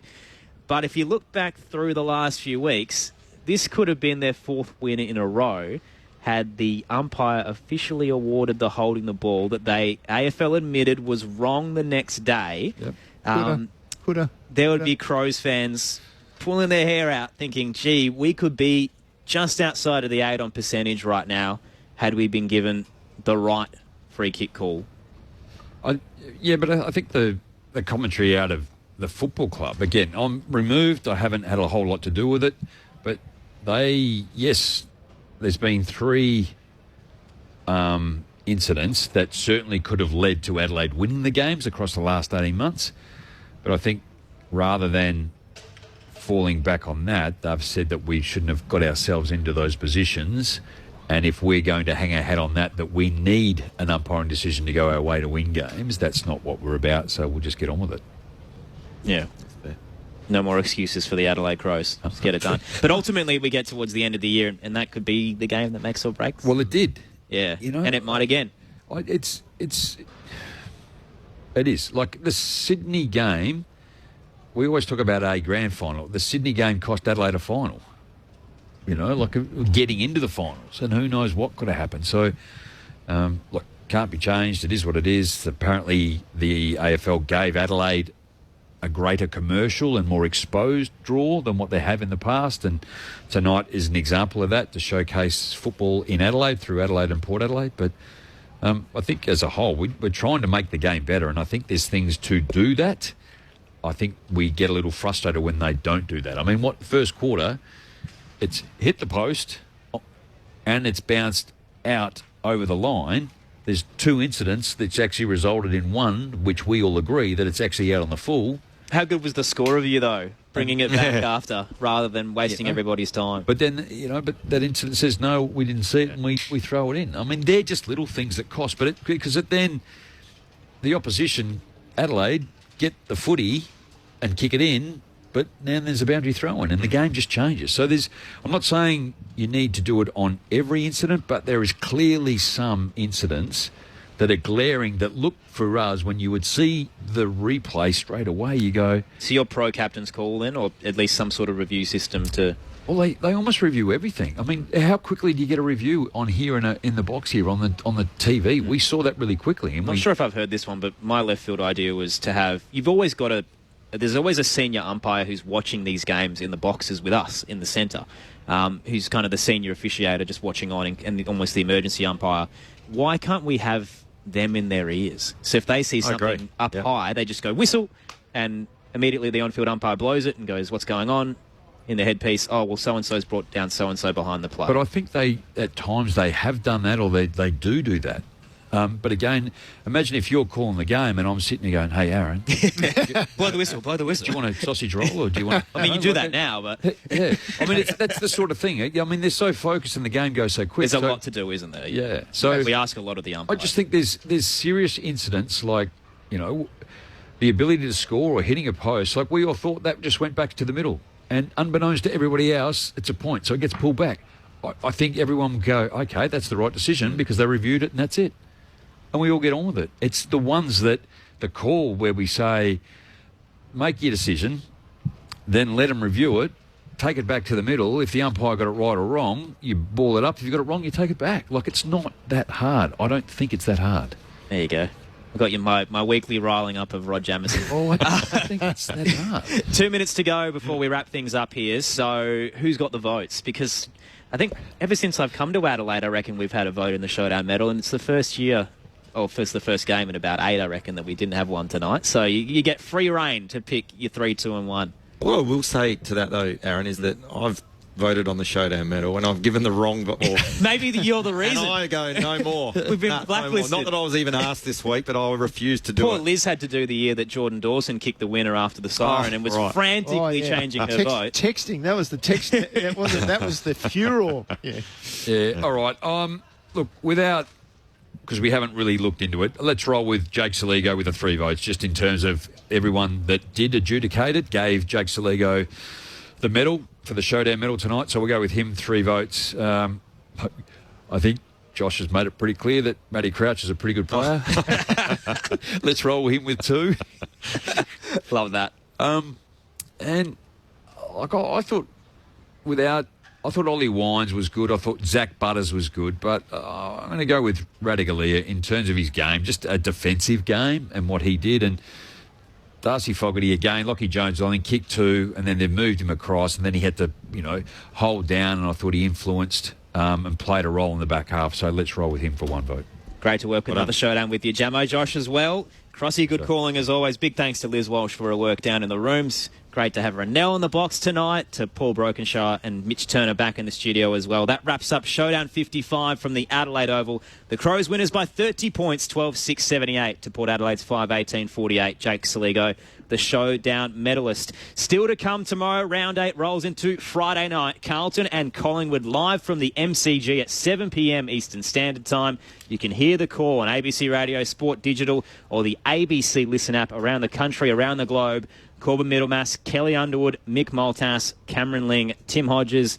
Everybody's there, all the big names for what's set to be a massive blockbuster on Friday night footy at the G. Join us then for Carlton and Collingwood. But for now, here from the Adelaide Oval, we'll recap Showdown 55. All the highlights in Adelaide's 30-point win.